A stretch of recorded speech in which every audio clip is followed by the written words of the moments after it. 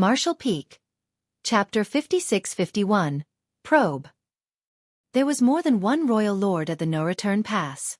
In addition to the one lured out by him, there was another one lurking in the shadows. Xueqi even felt that this royal lord's aura was somewhat familiar. It was as if they had met somewhere previously. Xueqi did not have time to ponder over the issue, as he poured even more strength into the great sun as he thrust his spear towards the territory lord.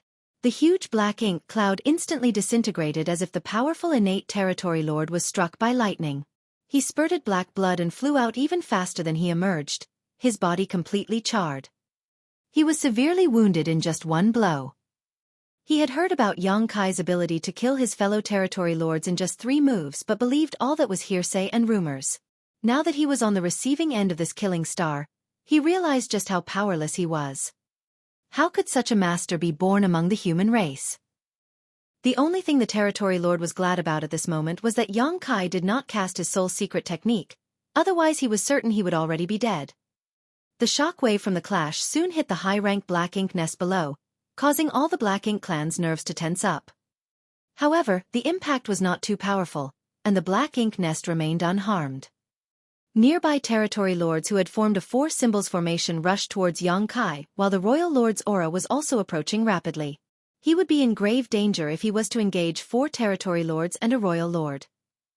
Furthermore, the moment he attacked the black ink nest, he sensed that more than 10 territory lords were flying over from all directions, each holding an array banner in their hands. From the way they positioned themselves, it was obvious that they were going to set up the heaven-sealing earth-locking array. The Black Ink clan's response was truly swift, as if they had rehearsed it countless times. No matter which direction Xueqi attacked from, he would be vulnerable to this trap. Xueqi knew that this was no time to dwell on the territory lords who had formed a battle formation. He had no way to deal with them quickly unless he activated the soul-rending thorns. However, that would only damage his soul and force him to withdraw for an extended time. It would be suicidal if he lost control again, like what happened back in the ancestral land. Thus, he made a quick decision and thrust his spear fiercely at the black ink nest below before immediately surging space principles to leave using instantaneous movement. The 4 territory lords who had formed the battle formation had already sprinted to the fight, but Xueqi still disappeared right before their eyes. Emonayi also stopped in place and stared in disbelief. The territory lords who were holding up the array banners were still getting into position, as they had yet to notice Xueqi had already escaped. Only the territory lord who was wounded by Xueqi's golden crow casts the sun, roared angrily. Disregarding his own serious injuries, he rammed himself at the spear shadow that Xueqi left behind. This spear shadow would surely hit the high-rank black ink nest if he did not block it with his body. His heart was filled with grief and rage, but there was nothing more he could do. He barely managed to condense a black ink cloud before being run through. He had already absorbed a killing strike from Xueqi, and now was forced to take a second. No territory lord was unluckier than him today, and he finally understood why it was said that innate territory lords could be killed by Xueqi in just 3 moves. He might have lasted longer if he was in a direct fight with Xueqi and there were no distractions, but the result would not have been much better. With such an injury, it would take him at least a few hundred years of hibernation and recuperation to recover. "Stop him!" Emonayi suddenly roared in a certain direction. Though Xueqi disappeared using instantaneous movement, he did not move too far away. Instead, he appeared on the opposite side of the no-return pass where another high-rank black ink nest lay and launched an attack. There were also territory lords guarding these nests, so when they heard Emonayi's order and felt Xueqi's aura, they did not hesitate, rushing out from their hiding place as their auras quickly linked together. Xueqi did not even look at them, and just as he had previously done, he summoned a spear, raised the great sun as the golden crow shrieked, and blasted it towards the high-rank black ink nest. This time, no territory lord was rushing out of the black ink nest to block it. The great sun flew towards the black ink nest while Emonayi, who was rushing over, instantly roared furiously, courting death. He ordered the 4 territory lords nearby, "Protect the nest." The 4 territory lords hastily activated their secret techniques to intercept the great sun and managed to land some impacts on the great sun, causing its light to dim and its course to be thrown off. It was just in time as the great sun broke apart, and though the black ink nest shook a few times, it remained safe and sound. All from the black ink clansmen heaved a sigh of relief as Emonayi dashed towards Xueqi as fast as he could. The 4 territory lords in formation had not reached Yang Kai and were trying to pin him down. They did not need to hold him for too long, just a few breaths would be enough for Mo Na Yi to arrive. Yang Kai would naturally not give them this opportunity and used space principles to disappear again, only to appear at a different location. A great sun rose into the sky as the golden crow reappeared. All the territory lords suddenly felt exhausted while Mo Na Yi felt overwhelmed. Facing such an unpredictable opponent, they found they could not restrict his movements and trap him regardless of how many experts they had. All the territory lords were basically like puppets that Yang Kai could manipulate at will. When Yang Kai went east, all of them headed east. When Yang Kai went west, all of them went west. Furthermore, Yang Kai was so strong that the territory lords had to form a 4 symbols formation before they even dared to take him on. Time and time again, Yang Kai flickered around the no-return pass, summoning one great sun after another and causing huge explosions wherever he went. Each time he tried to destroy a black ink nest though, his attack would be intercepted or disrupted by the nearby territory lords. This could not be helped as there were just too many territory lords in the no-return pass. No matter which direction he went, there were always territory lords to block him. Mo Na Yi also played a big role by coordinating them. However, Yang Kai's purpose had already been achieved. These multiple attempts to destroy high-rank black ink nests were not just about trying to cause damage but were also to check if there were other royal lords hidden here. The answer was no. If there really was a third royal lord, he would not be able to resist coming out to fight Yang Kai after he repeatedly attacked so many black ink nests. If there was another royal lord, when supplemented by the many territory lords, they would have a far better chance to take him down. Thus, Yang Kai's previous assumptions about the Black Ink Clan's creation of royal lords were not too far off. The Black Ink Clan indeed had some means to create royal lords, but the price to pay was far too great. So under normal circumstances, they would refrain from doing this unless absolutely necessary. Over the years, the Black Ink Clan did not use such means and only created Di Wu as Yang Kai had been in a kind of trance as he cultivated in the ancestral land. Now the Black Ink Clan had created another one for some reason, perhaps to guard against Yang Kai causing trouble at the no-return pass. The royal lord he lured out should be returning soon, so there was no time for Yang Kai to dwell on the issue. This time, Yang Kai did not disappear immediately after launching his initial attack. Instead, he rushed towards a high-rank black ink nest with his spear. Mo Na Yi's pupils suddenly constricted and he yelled from afar, "Yang Kai, you dare!"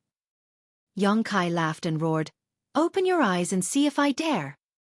The 4 nearby territory lords were so dumbfounded that Yang Kai easily slipped around their battle formation and reached the top of Black Ink Nest. "Kill him!" Mo Na Yi yelled again. The 4 territory lords reacted almost on instinct and each blasted Yang Kai with their secret techniques. The void was violently shaken by the intense power and the majestic Black Ink Nest disintegrated from the subsequent explosion. The faces of the Black Ink clansmen turned pale as they looked at the crumbling Black Ink Nest in disbelief. Mo Na Yi raged furiously until his eyes were bloodshot and he used a special technique to boost his speed. Yang Kai stood amid the collapsing Black Ink Nest as blood trickled from the corner of his lips. He was injured by the 4 territory lords' attacks. Before he could steady himself though, a beam of black ink strength furiously shot at him from afar.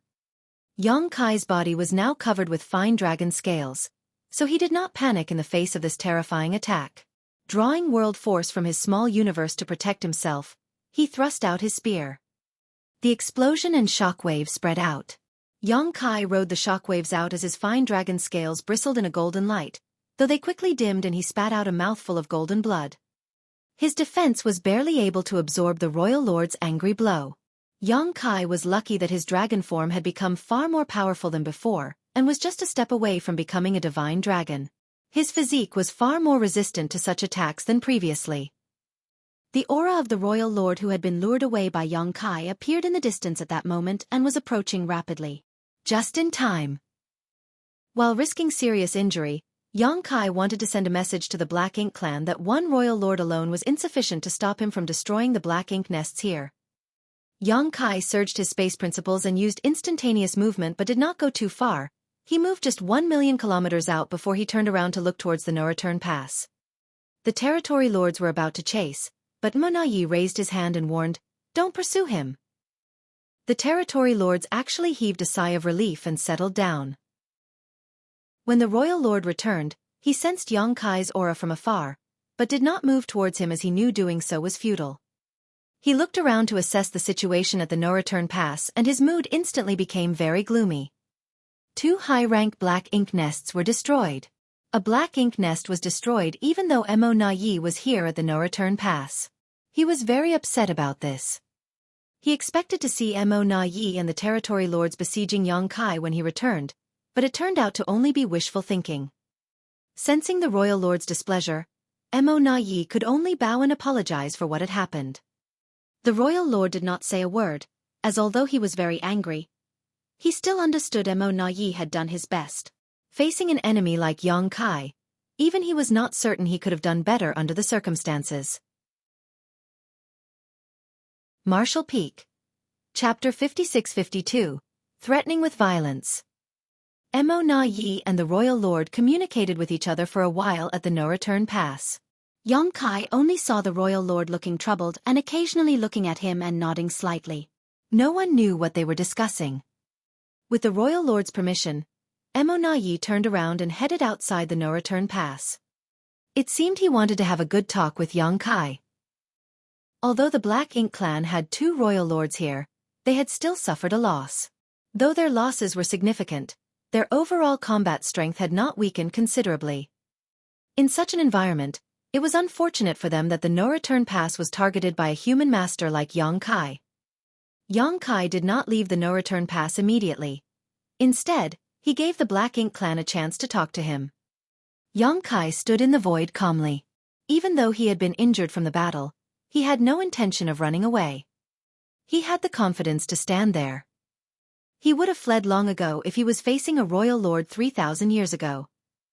Mo Na Yi did not go too far, coming to a stop at the periphery of the no-return pass. He meant to show his goodwill that he was not going to attack Kai. Nonetheless, he was on guard against any surprise attack the other party might launch on the no-return pass, however unlikely the possibility. Looking at each other, Mo Na Yi cupped his fist and said politely, "Sir Kai, we meet again." Mo Na Yi. Kai greeted him and narrowed his eyes slightly.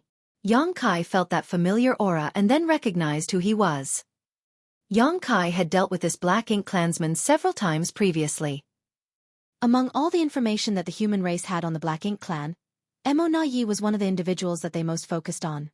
Not only because he was among the strongest of the innate territory lords, but also because he seemed far more intelligent than the others. Every time he was sent to a great territory battlefield to act as commander, he showed incredible aptitude in positioning troops and launching attacks. He was responsible for severe human losses. He was also the Black Ink clan's primary negotiator during the peace talks between the 2 races. Kai did not expect to see him at the no-return pass, and certainly not as a pseudo-royal lord. Based on the encounter they just had, Kai knew that Mo Na Yi was difficult to handle, not only due to his strength, but also due to his tactical and strategic acumen. It was clearly Mo Na Yi who organized the territory lords in advance at the no-return pass, a major factor in disrupting his efforts to destroy Black Ink nests. Kai judged that he was dealing with an intelligent and dangerous opponent. Mo Na Yi smiled and respectfully, "It's an honor that Sir Yang remembers my name." It was as if the previous battle had never happened and they were old friends catching up. He's even adept at politics and diplomacy. Kai thought and frowned. In response, Kai scoffed and said, "I hope you will feel honored when I kill you one day." Mo Na Yi laughed and said, "Sir Yang really has a great sense of humor. It is well known that you have no hope of becoming a 9th Order while I, Mo Na Yi, have already become a royal lord. Sir Kai, how do you intend to kill me?" This was true. Although he could not do anything to Kai, the opposite was also true. He used to be afraid of Kai when he was an innate territory lord, but now he no longer was, and that feeling was only reinforced after he witnessed Kai scurry around and avoid him during their battle instead of engaging him directly. This was also the reason why Mo Na Yi went to great lengths to become a pseudo-royal lord. If he was still just an innate territory lord, he would not have the courage or capital to stand and talk to Kai, as there would always be a risk of being killed when he spoke directly to this killing star. Wasn't Di Wu a royal lord? Yang Kai said with a sneer. Mo Na Yi was instantly dumbfounded when he realized that he had forgotten all about this point and cursed Di Wu in his heart for being such a fool and bringing shame to the Black Ink clan. Mo Na Yi became impatient with their exchange and fumed that he had to continue talking with Yang Kai. This was not something that the Black Ink clan was good at. The human race had always been better at verbal sparring and outwitting the Black Ink clan. Finally, Mo Na Yi lost his patience and shouted, "Sir Yang, you came to the no-return pass to kill our territory lords and destroy our Black Ink nests even when we still have an agreement between our races. You have violated the terms of the agreement and yet your excellency is so blatant about it. Don't you think that you have gone too far?" Yang Kai almost laughed. He did not expect Mo Na Yi to lose his cool from just a little prodding. "So what?" Yang Kai raised his chin and said arrogantly, "You cannot stop this king from sweeping through the great territory battlefields and killing all of your territory lords." "You dare!" The real royal lord of the Black Ink clan roared furiously from the no-return pass. "Just wait and see." As Yang Kai said that, he turned around and the void started to ripple around him as he surged his space principles. "Don't leave, Sir Yang. Listen to what I have to say first." Mo Na Yi shouted at the top of his lungs. Yang Kai turned his head to look at him and said coldly, "What?" Mo Na Yi cupped his fist respectfully, signaling him to wait a moment. He then turned to bow towards the no-return pass and communicated with the royal lord to calm him down. This caused Yang Kai's eyes to narrow slightly, and he found the situation rather interesting. The Black Ink clan did not care about seniority or etiquette. While the royal lord of the no-return pass had done a great service to the Black Ink clan for many years, Mo Na Yi was now also a royal lord who was almost on par with him. Thus, there was no need for Mo Na Yi to be that respectful of him. Looking at Mo Na Yi's actions though, he still seemed to be a subordinate to the royal lord. Thus, it must be related to their strength. Although Mo Na Yi was now a royal lord, he didn't seem to be a true royal lord. Just like Di Wu, he could only use some 70% to 80% of the strength a royal lord should be able to produce. Yang Kai had now decided to address a being like Mo Na Yi as pseudo-royal lord to differentiate them from the real royal lords. Moments later, Mo Na Yi ended his conversation with the royal lord, who was clearly extremely disgruntled. He wanted so much to join forces with Mo Na Yi to capture Yang Kai right now, but Mo Na Yi was right. Without the heaven-sealing earth-locking array set up, the chances of them capturing Yang Kai were basically zero, even if they combined forces. Worse, as soon as they completely fell out with Yang Kai here, he would no longer have to restrain his actions, which was not what the Black Ink clan wanted. The reason they had to negotiate peace with the human race on a large scale was because the territory lords were all at serious risk of being killed by Yang Kai. Otherwise, Black Ink clan would not have restricted themselves when they had the advantage. It was difficult to describe just how frustrating it was that one person managed to influence the Black Ink clan's plan to unify everything under the heavens. Moreover, he was even more powerful than before and could now kill territory lords essentially effortlessly. So no matter how unwilling he was, he could not let Yang Kai leave, even though Mo Na Yi knew that Yang Kai was just pretending to leave. If he left, all the territory lords across the great territory battlefields could only retreat to their camps and not reveal themselves. The peace agreement still benefited both sides. The evidence was how many masters both races had accumulated over the past 3,000 years. "Sorry to keep you waiting, Sir Yang." Mo Na Yi turned and said apologetically to Yang Kai. "Say whatever you want, but if you upset this king again, I'll go kill 100 territory lords to relieve my anger." Mo Na Yi frowned as he knew that the Black Ink clan's previous actions had truly annoyed Yang Kai, and he could not do anything about it. Instead of blowing up though, he just smiled and said, "Sir Yang, although the human race and Black Ink clan have fought for many years, there is currently an understanding between us. My generation has admired Sir Yang for a long time and do not wish to fall out with you here." Yang Kai narrowed his eyes slightly when he noticed that Mo Na Yi seemed humble, even apprehensive towards him. This sly and smooth-talking pseudo-royal lord would become a difficult character to deal with in the future if he was not killed soon. While bravery and strength were essential to winning a battle, knowing when to advance and retreat was essential to winning a war. So the Black Ink clan intends to get rid of this king as soon as they can? Yang Kai questioned in a deep voice. Mo Na Yi immediately appeared solemn and sighed. "So Sir Yang Kai is really here because of this?" He looked as if he had expected this and also appeared sad. Emo Na Yi, wish to provide an explanation to your excellency regarding the recent unpleasantness. Go ahead. I'm all ears, Yang Kai grinned, interested to see where the conversation would lead and how Emo Na Yi intended to resolve the situation. Emo Na Yi continued, earlier at the Divine Spirit Ancestral Land, a faction of my Black Ink clan saw an opportunity and acted impulsively, completely without authorization. Please believe me when I say that they were acting on their own and not on orders of Sir Royal Lord. During that time, Sir Royal Lord was in retreat and entrusted all outside affairs to Di Wu, who was killed by you in the Divine Spirit Ancestral Land. It was always convenient to blame the dead. Yang Kai was naturally not a fool to be manipulated by Emo Na Yi with such words. Unfortunately, since Di Wu was dead, the truth of the matter died with him. Emo Na Yi continued, Di Wu had always been aggressive and prone to using force to solve problems. But in this case, he has caused trouble and undermined the peace agreement between our two races, sullying the Black Ink clan's honor in the process. Thus, his death is not worth pitying. Sir Yang has done us all a great favor by killing him. If he hadn't died in the Divine Spirit Ancestral Land, Sir Royal Lord would have taken his life as punishment for provoking the humans and your excellency. Yang Kai barely contained his urge to laugh out loud. If someone uninformed heard this speech, they might have thought that the Black Ink clan was some kind of benevolent race who treated others with honesty and respect. Emo Na Yi swallowed both his dignity and pride to speak with Yang Kai like this. It would be impossible to find another pseudo-royal lord who was willing to act so humbly to an 8th Order Open Heaven Realm Master. Martial Peak. Chapter 56-53. Conditions. All this only made Yang Kai more determined to kill Emo Na Yi. He had to seize any opportunity to eradicate this pseudo-royal lord as soon as possible.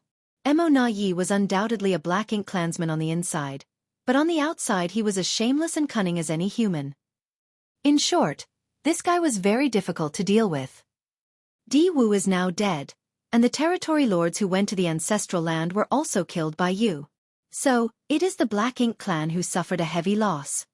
Emo Na Yi sighed. Yang Kai snarled in return. Why shouldn't I have killed Di Wu and those 8 territory lords? Should I have stuck out my neck to let them chop my head off instead? That's not what I meant, Emo Na Yi waved his hand. I just want to say that their death isn't worth us fighting over. I just hope that their death can also calm your anger and allow this matter to rest. What do you say? What do I say? Yang Kai turned furious and then snapped. If this is what you want to tell me, then save it. I will go back to the 3,000 worlds and kill 100 territory lords to vent my fury. Ha, very well, Emo Na Yi smiled bitterly and said. If it were me, I would not let this issue rest either. We both know that the peace treaty cannot be torn up right now, so let us see if we can come to some kind of arrangement. Sir Yang is undoubtedly unrivaled on the external battlefields as my Black Ink clan does not have enough royal lords. Many territory lords would indeed die at your hands. However, once an all-out war breaks out, the future of your 8th Order masters will be equally perilous. I believe that this is not the outcome the human race wants to see. Threatening me is meaningless. Yang Kai coldly snorted. If a war is what you want, then that is what you will get. We'll see whether your territory lords or our 8th Order masters are wiped out first. Regardless of the outcome, I know I won't be the one to die. Emo Na Yi was dumbfounded. Indeed, with Yang Kai's methods, no matter what kind of war broke out, the chance of being killed was minute, unless the Black Ink clan created a few more pseudo-royal lords to corner him. However, right now, the number of Black Ink clan innate territory lords could hardly support the creation of more pseudo-royal lords. The acquired territory lords could certainly perform the source fusion techniques, but these seedlings were the future hope of the Black Ink clan to produce true royal lords, so how could they be willing to sacrifice them? Sir Yang, why don't you state your request openly? Mo Na Yi gave up trying to negotiate with Yang Kai as it was clearly not working. The Black Ink clan could not emerge unscathed from this, it seemed. Yang Kai had already prepared for this and said indifferently, those who are responsible should be punished. Di Wu and 8 territory lords who attacked me that day may be dead, but there were 12 other territory lords who escaped. Where are they now? Emo Na Yi was shocked that Yang Kai had such a big appetite. He clearly wanted to kill those 12 territory lords to appease his anger, but even if the Black Ink clan agreed to his demand, it was now impossible to find those 12 territory lords. Sir Yang Kai, If you want those 12 territory lords' heads, I'm afraid you'll be disappointed. Mo Na Yi sighed. After they escaped, Sir Royal Lord ordered them to be executed as a sign of his determination to uphold the agreement between the two races. Executed? Yong Kai was a bit stunned, but when he thought back on the earlier battle, he realized that he had not detected any of those 12 territory lords' auras. He was not familiar with the 12 territory lords who fled. However, he encountered all of them when he probed the 4 Gates 8 Palace's Great Pagoda array in the ancestral land. For a master like him, once he met a territory lord, it was impossible to forget their aura after a mere 100 years. In their recent battle, all the territory lords at the No Return Pass had to have been deployed to fight. The 12 territory lords couldn't be hiding from him. As for the claim that the royal lord executed those 12 territory lords just to maintain the peace between the two races, Yong Kai would be a fool to believe Mo Na Yi. The royal lord couldn't do such a thing to weaken his forces and their morale. At most he would send them to the 6 great territory battlefields as a punishment to redeem themselves. Yong Kai's brow twitched and swept his eyes over to look at Mo Na Yi. According to the information he got from the 7th Order Open Heaven Realm Masters, 13 innate territory lords were sacrificed so that Di Wu could attain the rank of pseudo-royal lord. At that time, there should not have been a second pseudo-royal lord at the No Return Pass. Now, Mo Na Yi had become a pseudo-royal lord, and the 12 territory lords who had escaped from the ancestral land were missing. Yong Kai suddenly realized how Mo Na Yi became a pseudo-royal lord, and was now curious about how the Black Ink clan turned an innate territory lord into a pseudo-royal lord. Although he had a lot of information now and it was assumed that it was done by some means of sacrifice, the in-depth details were still unknown. He also doubted the Black Ink clan would just tell him the truth. Perhaps. I can try. What if I get something out of it? Yong Kai thought. While Yong Kai was thinking, Mo Na Yi nodded his head and replied, "It's true that they were executed. I know that you don't believe me, but there is no need for me to lie to you about this." Yong Kai said, "It does not matter. If they are dead, then let other territory lords take their place. 12 territory lords, I don't care who they are. I'll behead 12 and be on my way. If you can't bear to lose 12 territory lords, then let me destroy 12 high-rank Black Ink nests." "That's right, I've already destroyed 2. Just give me 10. "After all, you were the one who asked me to state my demands," Yong Kai sneered. Mo Na Yi was barely able to maintain his smile as he replied, "Your Excellency, your demands are rather unrealistic. I'm afraid they could not be met." Whether it was territory lords or high-rank Black Ink nests, they were not assets the Black Ink clan could afford to sacrifice. If Yong Kai insisted on these, then there was no point in continuing the conversation. "It was you, the Black Ink clan, who attacked me first," Yong Kai said frostily. Mo Na Yi could not help but sigh as that was an indisputable fact. If this was a negotiation between two equal parties, logic and reason would allow them to reach a compromise. However, Yong Kai was currently a nightmare to all territory lords and had no reason to be reasonable. Mo Na Yi silently cursed the dead Di Wu. If he had gone to the ancestral land to preside over that incident, things would not have deteriorated to this extent. Di Wu and the others were indeed at fault, but they were either killed by you or executed by Sir Royal Lord. Isn't that enough to quell your anger? 10 high-rank Black Ink nests or 12 territory lords, no bargaining. Yong Kai's was relentless. Mo Na Yi frowned and said, "You know that this is impossible. If you insist, then I can only assume that you have no intention of maintaining the peace agreement between our two sides. It will not be beneficial to either of our races for things to collapse here. I would like to suggest resolving this matter. Are you willing to consider it?" "Go ahead." "It is true that you were attacked and have suffered losses," Mo Na Yi said, but then paused. When he thought about it, it was the Black Ink clan who had suffered losses. Yong Kai killed a pseudo-royal lord. 8 territory lords and his rampage at the No Return Pass had destroyed 2 high-rank Black Ink nests. These losses were extreme and yet Yong Kai refused to let the matter rest.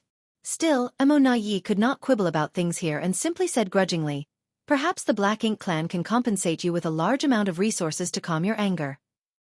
"How much is a large amount?" Yong Kai raised an eyebrow. Mo Na Yi said with a silent sigh, "It will definitely satisfy your excellency." Yong Kai stroked his chin and pondered. Although he came to the no-return pass looking for some revenge, his main goal was to find out the internal situation of the Black Ink clan. Now that his primary objective had been achieved, and he knew there were 2 royal lords here, it would truly be difficult for him to do anything more.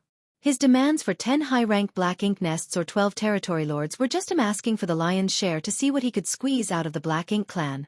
He also knew that the Black Ink clan couldn't agree to this demand, so the best-case scenario would really be getting some free supplies from them. The human race now has a large number of rising stars and a huge demand for resources. However, the number of great territories controlled by the human race was too low. Although the cave heavens and paradises had accumulated a massive quantity of materials throughout their existence, they would one day be depleted. The Black Ink clan was different. They now controlled some 99% of the 3,000 worlds as well as the entire Black Ink battlefield, so they were never short of supplies. This was also the reason why there were many human race hunters who plundered the Black Ink clan in the great territories outside the main battlefields. So, Mo Na Ye's proposal to use resources to solve this situation was acceptable. However, Yang Kai couldn't dismiss this incident so easily. From the battle at the ancestral land, it was clear that the Black Ink clan wanted to kill him. He was lucky that he had a geographical advantage and coincidentally had a massive small stone race army from Big Brother Huang and Big Sister Lan on hand. Otherwise, he would have faced a deadly situation. Since the Black Ink clan wanted him dead, they could not blame him for shaving off several kilos of flesh. Yang Kai said, "I have 2 conditions. If Black Ink clan can agree, then the ancestral land matter will be settled." Mo Na Ye frowned and said, "Please tell me." Although he was relieved to hear this, Mo Na Ye showed nothing on his face. As long as Yang Kai was willing to state conditions, that meant there was room for negotiation. Mo Na Ye was only afraid that Yang Kai would insist on killing 12 territory lords or destroying 10 high-rank Black Ink nests. Those conditions were simply unmanageable. First condition, Black Ink disciples. Yang Kai held up a finger. "I want 100 Black Ink disciples in exchange for each territory lord's life. 1,200 for 12 in total, of whom no fewer than 100 must be 7th order. I know that the Black Ink clan has corrupted many Black Ink disciples over the years, so 1,200 should be nothing to you." Mo Na Ye smiled bitterly and replied, 1,200 is not a small number. Yang Kai said, 100 Black Ink disciples for the life of a territory lord. I think I am being very generous to the Black Ink clan. I won't force you if you don't want to accept.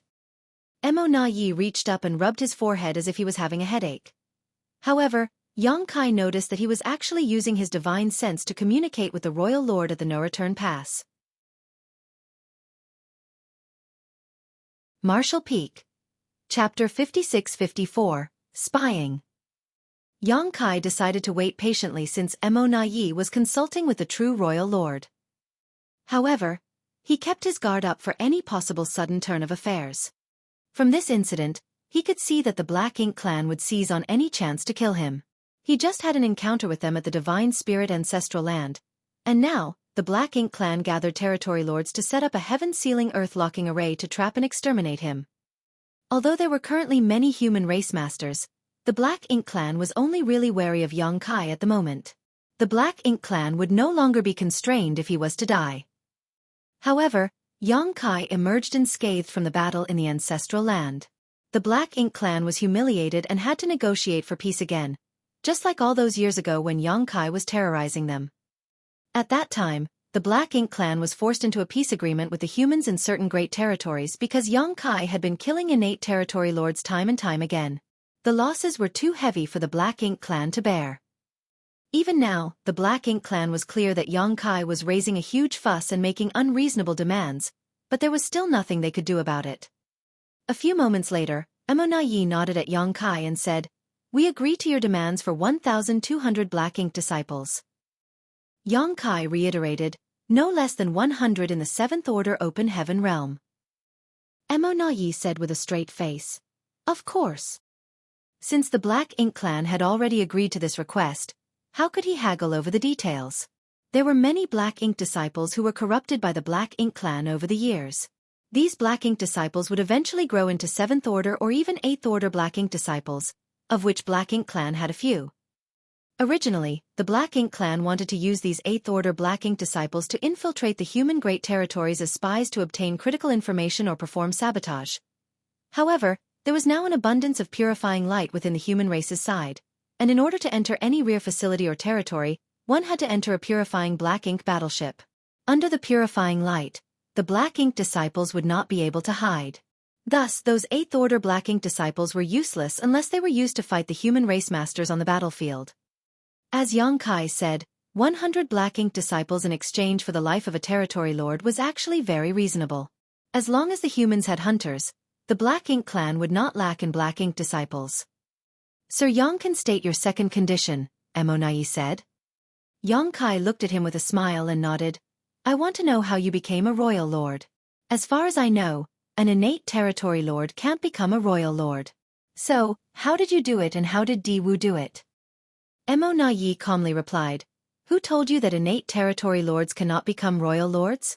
Di Wu and I had been cultivating for many years, so there is nothing strange about us achieving a breakthrough, right? Don't take me for a fool. Xueqi snorted. Before Di Wu became a royal lord, 13 innate territory lords entered a high-rank Black Ink nest in the No-Return Pass and disappeared one after another. When you became a royal lord, 12 territory lords were conveniently executed. Are you trying to tell me there is no relationship between these events? Of course not. Emmonai tried to deny it, but after a moment, he realized that Xueqi should have gotten this information from those 7th Order Spirit Array Masters. After the Battle of the Ancestral Land, the 12 surviving territory lords escaped while the 7th Order Black Ink disciples went missing. They apparently had fallen into Xueqi's hands and were rescued by him. During the time they had been in the No-Return Pass, although they did not know anything about the Source Fusion technique, those 7th Order Masters weren't blind and surely took note of certain events. Were they sacrificed? Xueqi looked straight into Emmonai's eyes and continued. There must be some method the Black Ink clan possesses that allows a large number of innate territory lords to sacrifice themselves and integrate their power into a Black Ink nest. After enough power is accumulated, an innate territory lord can absorb all of it for themselves, allowing them to break through their shackles and become a royal lord. Emmonai maintained a straight face the whole time, so Xueqi could not tell anything from his reaction. In the end, Emmonai just flatly stated, Whatever your excellency chooses to believe, let that be the truth. Xueqi stared at him deeply for a long time before he waved his hand and said, Good. He also knew that he could not get an admission from the Black Ink clan. Even if the Black Ink clan did tell him some story, would he believe it? Whatever the Black Ink clan said still had to be verified, so there was no point in pushing the issue. Without dwelling on the matter, Xueqi said, Let's talk about the resources. Emmonai was exhausted from having to deal with Xueqi all day, so he quickly cupped his fist and said, We need time to prepare the resources and gather the Black Ink disciples. Please wait for a while. Once they are ready, we will deliver them to you. Humans are truly disgusting and difficult to deal with, fumed Emmonai internally. Emmonai deeply appreciated how difficult it was to communicate with Xueqi. He was glad that he did not argue with Xueqi about the specifics of the supplies, or he might want him to list out all the materials in detail. He was just relieved that the negotiations were finally over. Xueqi nodded lightly and tossed a communication bead to him and said, Take your time to prepare. Send me a message when they are ready and I will come. Emmonai took the communication bead, but when he looked up, Xueqi had already disappeared. He did not seem to worry that the Black Ink clan would renege on the agreement and did not even give a time limit. Xueqi figured he did not need to give a deadline, for if the Black Ink clan dared to renege, the territory lords in the Great Territory battlefields would be in imminent danger. Xueqi would surely kill 100 territory lords just as he promised. As for now, the Black Ink clan wanted him to be as far away as possible. They had nothing to gain by having him lingering around. Although the 2 royal lords were indifferent to having such a human master nearby, the territory lords couldn't help feeling nervous. Emmonai turned around and flew towards the No-Return Pass. When he reached the royal lord, he bowed low and said, Sir, we subordinates failed in our responsibilities and caused a huge loss to our Black Ink clan. Please punish us, sir. To this declaration, the royal lord just waved his hand and said, It's not your fault. I was the one who underestimated him.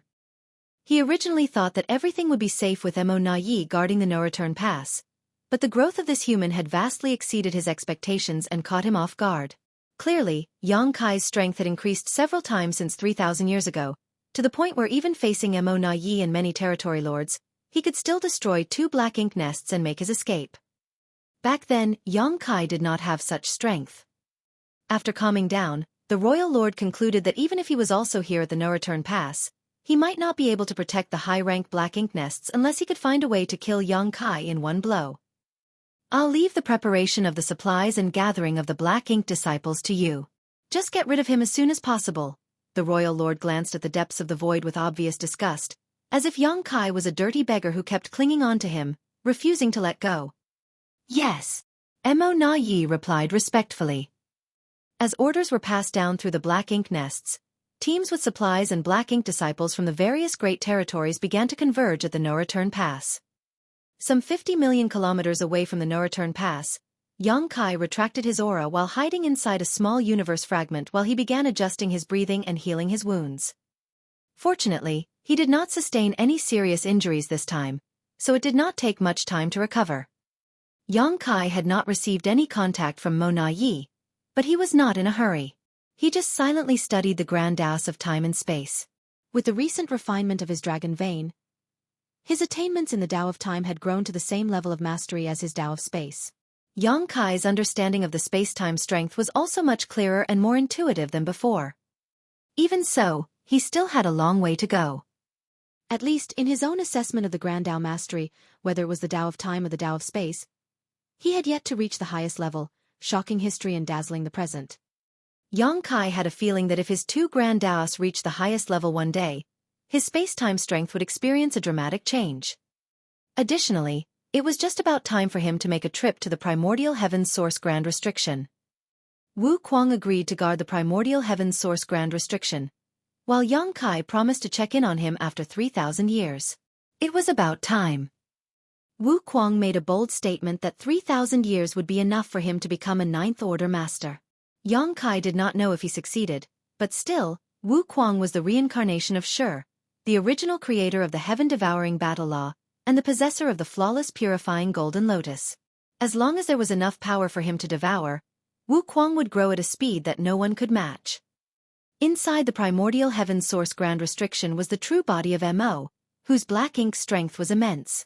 To cultivate the heaven-devouring battle law, Wu Kuang was practically devouring black ink strength without any limit. Guarding the Primordial Heaven's Source Grand Restriction might have been a chore for others, even for the original Tsang and his compatriots, but it was actually a joy for Wu Kuang. It had been more than 3,000 years since the Primordial Heaven's Source Grand Restriction War and the collapse of the human race Grand Army. Mo was struck by Mu's secret technique at the last moment and fell into a deep sleep, with no one knowing when it would wake up. Once it woke up, it would be disastrous if the human race still did not have the means to deal with it. Yang Kai felt a sense of powerlessness. The cultivation of the 8th Order Open Heaven realm was still too weak in front of the rising tide of the universe. He hoped that he would not be disappointed with the 3-self source reconstitution art that Wu Kuang had given him.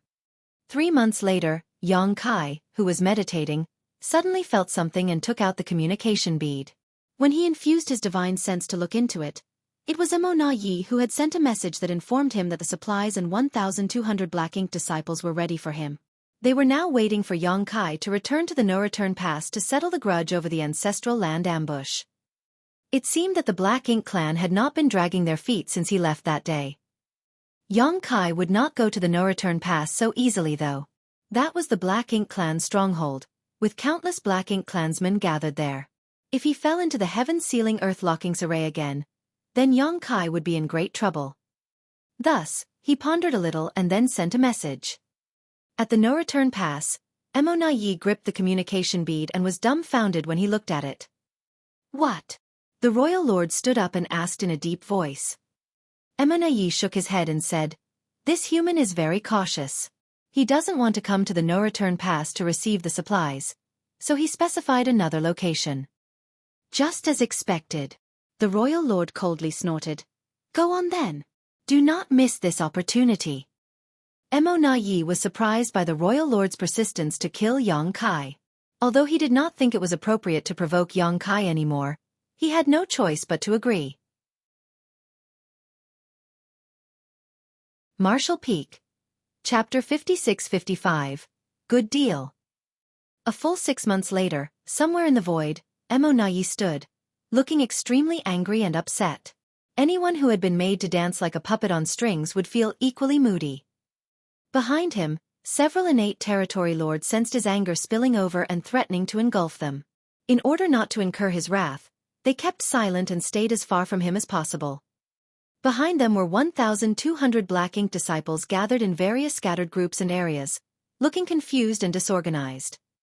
It had been half a year since Xueqi set off from the no-return pass with the 1,200 black ink disciples and the supplies he had prepared. In this half a year, Xueqi repeatedly changed the location for the transaction 8 times. Furthermore, there were times that he made Xueqi wait for dozens of days without any updates. Xueqi was furious, but could not do anything about it. He could understand Xueqi being cautious and suspicious, as the royal lord had already instructed Xueqi to seize any opportunity to kill this pest. However, with Xueqi being so cautious, how could Black Ink Clan have any chance to do anything? If Xueqi wanted to take action against Xueqi, he had to first set up the 4 Gates 8 Palaces Great Pagoda Array so that he could trap him in place. The Black Ink Clan had no way to arrange anything in advance, though, as Xueqi repeatedly changed the meeting location. Thus, Xueqi no longer held any hope of taking Xueqi down. The Black Ink Clan was being sincere to Xueqi, but he still treated them like vicious bandits, which frustrated Xueqi. He decided that if Xueqi changed the meeting location again, he would return to the no-return pass with the Black Ink disciples and supplies. Suddenly, ripples appeared in the void and Xueqi appeared like a ghost. Before he appeared, neither the innate territory lords nor Xueqi felt Xueqi's aura. This space secret technique alone rendered the Black Ink Clan somewhat powerless to deal with him. "It's been a long time," Xueqi said as soon as he appeared. He had randomly and hastily decided to meet here, so the Black Ink Clan couldn't set up the traps in advance.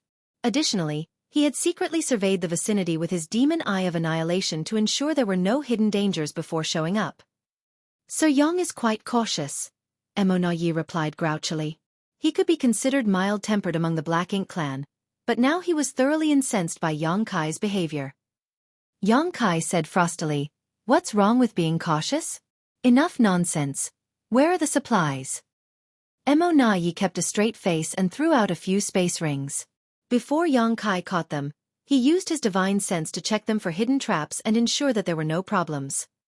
Each space ring was filled with resources and materials of various qualities and elements. The amount in each space ring was enough to allow a top second-class sect to sustain itself for 1,000 years. The amount and quality of the supplies was undeniably large. Xueqi clicked his tongue and snickered. The Black Ink Clan's assets are truly remarkable. This wasn't a surprise, though, as the human race were stuck in just over a dozen great territories while everywhere else was fully controlled by the Black Ink Clan. What's more, the Black Ink Clan did not care how they mined for resources, as even destroying universe worlds meant nothing to them. The 3,000 worlds of today was being fully exploited for its resources. After mining whatever they could, the Black Ink Clan simply allowed the various universe worlds to crumble into universe fragments. "Here are the 1,200 Black Ink disciples. Sir Young, please inspect them. If these are acceptable, we will leave now." Xueqi urged him to accept the compensation so that he could leave and not have to deal with Xueqi any further. "They will do." Xueqi did not bother to check, not because he trusted the Black Ink Clan, but rather because he had already inspected these 1,200 Black Ink disciples before showing up. There were exactly 100 7th-order Black Ink disciples as agreed upon, while the rest were of various orders and strengths. "In that case, goodbye." Xueqi cupped his fist and led the territory lords, who had constantly been on guard, to leave. Xueqi saw them off warmly. "This has been a happy cooperation. I hope there will be more such cooperation in the future." Xueqi paused momentarily and could not help but curse to himself. "There will never be another time. If there is a next time, it will be you delivering your head to me." After Xueqi watched the Black Ink Clan masters fade into the distance, he turned to look at the 1,200 Black Ink disciples, but as soon as he did, someone shouted, "Disperse!" 1,200 people turned into 1,200 streams of light in an instant, scattering in all directions. Xueqi entirely failed to stifle his laughter as he knew that the Black Ink clan would not be so honest. It turned out that this was what they were up to. If he were a regular 8th Order Open Heaven Realm Master, there would be nothing he could do in the face of such a situation. At best, some of these Black Ink disciples would be captured, but probably 90% of them would be able to escape. However, with Xueqi being here, what the Black Ink clan did was pointless and doomed to fail. The moment the 1,200 streams of light shot in all directions, the void suddenly thrummed and solidified. The streams of light all faded to reveal the Black Ink disciples who were now frozen in place, none of them able to move, each with a different expression on their face. Xueqi stepped forward, and as soon as he walked past each of the Black Ink disciples, they would disappear.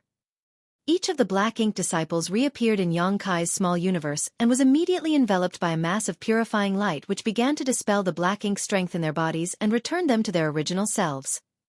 In a short time, all 1,200 Black Ink disciples were taken in. Xueqi took a long look in the direction of the no-return pass before turning around and disappearing into the depths of the Black Ink battlefield.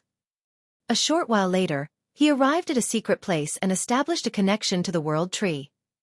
With the power of the World Tree, Xueqi shuttled through the void and soon arrived at the grand ancient ruins boundary where he stood below the World Tree. The old tree still had the same old look, with almost all the world fruits still on the tree being the ones corresponding to the universe worlds that Xueqi had refined and saved at the beginning of the invasion. There were also world fruits corresponding to several universe worlds in High Heaven Territory and the New Great Territory. As for the other world fruits, they had all fallen off. On some of the branches of the old tree, there was a trace of black chi. "Thank you, old tree." Xueqi bowed and saluted. The old tree did not show its face, choosing to just shake slightly. Xueqi identified the world fruit that corresponded to the star boundary and shot towards it. The world fruit rapidly enlarged in his eyes as a familiar aura came towards him. Before he knew it, Xueqi was already standing above the star boundary. He stepped forward and appeared in High Heaven Palace next, where a familiar divine sense immediately swept over, though it was withdrawn as soon as it scanned him. One of the great emperors stationed at the star boundary noticed that someone had entered it. However, once they identified that it was Xueqi, they knew that he was not here to cause trouble. This time, it appeared to be Ice Feather Great Emperor who was stationed at the star boundary. Xueqi did not have many interactions with this great emperor, and thus was not too familiar with him.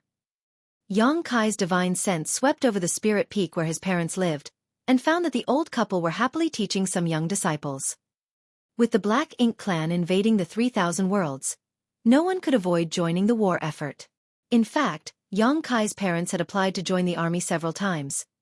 However, High Heaven Palace always refused to allow them to go, claiming that they could contribute most by teaching the next generation of disciples.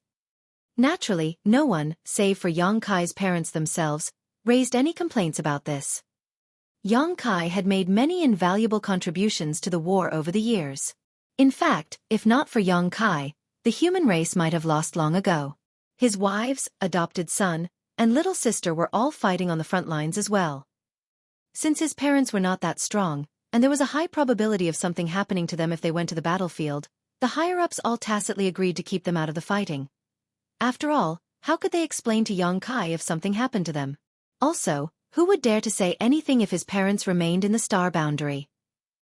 Without bothering his parents, Xueqi called Xueqi and asked about the situation in the star boundary.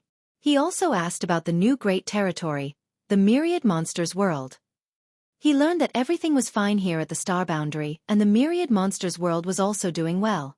The World Tree clone was showing its power, and after thousands of years of nurturing, many rising stars from the Myriad Monsters world had directly broken through to the 5th, 6th, and even 7th Order Open Heaven Realm Masters.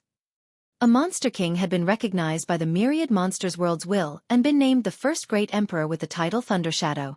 He left the Myriad Monsters world with some human companions and had now made a name for himself on the various battlefields. Nowadays, there were several great emperors of the Myriad Monsters world.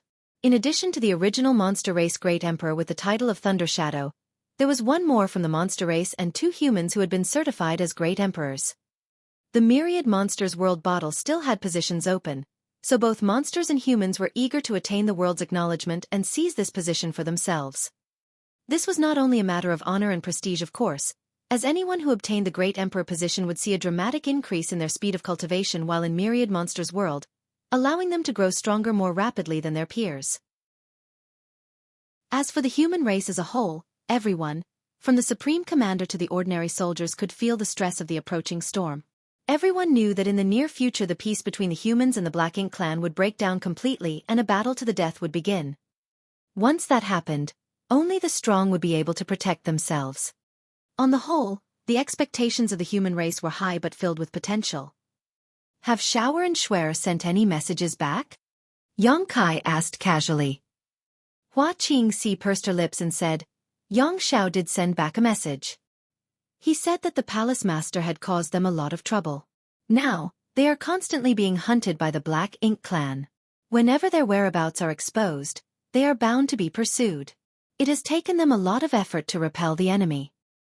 Yang Kai chuckled heartily and said, It looks like they're having a good time, I can rest assured then.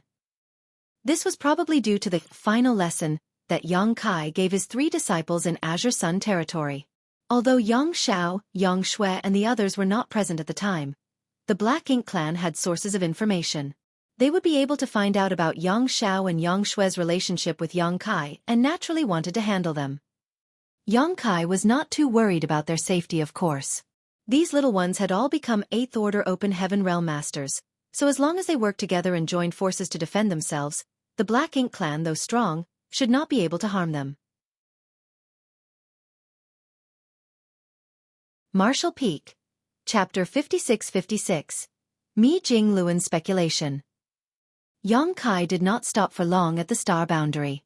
He exchanged a few words with Hua Qingxi and released a group of disciples who were ready to reach the open heaven realm from the Void Dao Temple, leaving them under her care. He instructed her on some matters and then left.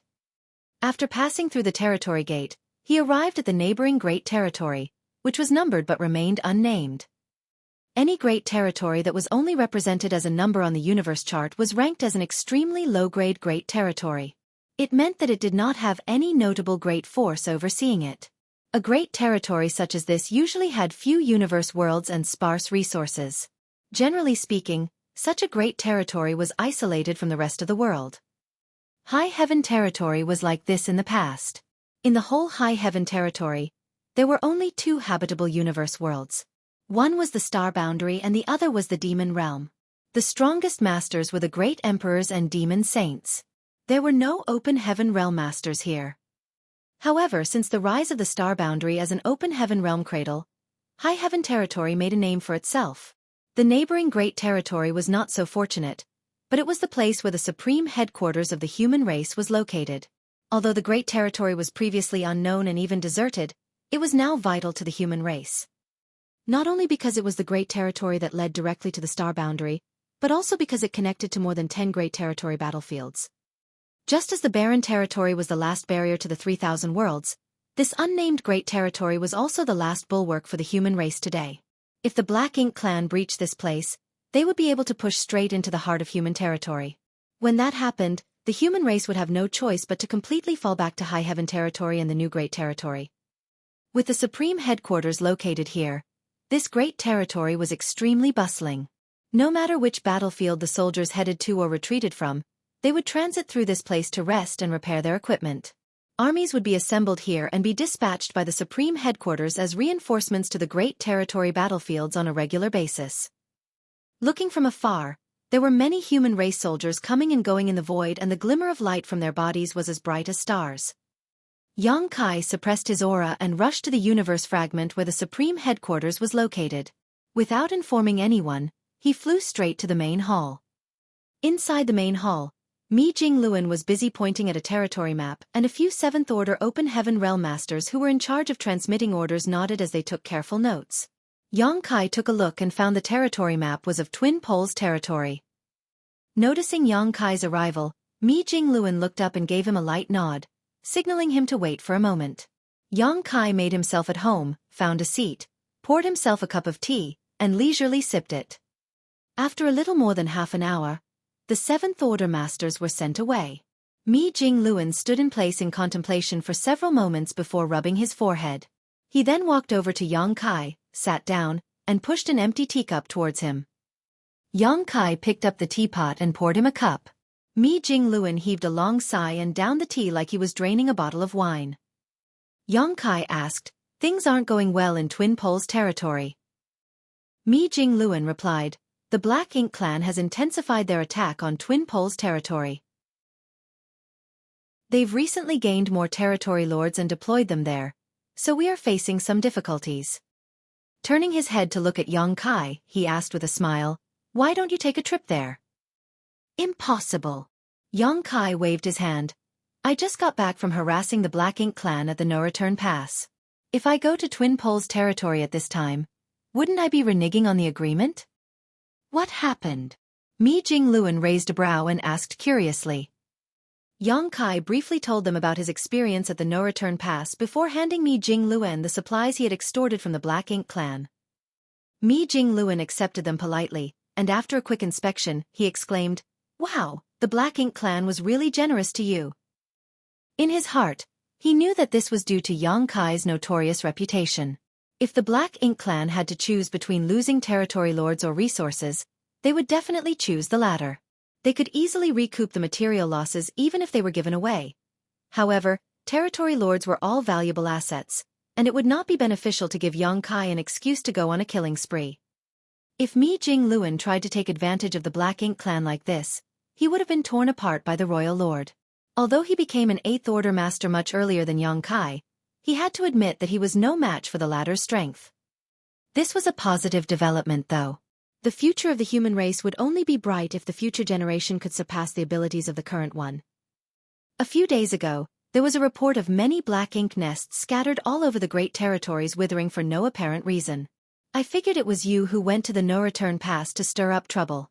From what you had just said, it seems my assumptions were correct. There was a precedent for this. Previously, Yang Kai went on a rampage at the No-Return Pass and destroyed 7 high-rank black ink nests. This naturally disrupted the flow of reinforcements to the Black Ink clan as all the mid-rank and low-rank black ink nests spawned from those high-rank nests were destroyed. The human race was not sure what had happened at the time, but later found out that it was Yang Kai's doing. So when a similar event happened, it was easy for Mi Jingluan to make a guess. The 7th Order Open Heaven Realm Masters who returned from the ancestral land explained in detail what happened there, and the small stone race army you provided has also been integrated into our forces. Mi Jingluan said solemnly, "Junior brother, does the Black Ink clan really have the means to help an innate territory lords become a royal lord?"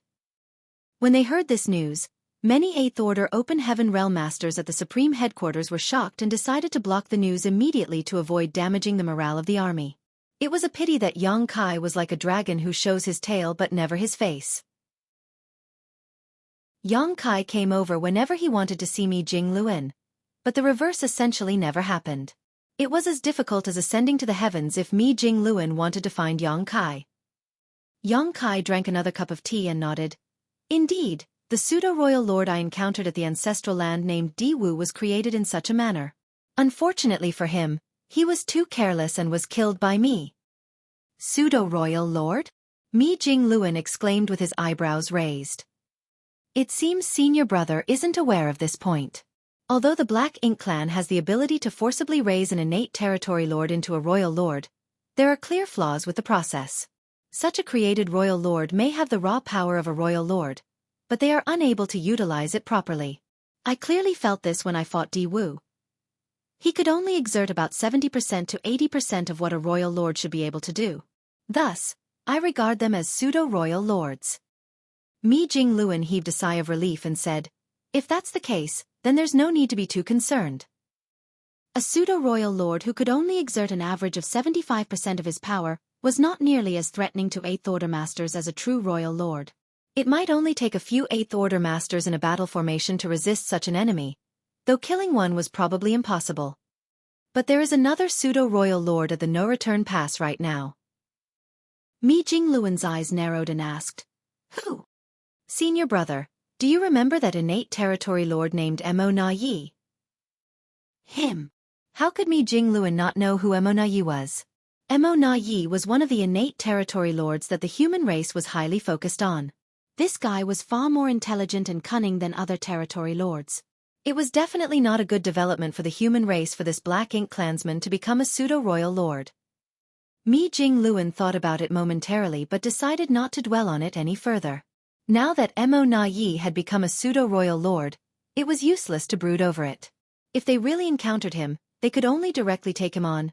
Junior brother, have you found out how the Black Ink clan creates these pseudo-royal lords? Yang Kai shook his head and replied, Mo Na Yi was already a pseudo-royal lord when I arrived at the no-return pass. I tried to probe them about it, and it seemed like the information those 7th Order Open Heaven Realm Masters gathered at the no-return pass was accurate. Even if the Black Ink clan has a method to create pseudo-royal lords, they have to pay a huge price. At the very least, they should have to sacrifice a large number of innate territory lords. When Di Wu transformed into a pseudo-royal lord, 13 innate territory lords were sacrificed. In Mo Na Ye's case, there were at least 12. Hearing this, Mi Jingluan seemed to have suddenly thought of something before snapping his feather fan closed.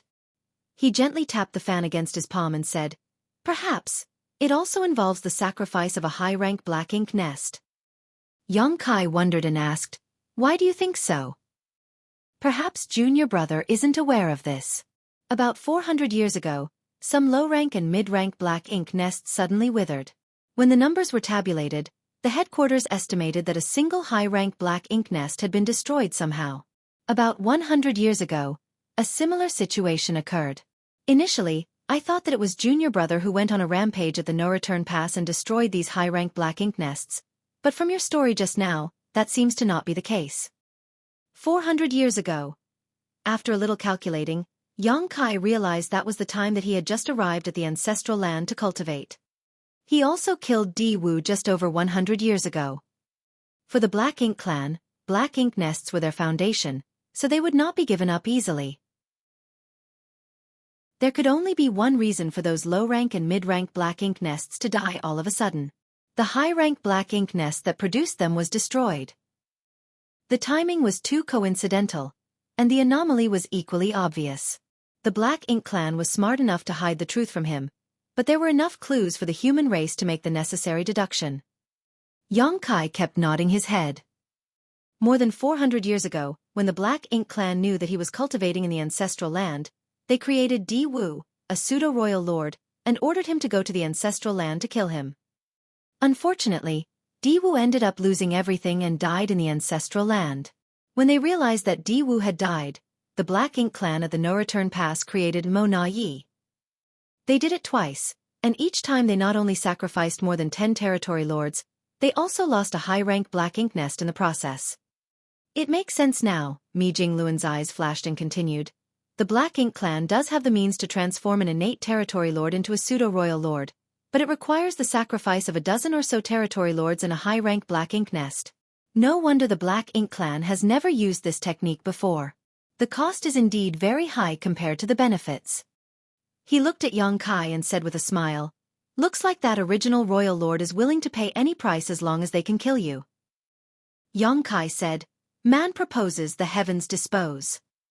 If he did not have an army of small stone race with him when he went to the ancestral land, there was a good chance that Di Wu would have succeeded. The good thing was that this matter was considered resolved in his favor. The Black Ink clan tried to kill Yang Kai, but he managed to overcome that calamity and gain significant compensation for it. All of this was because the two races still needed to maintain the status quo.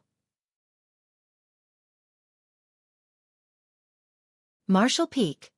Chapter 56-57, Suppressing Black Ink Fortress. What happened at the ancestral land was considered resolved and there was no point in thinking about it further, so Yang Kai changed the topic and asked, How are senior brother Xiang and the others? Xiang Shan had stopped appearing in public and focused on cultivating to break through to the 9th Order.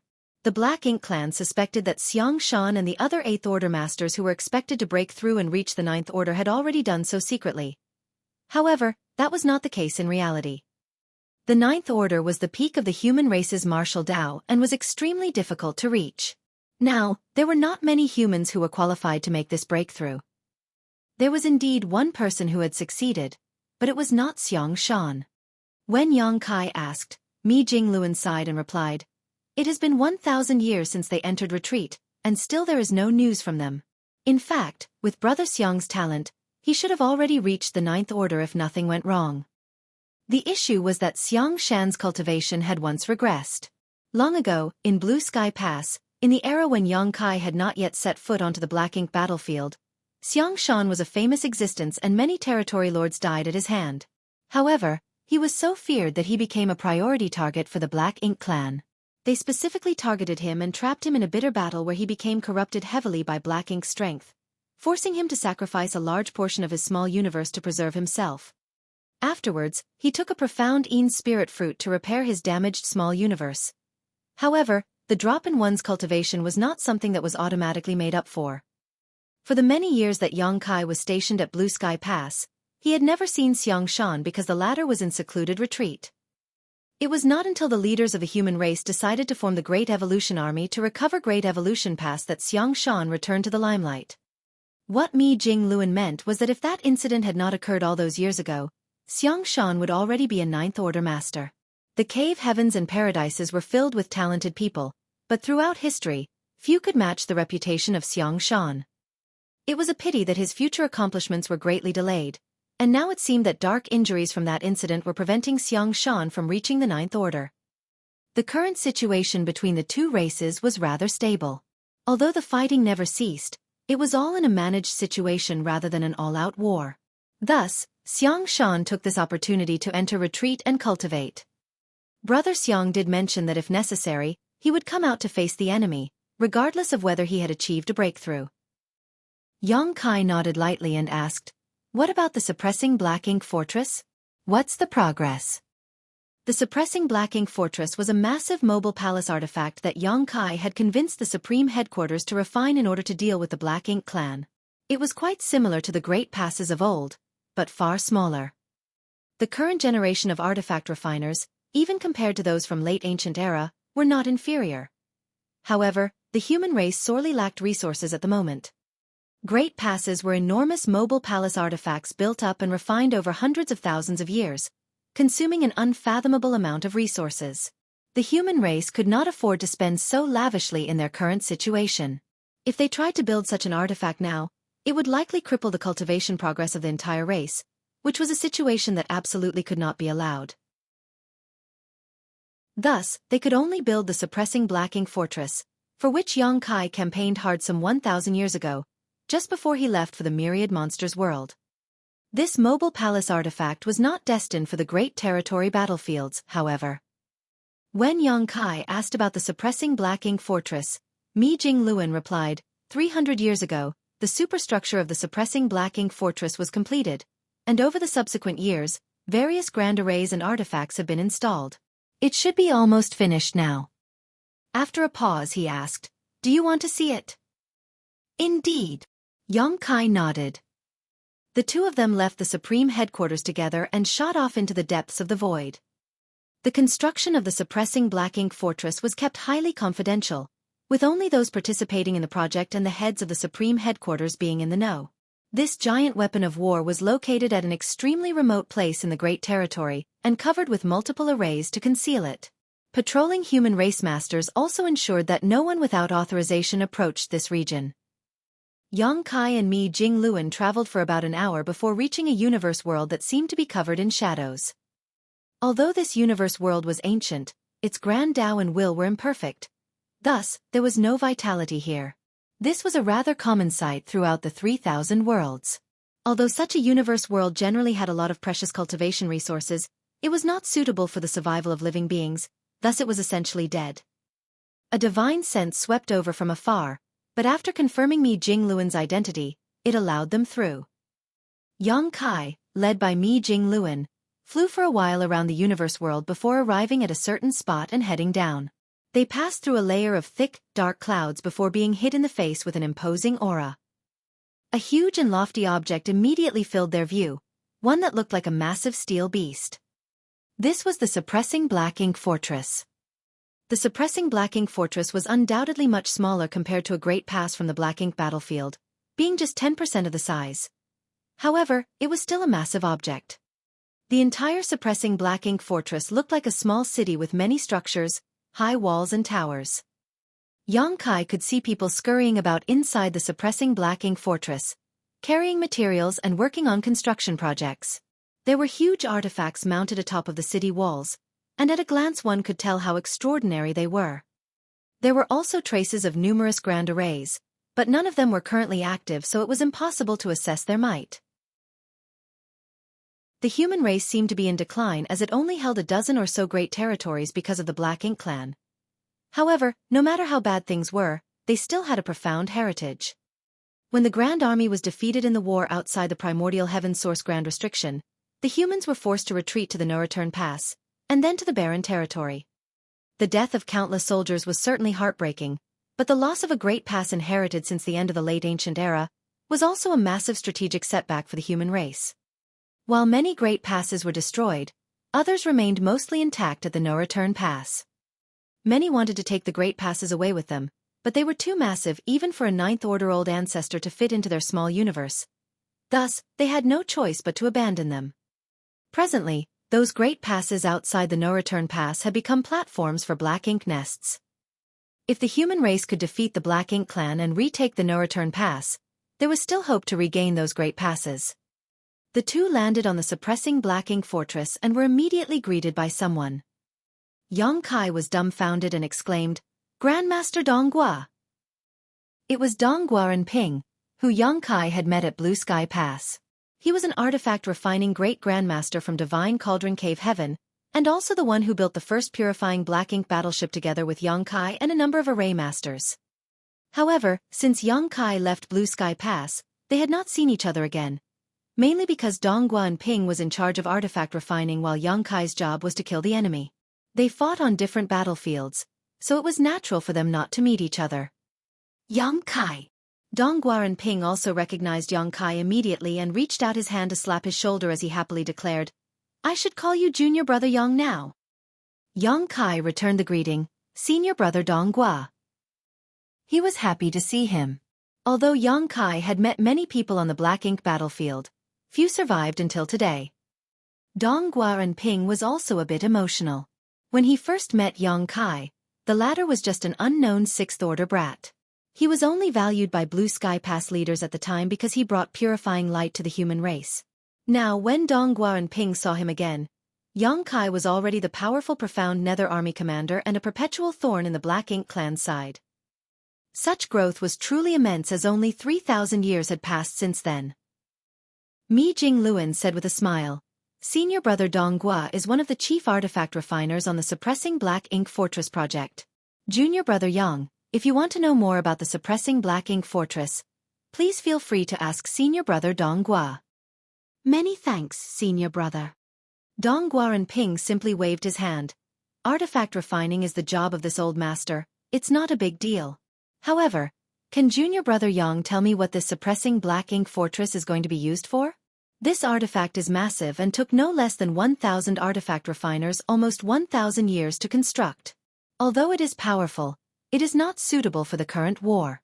Even if it is for a counter-offensive, one suppressing Black Ink fortress won't make much of a difference. If it weren't for Supreme Headquarters special orders, this old master would not have agreed to squander so many resources and so much manpower on this. The amount of resources poured into the thing could have benefited the Great Army in many other ways.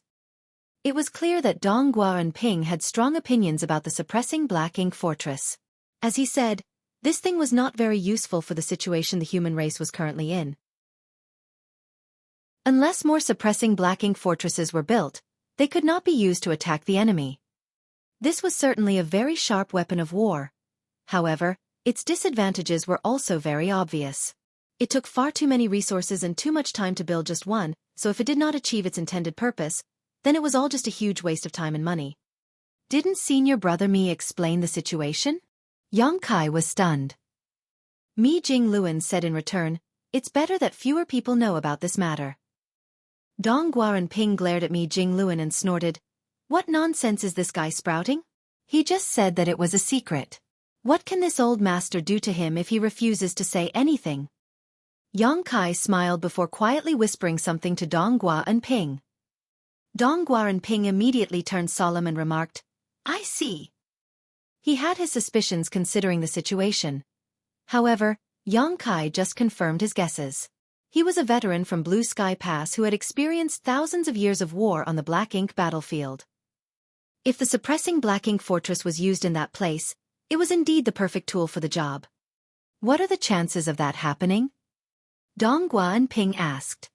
Yang Kai replied, "It's bound to happen, it's just a matter of time." Dong Gua and Ping replied, "Fortunately, this old master did not cut corners when I built the suppressing Black Ink fortress. Otherwise, it would have been a big mistake." Yang Kai laughed and said, "Senior brother, please take us to look around." Dong Gua and Ping was immediately reinvigorated. Although he had some reservations about building the suppressing Black Ink fortress, it was also the greatest masterpiece of his life. Now that he had succeeded in building it, he naturally wanted to show it off to others. It was pointless for him to brag about it to the builders. Thus, when Mi Jingluan and Yang Kai came, he finally had an audience to lead around and introduce all the wondrous features of his creation. Marshall Peak. Chapter 56-58. Tiger Roar Cannon. When the Supreme Headquarters gave the order 1,000 years ago, Dong Gua and Ping led several artifact refining great grandmasters and brought over 1,000 artifact refiners to this place to work. Those artifact refiners had put their all into the suppressing Black Ink fortress, and it represented their proudest achievement. Divine Cauldron Cave Heaven contributed a huge amount of resources to create this artifact. Although each Cave Heaven and Paradise contributed a lot to this project, Divine Cauldron Cave Heaven were the experts at artifact refining and thus contributed the most. Presently, the suppressing Black Ink fortress had various grand arrays, artifacts, and even some architectural uniqueness, making it essentially a mobile city. All of this was influenced by Dong Gua and Ping, so he was intimately familiar with all aspects of the suppressing Black Ink fortress, making his introductions detailed and descriptive. Yang Kai soon began to appreciate the might of the suppressing Black Ink fortress. He was very satisfied with what he was hearing. Although the suppressing Black Ink fortress was only 10% the size of a great pass, its armaments and capabilities were basically on par with one. They paused for explanations and then resumed along the route. When the three of them arrived near a section of the city wall, Dong Gua and Ping pointed to a huge artifact mounted up ahead.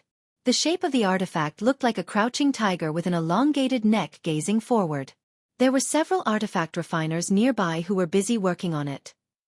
Dong Gua and Ping pointed at the artifact and said proudly, "This is a Tiger Roar Cannon, the main offensive artifact of the suppressing Black Ink fortress.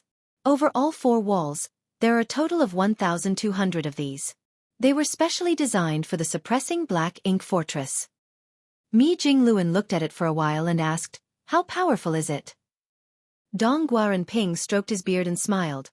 When tested, 3 6th-order masters working together were able to unleash a strike equivalent to a 7th-order Open Heaven Realm master's full strength. If 3 7th-order masters worked together, the power unleashed would be similar to an 8th-order Open Heaven Realm master's attack. Mi Jingluan raised an eyebrow and remarked, "Impressive, but creating such an artifact must have been expensive, right?" Dong Gua and Ping replied with a solemn nod. "Didn't Supreme Headquarters say not to skimp on the cost? Creating a single Tiger Roar cannon consumes resources equivalent to building a standard warship." Mi Jingluan winced at the thought of the cost. With 1,200 Tiger Roar cannons, it was like having 1,200 standard warships, and that was just for the main armaments of the suppressing Black Ink fortress. There were other various supplementary artifacts, as well as the grand arrays within the fortress, which also required a lot of resources. The entire suppressing Black Ink fortress was practically a weapon of war built from several generations of stockpiled wealth.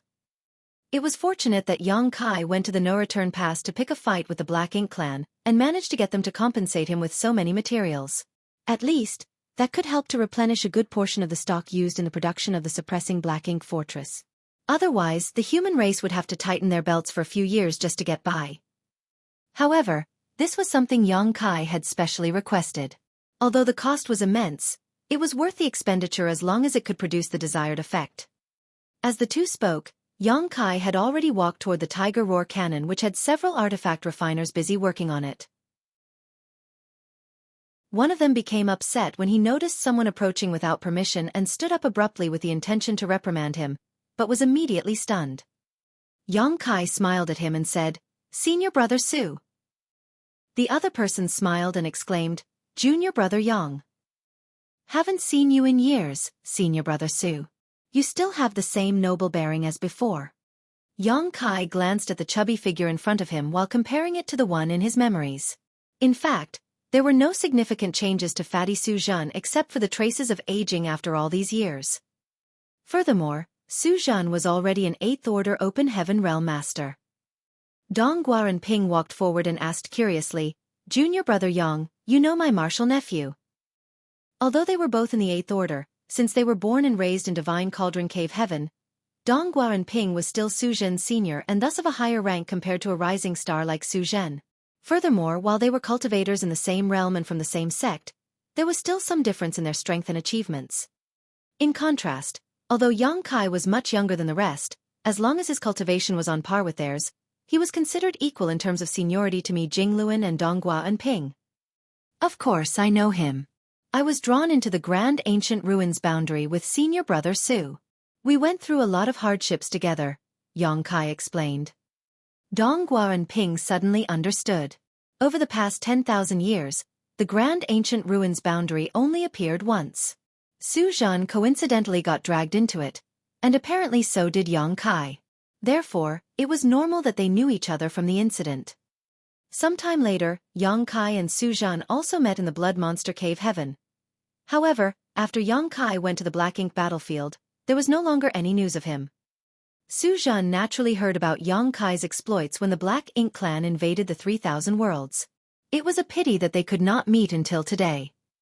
To construct the suppressing Black Ink fortress, Divine Cauldron Cave Heaven had deployed 30% of their sex artifact refiners, which was why fatty Su Zhan was here. After some pleasantries, Su Zhan cupped his fist and said, Martial Uncle is here just in time. This Tiger Roar cannon has some problems linking together with the Grand Array. No matter how we tried, we just can't get it to work smoothly. Perhaps Martial Uncle can figure out the problem. Dong Guaranping, who never backed down from a challenge, stepped forward and said, Let me take a look. He approached the Tiger Roar cannon, carefully investigated and quickly found the crux of the problem. He did not personally resolve it though and instead carefully instructed Su Zhan and the others and let them do it. This was also a kind of on-the-spot education. The few artifact refiners soon became busy working on the cannon and forgot all about Yang Kai and Mi Jingluan who were standing beside them. Yang Kai also knew something about the Tao of artifact refining, and although it was not as good as his mastery over the Taos of time, space and spear, he was still an artifact refining grandmaster, so he could more or less understand what they were discussing and was also interested in it. On the contrary, Mi Jingluan, who knew nothing about the subject, stood by the side, bored to tears. Upon realizing this, Yang Kai said, Senior brother Mi, we have basically finished with the tour of the suppressing Black Ink fortress, but I would like to remain here and see the rest of the artifacts and spirit arrays. You should go on ahead first. Mi Jingluan nodded and said, Good. I will make the rest of the arrangements at the Supreme Headquarters. Yang Kai made his requests without holding back. I estimate it will take a minimum of 5,000 and up to 8,000 soldiers to fully mobilize the power of the suppressing Black Ink fortress. I will have to trouble senior brother Mi to prepare them as soon as possible. Additionally, please send the divine spirits that I brought back from the Grand Ancient Ruins boundary over here. Although they have been obedient over the years, the agreement I made with them was only for 3,000 years and will soon be up. It will be difficult for me to extend the pact, but there just so happens to be someone over on that side who can handle them. Mi Jingluan immediately understood and replied with a smile.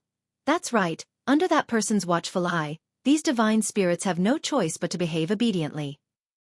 Naturally, the suppressing Black Ink fortress needs a divine spirit with great sun and moon marks to be able to create purifying light to protect against the encroachment of Black Ink strength. I'll make sure everything is prepared appropriately. Mi Jingluan quickly left and went back to the Supreme Headquarters to organize the troops while Yang Kai stayed. Once the suppressing Black Ink fortress was ready for action, Yang Kai would be responsible for sending it to that place. Dong Guaranping was still instructing Su Zhan and the others to solve the problem of the Tiger Roar cannon, when Yang Kai heard a soft voice in his ear.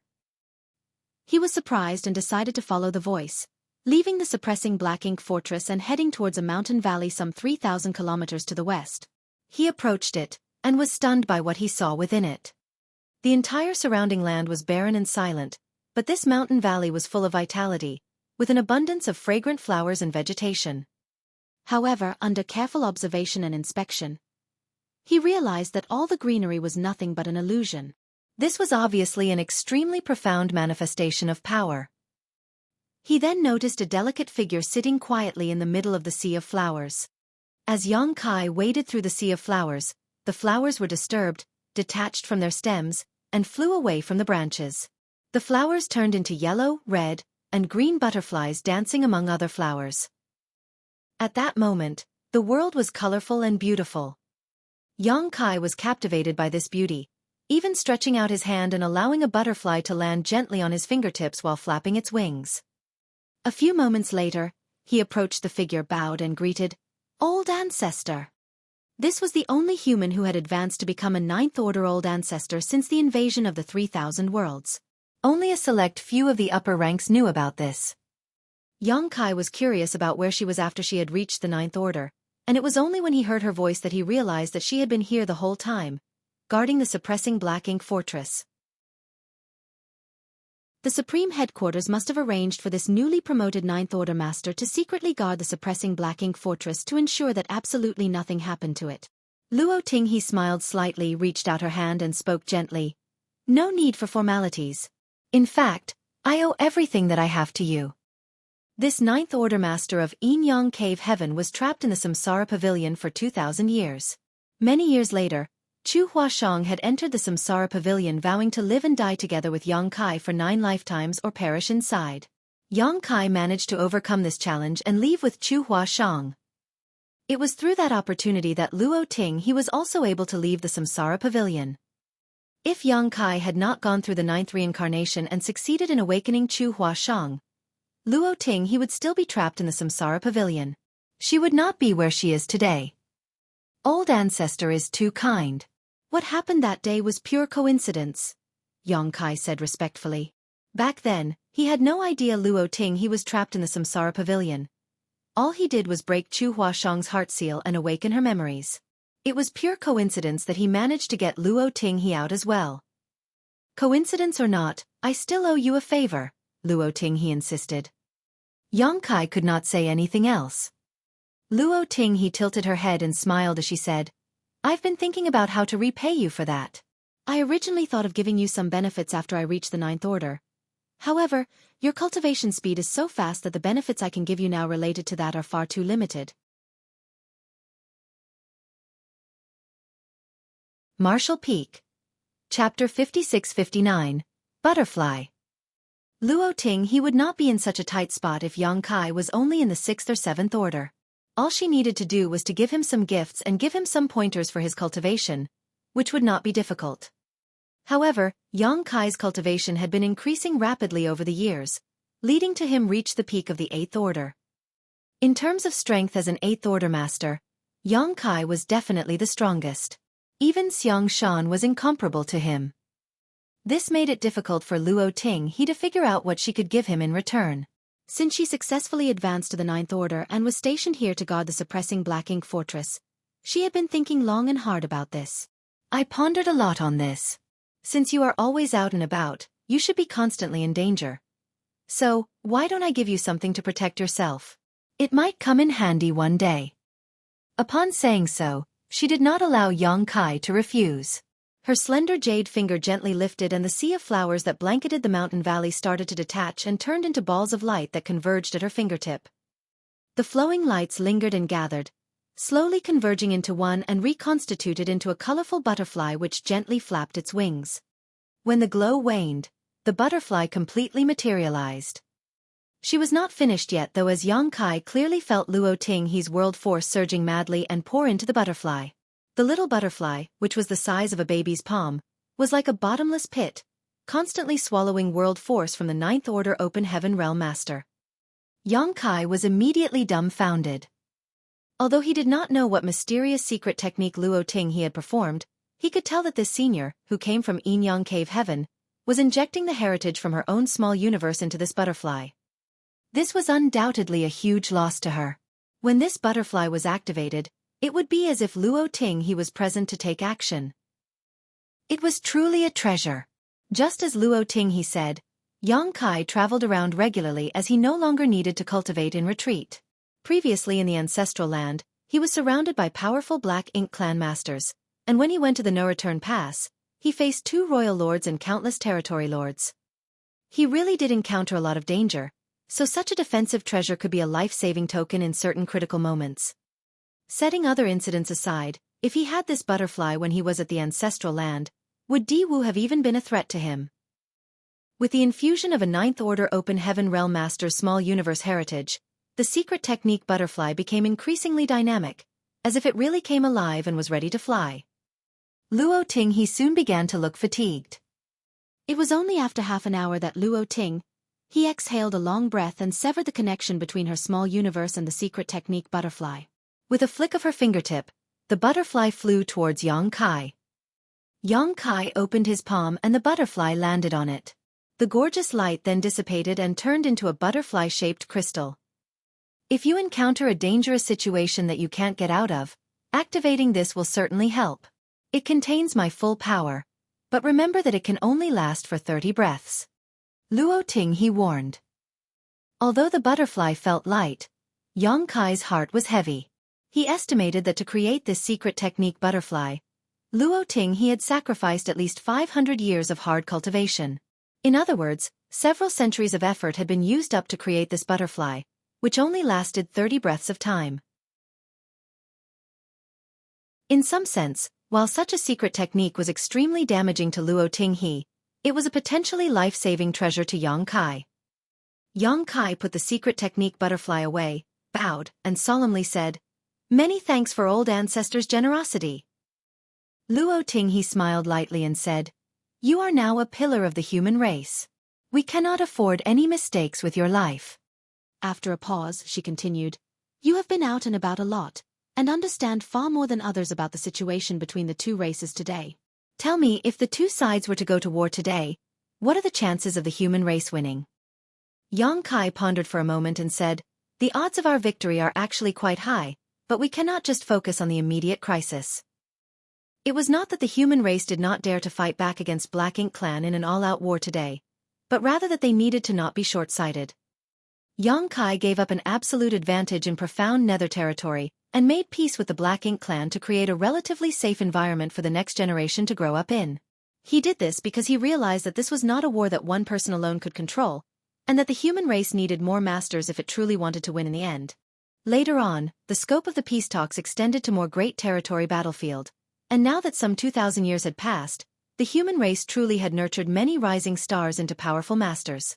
The star boundary, the myriad monsters world, and even his small universe continued to witness the birth of such talents. Now the human race had one more 9th Order Open Heaven Realm Master, so it could be said that their situation was much better than 3,000 years ago.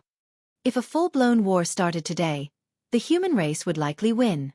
Yang Kai alone would have a huge impact as he would be unshackled, able to slaughter acquired and innate territory lords freely.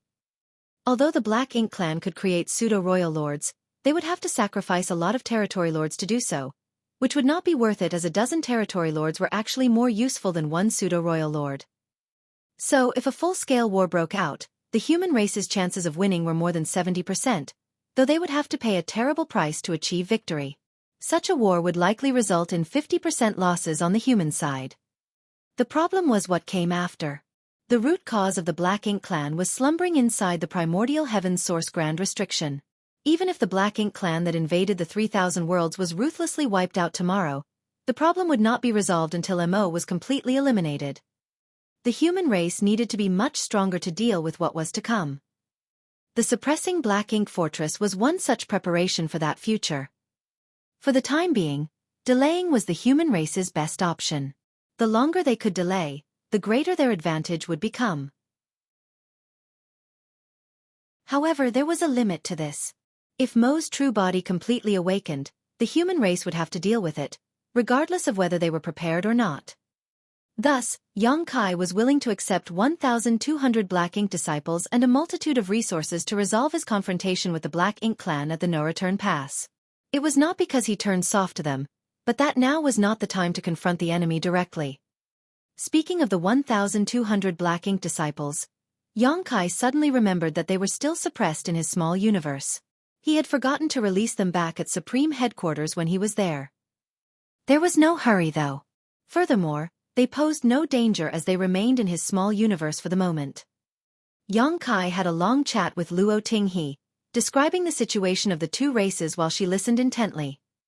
Although she was a Ninth Order master, after leaving Azure Sun territory some 1,000 years ago, she had been stationed here the whole time. Thus, she really did not know much about the situation in the outside world. Yang Kai only knew so much because he was able to move around freely while the others could not. I understand now. Luo Tinghe nodded lightly, then smiled and said, You are so certain of victory? Have you found a way to deal with that black ink giant spirit god? If the two sides were go to war, the Black Ink clan's biggest advantage was not the huge number of troops they had, or that the number of territory lords exceeded the numbers of Eighth Order masters. It was the Black Ink giant spirit god who was pinned down by the two veteran Ninth Order Open Heaven Realm masters in the barren territory. That was the true existence that could single-handedly tip the balance of power between the two sides. The Black Ink clan now had two Black Ink giant spirit gods. One was held in check by our heir, so they did not need to worry too much about it. Those two had been fighting each other for several thousands of years and neither side had gained any kind of advantage. It was the Black Ink giant spirit god that had once been subdued by the divine spirits in the ancestral land that they had to worry about. Once it freed itself from the old ancestors' restraint, it would be an absolute disaster for the human race. Before, while it was seriously injured, it was locked in place by the two Ninth Order masters using their secret techniques. However, after so many years had passed, most of its injuries should have been healed by now. Nevertheless, that alone would not be enough of a reason for Yang Kai to personally go to the barren territory to torment it. If the Black Ink clan was in a life-or-death struggle, the Black Ink giant spirit god would not stand idly by. In that situation, it would likely sacrifice its arm to fight back. If it broke free, then it would be difficult for the human race to counter it.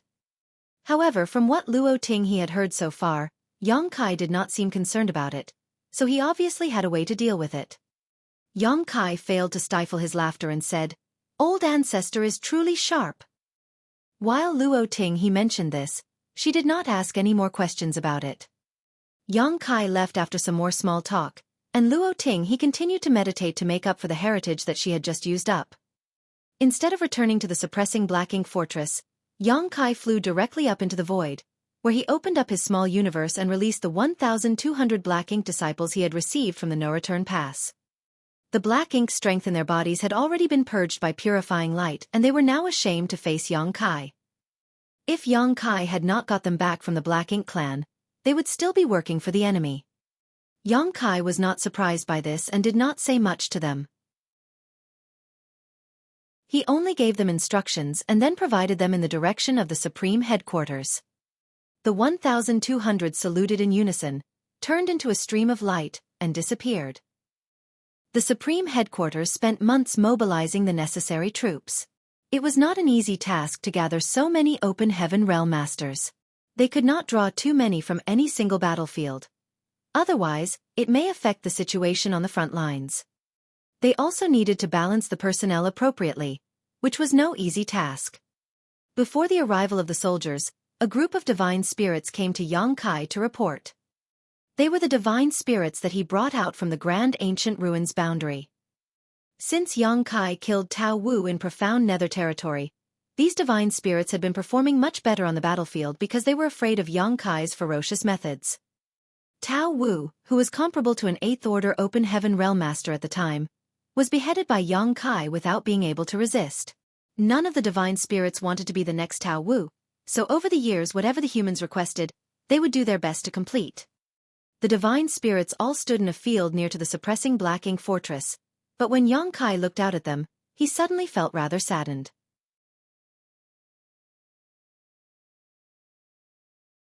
Marshall Peak. Chapter 5660, Riding a Pirate Ship. Yang Kai brought just over 100 divine spirits from the Grand Ancient Ruins boundary. However, there were only about 60 of them standing in front of him today. A 40% casualty rate over 3,000 years of fierce battles was by no means small. Each of the divine spirits was more powerful than the average human race master in the same equivalent order, so one could imagine how perilous the war had been. Although there were not many of them, these divine spirits had already constituted an extremely powerful force, as many were comparable to an 8th Order Open Heaven Realm Master. Their ancestors were imprisoned for various reasons in the Grand Ancient Ruins boundary by the old tree. In the special environment of the Grand Ancient Ruins boundary, it was difficult for their bloodline to grow as powerful as it could be, even if their bloodline was pure. For example, Xueqi, who Xueqi brought out of the Grand Ancient Ruins boundary all those years ago, was as strong, if not stronger, than any 8th Order human master, but due to the suppression in the Grand Ancient Ruins boundary, she had only been able to exert the strength of a low-rank Open Heaven Realm Master while trapped there. It was not until she left the Grand Ancient Ruins boundary that she began to restore her true strength in the Void Land. These dozens of divine spirits had left the Grand Ancient Ruins boundary for almost 3,000 years and had already adapted naturally to the world principles of the outside world. Almost 80% of them were 8th Order, while the remaining 20% were 7th Order. Among the 8th Order divine spirits, there were several whose aura was particularly strong, indicating that if there was enough opportunity for them, they could reach the 9th Order in the future, which was the peak of the universe. After so many years of constant battling, these divine spirits were very intimidating, with their cold murderous intent lingering about their bodies, mixed with the innate might of divine spirits. As they stood here, the artifact refiners and array masters who were busy working on the suppressing Black Ink Fortress tried their best to keep their distances. Unfortunately for these divine spirits, the refinement of their bloodline became increasingly difficult the higher they climbed. It was no longer like during the primordial era when the heavenly way favored the divine spirits, resulting in fewer of them being able to ever advance to the 9th Order. Dragon Clan's Fu Guang had been cultivating in the dragon pool for so many years, but in the end, it was only with Xueqi's help that he could become a divine dragon. As for the Phoenix clan, none of them had risen to the divine rank since the fall of the previous Phoenix clan leader during the Barren Territory War. The refinement of one's bloodline was not just a matter of dedication and effort, but also highly dependent on personal inheritance. No matter how long one lived, if their inheritance was insufficient, it would be useless. Xueqi glanced at all the divine spirits and suddenly cupped his fist and bowed appreciatively. Many thanks for all your hard work and sacrifice. The solemn atmosphere suddenly eased, and a divine spirit smiled and said, "This is our duty, sir." Xueqi glanced at the divine spirit who spoke, nodded lightly and said with a smile, "When I brought you all out of the Grand Ancient Ruins boundary, I made a bloodline oath with you for 3,000 years, and now that time has basically passed." Upon saying so, Xueqi reached up his fingers and began to count. A voice from below softly said, "There are 79 years to go before the full 3,000 is up." A chorus of voices said, "Yes, yes, yes." Xueqi looked up and chuckled, "All of you remember so clearly." The divine spirit smiled. How could they not remember this, as it was related to their freedom? Xueqi put his hands behind his back and said, "When I asked you to make that great oath, I said that I would set you free after the expiration of the agreement 3,000 years later. I have no intention of breaking my word. However, all of you must know the situation that we are in, so I would like to ask all of you now. After the expiration of the 3,000-year great oath, where do you intend to go?" The divine spirits exchanged looks with each other, and every one of them could see the indecision in each other's eyes. When they came out of the Grand Ancient Ruins boundary, they did not know the situation in the outside world was like this, but they were no longer ignorant like back then. Now, when the 3,000-year agreement was ending, where could they go even when they were free? A divine spirit with an ox head said, "Sir, now that all life is under threat by the Black Ink clan, we have nowhere else to go. I'm afraid we can only fight alongside the human race to drive out the enemy." Xueqi looked at the divine spirit and was surprised that it was Zhu Jian. He thought that these divine spirits could not wait to get far away from the battlefields after they regained their freedom. He did not expect them to be so righteous. He was relieved and asked, "Do all of you feel the same way?" A divine spirit yelled, "We're already riding this pirate ship, how can we get off now?" This caused many divine spirits to roar in laughter. Xueqi nodded and said, "It is a blessing for my people, and all people, that you think this way. I, Xueqi, hereby swear by my source and bloodline that in my lifetime, I will ruthlessly kill the Black Ink clan and eliminate them from this universe. When peace is finally restored, I will drink and celebrate with all of you. When that happens, you will be favored by the heavens, and perhaps restore the glory of your ancestors." At the end of his sentence, A golden illusory phantom flickered behind Yang Kai, which was a manifestation of his source great oath. All the divine spirits were moved. Zhu Jian immediately cupped his fist and said, "We are willing to serve, sir." The divine spirit also shouted in unison, "We are willing to serve." Excellent. Yang Kai nodded with satisfaction. "I have asked all of you to come here because I have a task for you. This matter is of utmost importance and victory or defeat in this war will depend on it, so you must think carefully before accepting it."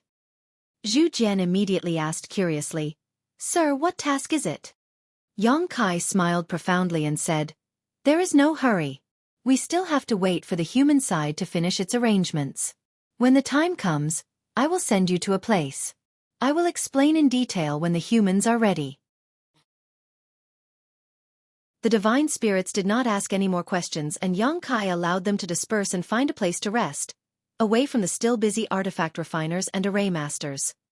The divine spirits did not respect ordinary humans as they were more intimidating and powerful. However, Yang Kai was no ordinary human.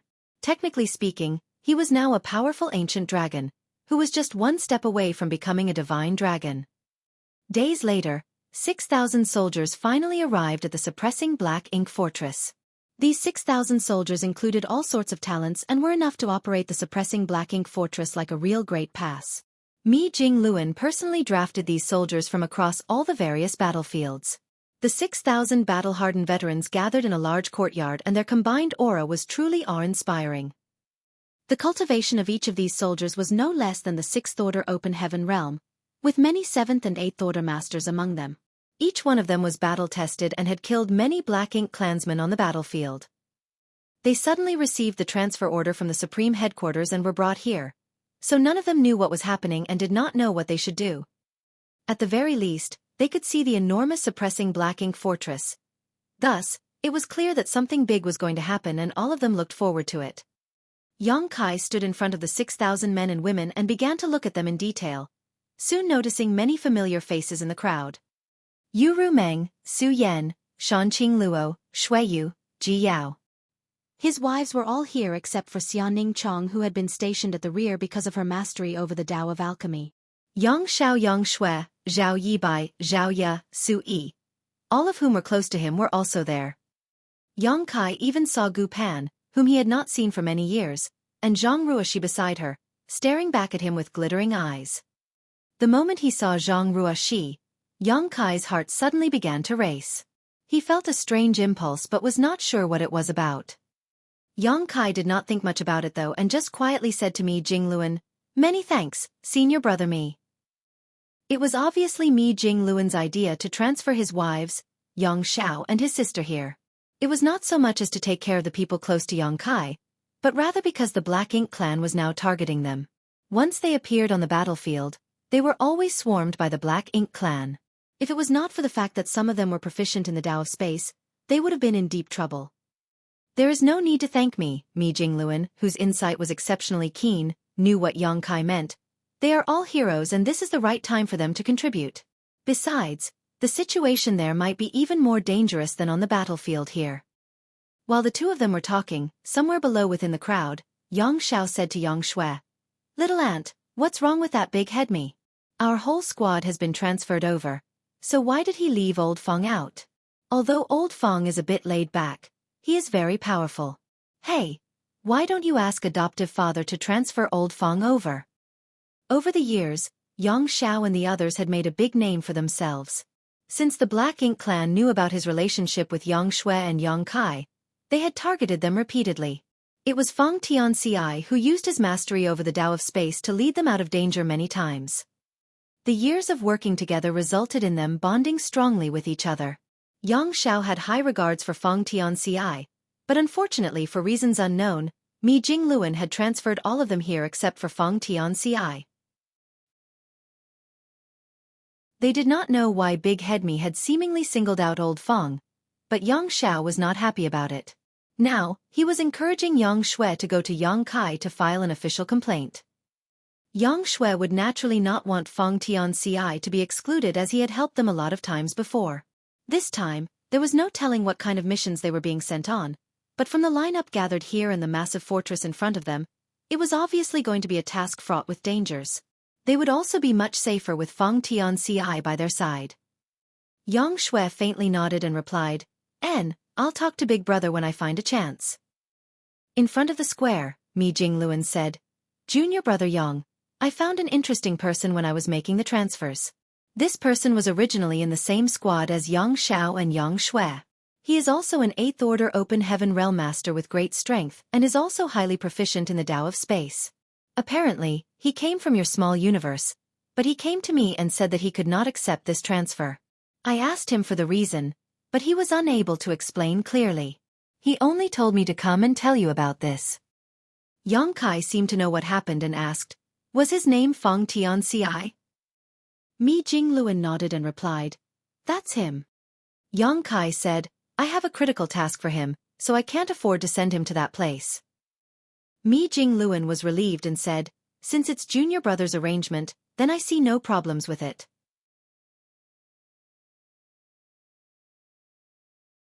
Marshall Peak. Chapter 5661, Forming the Suppressing Black Ink Army. Feng Tianci had worked together with Yang Xiao and Yang Shui all these years. He was proficient in the Tao of Space and originated from Yang Kai's small universe, which was why the Supreme Headquarters paid attention to him. Mi Jingluan had also heard of this person. When Yang Zhao's squad was sent to the suppressing Black Ink Fortress, he did not expect Feng Tianci to take the initiative to ask him to send a message to Yang Kai. With Yang Kai's confirmation, he was relieved that Feng Tianci's deployment was something arranged by Yang Kai himself. Mi Jingluan secretly sighed as he looked at the 6,000 soldiers and 60 or so divine spirits below. There were great uncertainties ahead. It was fine if everything went well, but if the situation went south, then there was no telling how many of them would survive. Yang Kai was also deep in thought. Feng Tianci took the initiative to speak to Mi Jingluan about not being able to be transferred. Was this the result of my memories sealed in his body slowly awakening? Or was it just an instinctive feeling that he could not leave the 3,000 worlds? In the future, Yang Kai would have to perform the 3-self source reconstitution art to try to advance to the 9th Order Open Heaven realm. If Feng Tianci was to be appointed there, he would be unable to perform the 3-self source reconstitution art. Thus, both Feng Tianci and Thunder Shadow Great Emperor would have to stay in the 3,000 worlds in case of an emergency. When Yang Kai looked up, he was glad to see that Thunder Shadow had not been transferred over. Gathering all eyes on himself, Yang Kai began to speak. Thousands of years ago, the Great Passes joined forces on a crusade to the depths of the Black Ink battlefield. 3 million troops rallied under the banner of over 100 9th Order old ancestors. They marched towards the Black Ink clan's mother nest to eliminate the evil we now know as MO. It was an ambitious and gallant effort by a mighty army with the finest of arms. However, in the war outside the primordial heaven's source Grand Restriction, the Black Ink giant spirit god launched a surprise attack from our human army's rear, causing the collapse of our forces and resulting in heavy losses. The army was defeated and forced to flee from the primordial heaven's source Grand Restriction. Great passes were destroyed and 9th Order old ancestors died in that battle, with we humans suffering massive casualties along the way. The remnants retreated to the no-return pass to establish a new defensive position with the assistance of the divine spirits. However, the sheer disparity in strength allowed the Black Ink clan to drive straight in and capture the no-return pass. The reconstituted forces were hit hard again with the no-return pass being abandoned and many divine spirits being killed or injured. Fortunately, with the help of the giant spirit god, our heir, the human race finally managed to stabilize its position in the barren territory. However, Mo's desire to wipe out our kind never waned. After much scheming and plotting, the Black Ink clan finally opened a passageway from the barren territory to Wind Mist territory. That day, the human race lost many powerful elites. All but 2 of the surviving 9th Order old ancestors, and both the Dragon and Phoenix clan leaders sacrificed themselves in the final moments of that battle, taking with them all but 1 royal lord and severely injuring the Black Ink giant spirit god. Their sacrifice allowed the rest of the army to retreat to safety. Afterwards, the Black Ink clan invaded our 3,000 worlds and the human race retreated to the current Great Territory battlefields. So far, we have been guarding High Heaven territory as the last pure land for more than 3,000 years. Since the late ancient era, our people have always been the heavenly ways favored, but now, we have been forced by Black Ink clan into such a desperate state. We have failed to live up to the favor shown us by the heavenly way. Most of the 6,000 soldiers present had never experienced these great battles, but as they listened to Xueqi's words, the tragic scenes from the past seemed to flash in their minds, and their hearts swelled with rage. It is undeniable that the Black Ink clan is strong and our human race is weak. In those battles, the Black Ink clan managed to break our hands and feet, but they could not break our backbone. The human race will never compromise with the Black Ink clan and will never surrender. Xiao fumed as his dragon blood boiled. He could not help but yell with a high-pitched dragon roar, "The human race will never surrender." Several dozen divine spirits who stood beside him looked at him strangely. They all felt a bit strange that a pure-blood dragon clansman would shout such words. Although they were willing to fight alongside the human race to drive away the Black Ink clan, so that they could find a place to live in the future, they never shouted such words as it was inconsistent with their identity. However, the eager fighting spirit of the 6,000 soldiers was completely ignited by Yang Zhao's roar. A loud thunderous roar shook the entire world. The human race will never surrender. The battle spirit was raging and every soldier thirsted for revenge. Their ferocious auras shot to the sky and seemed to penetrate the heavens, shaking the world itself. Thousands of years ago, when the old ancestors died in the last battle on the barren territory, the same earth-shattering cries could be heard. Xueqi nodded lightly, waited for the chance to die down before continuing. All of you must be curious why you were transferred here.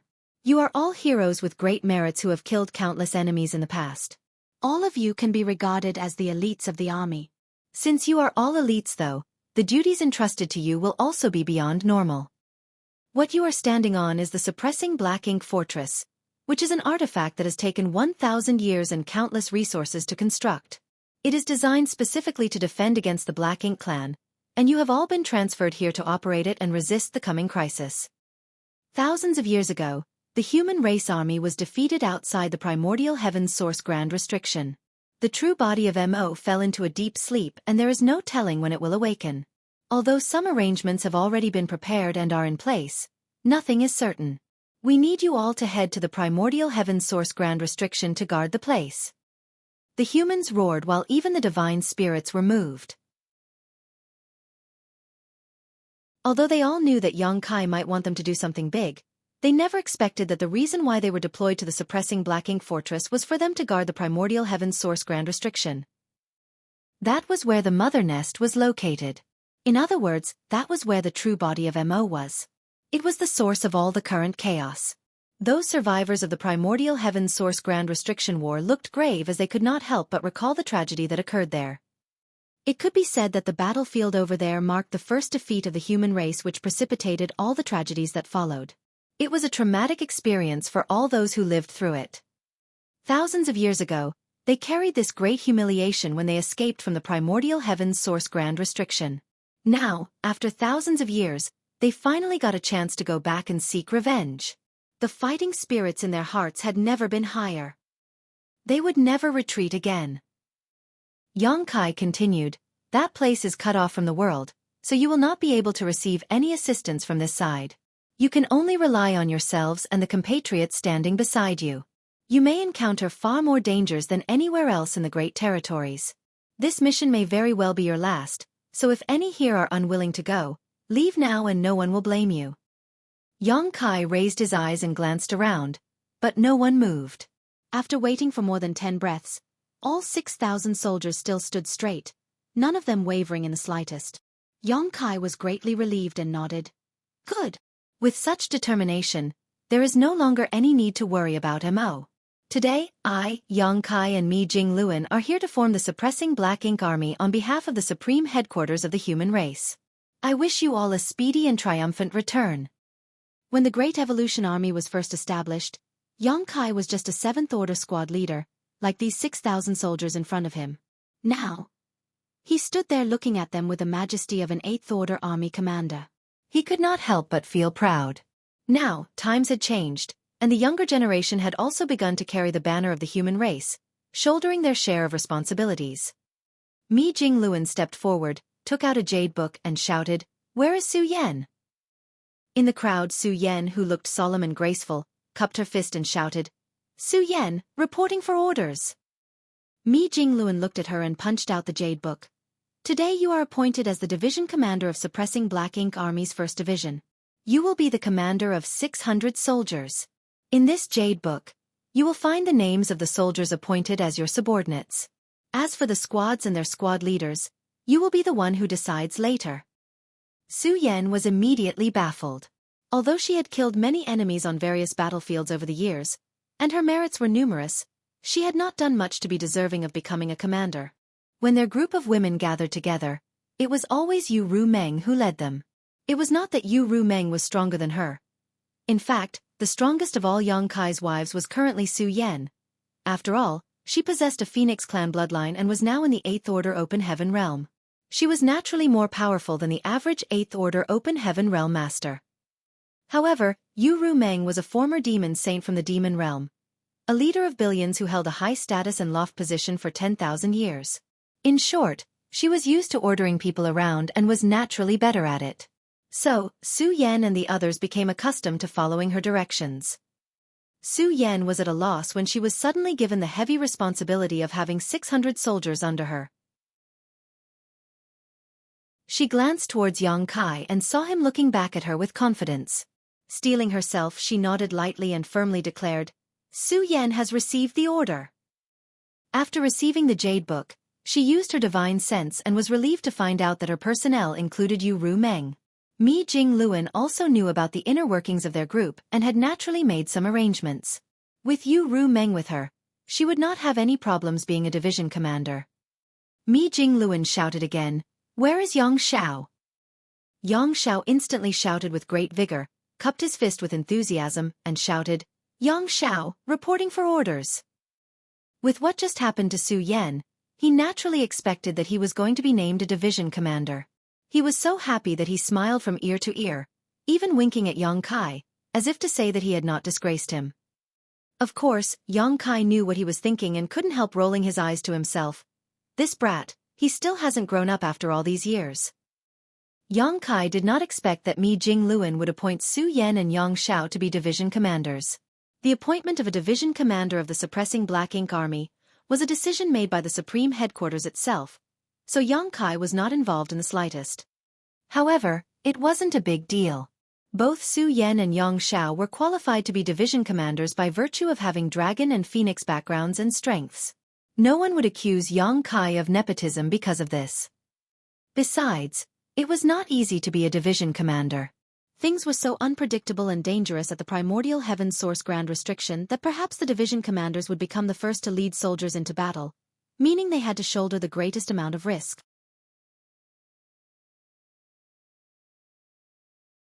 Marshall Peak. Chapter 5662. The Elite Division. Since 600 men formed one division, 6,000 soldiers would have to be divided into 10 divisions. Mi Jingluan quickly called out the names of the 10 and each of them received their orders.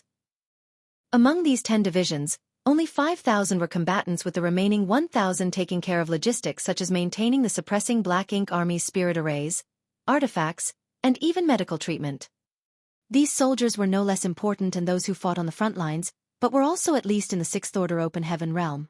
Even though these support personnel were not good at fighting, in a critical moment, they were also able to contribute to the battle. It was just that they were less powerful than those who spent their time on the battlefield. After appointing the 10 division commanders, Mi Jingluan took a step backwards, turned to Yang Kai, and left the rest to him. Yang Kai nodded, looked down, and asked, "Does anyone have any questions? If not, we will proceed." Everyone fell silent, except Yang Xiao, who raised his hand high. "Go ahead." Yang Kai glanced at this brat. Yang Xiao cupped his fist and asked, "Sir, may I ask which senior is the army commander of the Suppressing Black Ink Army?" Surely there would be an army commander, right? His question immediately piqued everyone's curiosity. They were equally curious as commanding such a big and powerful army was a heavy responsibility. However, Mi Jingluan only appointed 10 division commanders, but did not even mention anything about an army commander. The Suppressing Black Ink Army must also have an army commander who was very strong and highly respected. Otherwise the soldiers would not be able to fight effectively in the coming brutal war. The makeup of the Suppressing Black Ink Army was exceptionally strong, with many 8th Order Open Heaven realm masters, not to mention the dozens of divine spirits who appeared like they were going along with the army. Thus, the army commander could not be a regular person. Among the current humans, there were only 2 or 3 people who were qualified to serve as the army commander of the suppressing Black Ink Army. Xiang Shan was one, Yang Kai was the other. While other 8th Order Open Heaven Realm Masters were nowhere near their capabilities. Yang Kai grinned and said to the curious soldiers, "There is naturally an army commander, but that senior is already standing by at the primordial heaven source grand restriction. Be patient. You will soon know who he is." His reply immediately sparked speculations. With Yang Kai's status, there were very few who deserved to be addressed as senior by him. Thus, although it was just a simple reply, many quickly guessed the identity of the army commander of the suppressing Black Ink Army. If it was who they thought it was, his suitability was truly indisputable. "Any more questions?" Yang Kai asked one more time. No one asked. Yang Kai nodded his head and ordered, "Division commanders, perform roll call and then assemble your squads." "You have 1 stick of incense to deal with this." "Yes, sir," the 10 division commanders shouted in unison. Soon, the area became rowdy and chaotic as commanders called out to their troops and organized them into squads. Everyone knew what was happening and started to move to their respective divisions as their names were called. Moments later, the 6,000 soldiers were orderly divided into 10 divisions. Each division commander started to assign members to squads according to the information provided to them in their jade books. The suppressing Black Ink Army did not have battalions, instead choosing to form the division of squads from the start. Each division had 600 troops, and each squad had a standard 15 members. That meant that there were 40 squads in each division. The squad leaders were all 8th Order Open Heaven Realm Masters. In other words, although the suppressing Black Ink Army only had 6,000 men, there were 400 8th Order Open Heaven Realm Masters among them. When the Great Evolution Army was formed, it had a grand total of 128th Order Open Heaven Realm Masters. However, how many ordinary soldiers did the Great Evolution Army have back then? A full 60,000, 10 times more than the suppressing Black Ink Army. Although the human race was now facing an existential crisis, its heritage was actually several times stronger than back then, especially in terms of the number of mid- and high-rank Open Heaven Realm Masters. All this was naturally due to the Star Boundary, the Myriad Monsters World, and Yang Kai's small universe. Setting the Star Boundary and the Myriad Monsters World aside, just Yang Kai's small universe alone had brought out almost 10,000 people over the years. All of them directly advanced to the 5th, 6th, and 7th orders. And this was with Yang Kai being extremely selective of who was brought out of his small universe. The situation was entirely different for the Star Boundary and the Myriad Monsters World, which had population bases hundreds of times larger. Together with the influence of the World Tree clones, which could nurture one's talent and guide them in the martial Tao, as long as one wasn't completely hopeless in cultivation, anyone from the Star Boundary could break through to the 4th Order. There was now no one who directly advanced to the 3rd Order at all. Anyone who directly advanced to the 4th Order had a chance to reach the 6th Order in the future as long as they had sufficient resources. It could be said that, in time, there would no longer be any low-rank Open Heaven Masters in the 3,000 worlds. The suppressing Black Ink Army was the elite of the elites, brought together from every battlefield by the Supreme Headquarters with great care and effort. The suppressing Black Ink Fortress, manned by the suppressing Black Ink Army of 6,000, was much more powerful than the original Great Evolution Army from back then. Under Su Yan's command, Yu Ru Meng and the others were assigned as squad leaders, while Yang Shao assigned Zhao Yibai and the others as squad leaders. While the suppressing Black Ink Army was organizing itself, Yang Kai had already connected with the World Tree and communicated with it. He planned to use the power of the World Tree to travel through the void and directly reach the primordial heaven source grand restriction, which would not only be incredibly convenient but also save a massive amount of time. 3,000 years ago, when he sent Wu Kuang to the primordial heaven source grand restriction, Yang Kai deliberately left a sealed universe world nearby, so that he could go to the primordial heaven source grand restriction at any time and from anywhere. However, after communicating with the old tree, Yang Kai realized that its current state was not optimistic. The World Tree was greatly affected by the destruction of the universe worlds of the 3,000 worlds, so the vast majority of its world fruits had withered and fallen, making the entire tree look old and sickly. To move outsiders from the 3,000 worlds to the grand ancient ruins boundary required the old tree to expend its energy. It was not a big problem for just Xueqi and maybe one or two others to do this, as the expenditure was minor. However, trying to move 408th Order Open Heaven Realm Masters was simply not feasible for the current World Tree and would quite likely be harmful. Upon realizing this, Xueqi felt disappointed with himself for not thinking about this before. The old tree had once helped Xueqi move 10,000 refugees from Acacia territory, and in the process suffered some damage. It was only now that Xueqi recalled that event and realized how naive he had just been. There was no way for Xueqi to borrow the old tree's strength for this endeavor, so Xueqi could only adjust his plan. It was a good thing that there were other means of getting to the Black Ink battlefield. There were two other ways to get to the Black Ink battlefield. First, head to the Shattered Heaven, enter the barren territory, and then step into the Black Ink battlefield. This path unfortunately led to needing to pass through the No-Return Pass, which would attract retaliation from the Royal Lord. If they did not go via this main route, then they would have to take the secret passageway in Black Territory. However, there were also problems with this second plan, as the secret passage was a highly dangerous void corridor. It was harmless for Xueqi to go through this void corridor alone, and even taking several people with him should be alright. However, 408th Order Masters all at once. Xueqi would have to monitor and control all 400 at once. After all, in order for him to avoid the 8th Order Open Heaven Realm Masters getting lost in the void, he would also need to use space principles to keep them together. Even for Zhao Yibai and the others who practiced the Tao of Space, their safety was not guaranteed. Thinking it over, it seemed they could only travel via the No-Return Pass. The Black Ink clan at the No-Return Pass had just suffered quite a big loss at Xueqi's hands recently, and would not dare to make things difficult for him again. Furthermore, they were just passing through. Xueqi thus made up his mind. The suppressing Black Ink army had already finished their organization, and had lined up quietly to await his next orders. Xueqi scanned the troops and was satisfied. They were worthy of being the elites drawn from the major battlefields. He then shouted, "All 8th Order Open Heaven Realm Masters, open your small universes and take in the soldiers of your respective squads." All the 8th Orders received the order, and the aura of World Force instantly surged as portals to their small universes were opened. Those in the 7th Order and below soon poured inside. An 8th Order Master's small universe was large enough to accommodate a squad of 15 people. However, it would undoubtedly affect the utilization of their strength. In an instant, there were only around 400 8th Order Masters left out of the original 6,000 soldiers. If possible, Xueqi would rather take these 8th Order Open Heaven Realm Masters into his small universe. However, he was only an 8th Order Open Heaven Realm Master, and although his small universe was different from normal, it was difficult to break the shackles and take in other 8th Order Masters.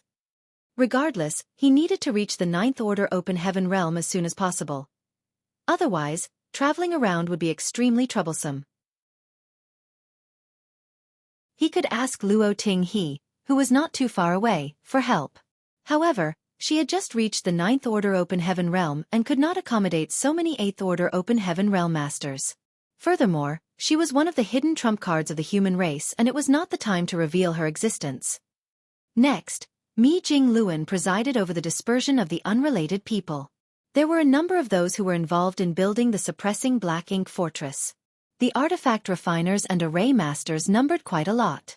Only a small number of them went with the army, while the rest returned to the major armies on the various battlefields. After they left, the 408th Orders, as well as the various divine spirits, all rose into the air, and Xueqi was the only one left on the suppressing Black Ink fortress. Even Mi Jingluan was nervous as numerous pairs of eyes watched curiously. The suppressing Black Ink army was a mighty army with the finest of arms and a lot of elite soldiers, so naturally the suppressing Black Ink fortress, which took 1,000 years and countless materials to build, must also be taken with them. This was the foundation of the suppressing Black Ink army, and the weapon they would rely on to fight the Black Ink clan. Without the suppressing Black Ink fortress, these 6,000 soldiers alone would not be able to do much at the primordial heaven's source grand restriction. However, the suppressing Black Ink fortress was not that easy to take away. To take it away, it had to be put into someone's small universe. Normally, an Open Heaven Realm Master could open up their small universe to accommodate many things. This was not a big deal, as long as the portal opened was not too big. However, if the portal opened was too large, their heritage could easily leak out from the portal, or worse, crack under the strain, which would result in a disaster.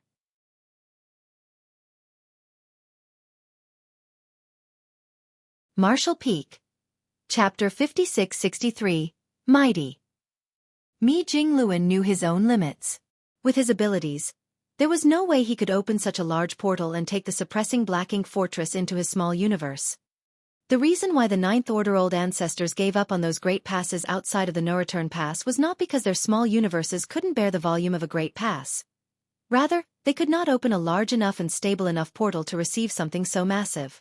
Trying to force such a heavy object into their small universe would be very damaging even to an old ancestor.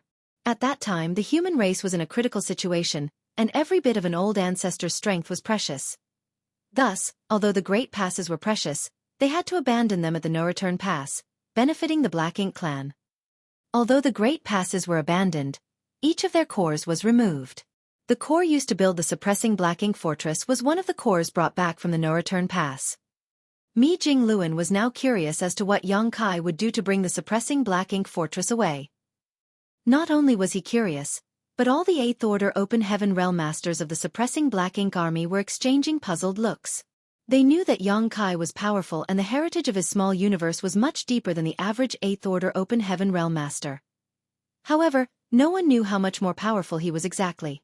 This time may be an opportunity for them to gain some new insight. Of course, Yang Kai had no intention of opening his small universe portal as he had other ideas about how to bring the suppressing Black Ink Fortress away, rather than shoving it into his small universe. Even for Yang Kai, there would be great risk trying to force such a heavy object into his small universe. Even if he could open a portal big enough to fit the suppressing Black Ink Fortress through, the strain produced when actually trying to do so might crack his small universe, significantly damaging his heritage. As such, the next moment, Yang Kai surged his space principles. The world thrummed as space rippled. The suppressing Black Ink Fortress was at the center of these ripples and soon began to blur and distort, like a disturbed reflection in the surface of the water.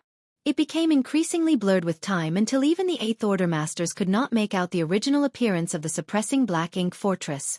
It felt as though the layers of the void were warping around it, obscuring their vision. Among those present, cultivators such as Zhao Yibai, who also cultivated the Tao of Space, showed looks of both surprise and admiration. It was obvious that they could tell what was happening. This was clearly a clever method of using space principles. It was difficult for those who had not cultivated the Tao of Space to clearly tell what was happening. Rise! Yang Kai suddenly shouted and pointed his hand at the suppressing Black Ink Fortress. In an instant, the void where the suppressing Black Ink Fortress was located, including the land, floated up, as if there was a giant invisible spade that had dug it out. Mi Jingluan was dumbfounded and could not believe his eyes. Only cultivators who had cultivated the Tao of Space could do this, and it was difficult for anyone else to emulate it. It seemed Yang Kai had no intention to put the suppressing Black Ink Fortress into his small universe. Instead, he planned on cutting this whole space away and... By now, Mi Jingluan had an idea of what Yang Kai was going to do. As expected, space principles continued to undulate. The large piece of space that had been cut away continued to tremble, and with each tremor, the space seemed to shrink down. After a full hour of constantly trembling and shrinking, the entire isolated space was now about the size of a table. It looked like a pure and flawless glass sphere which had the suppressing Black Ink Fortress sitting inside of it. Such a glass could be called a universe fragment, but it was not formed naturally. It was refined by Yang Kai directly.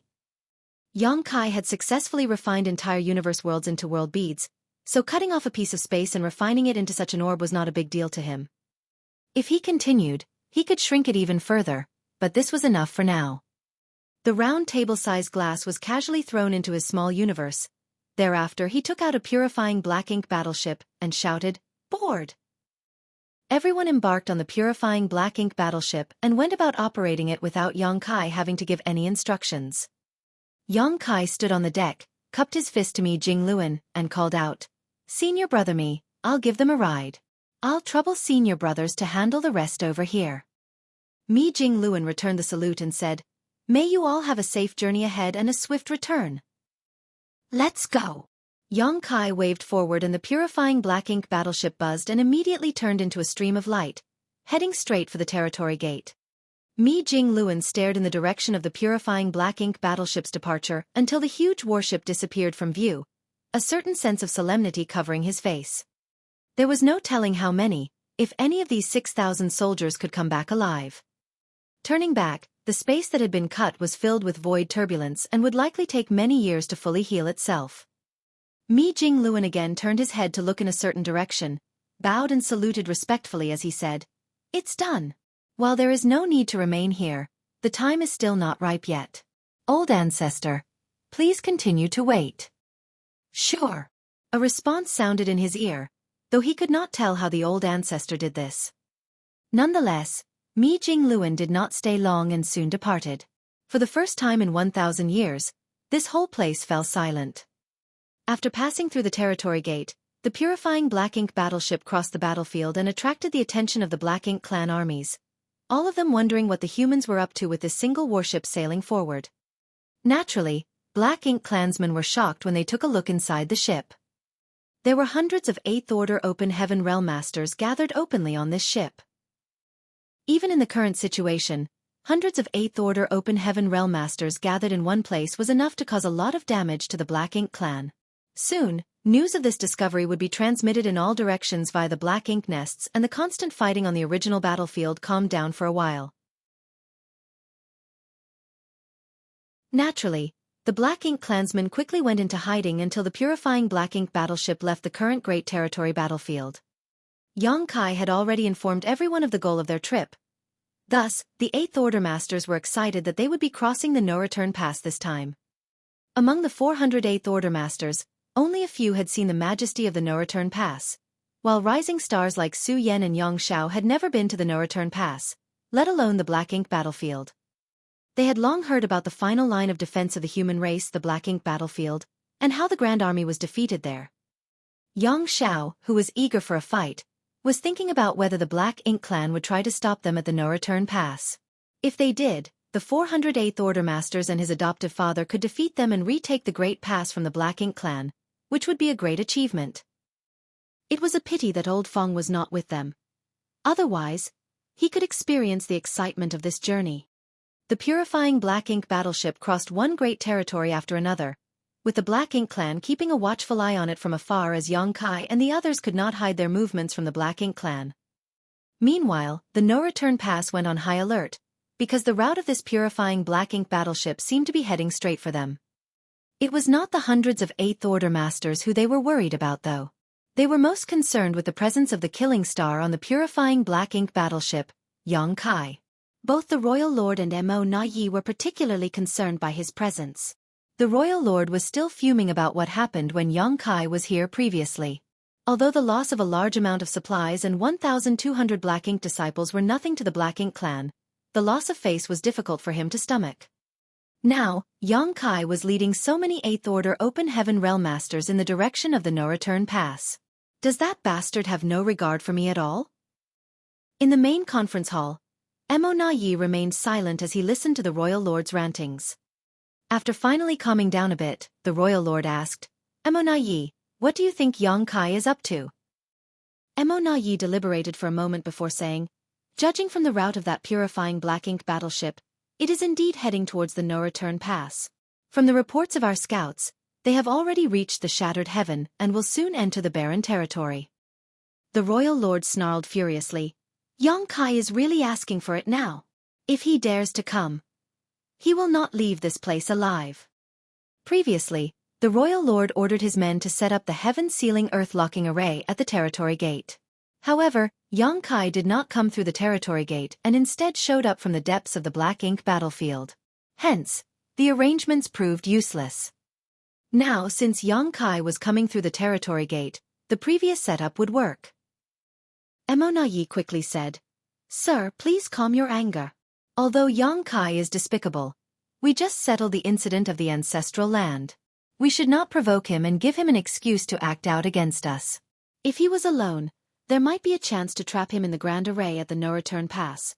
However, with hundreds of 8th Order Masters accompanying him, even if we can trap him with the Grand Arrays, he would immediately be able to break out with so many strong helpers. The Royal Lord was filled with anger, but he had to admit that Mo Na Yi had a point. Even he could not take lightly the presence of hundreds of 8th Order Open Heaven Realm Masters, and there was certainly no way the Grand Array could not trap so many powerhouses. Then what should we do? The royal lord asked. Emonayi asked, Sir, do you think that Xueqi is trying to renege on our deal after extracting so much compensation from us? Do you believe he is coming to go on another rampage at the no-return pass? Isn't he? I can't deny such a possibility, but I believe that Xueqi's objective is not the no-return pass this time. Why do you think so? Emonayi said, From what I know about him, although he puts on the face of a reckless madman, he is an extremely cautious person. He is a master of the Tao of space and can come and go as he pleases, so bringing so many Eighth-Order Open Heaven Realm Masters with him is more a burden than a benefit. The royal lord pondered about the previous times Xueqi came to the no-return pass, and just as Emonayi said, Xueqi always came alone whenever possible and never acted in conjunction with anyone. Thus, it seemed that he might not be coming to the no-return pass to cause trouble this time. Then where is he heading? The royal lord frowned.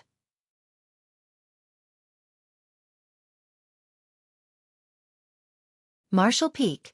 Chapter 56-64, Famous from Killing Rampages. Sir, do you remember the White Divine Dragon from 1,000 years ago? Emonayi mentioned. The royal lord pondered for a while and then it suddenly dawned on him. You mean? Emonayi said, If I'm not mistaken, their destination should be the source domain. How dare he? The royal lord was furious and slapped the armrest of the bone throne, his black ink strength radiating through the hall like a tsunami.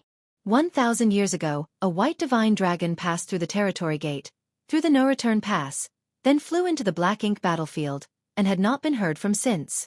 At that time the royal lord felt the intense dragon pressure and was reluctant to start any conflict with a divine dragon.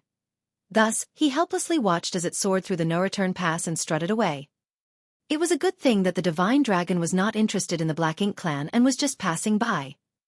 At that time, he didn't know what the white divine dragon was going to do, but later, he realized that the only thing in Black Ink battlefield that a divine dragon would care about was the primordial heaven's source grand restriction.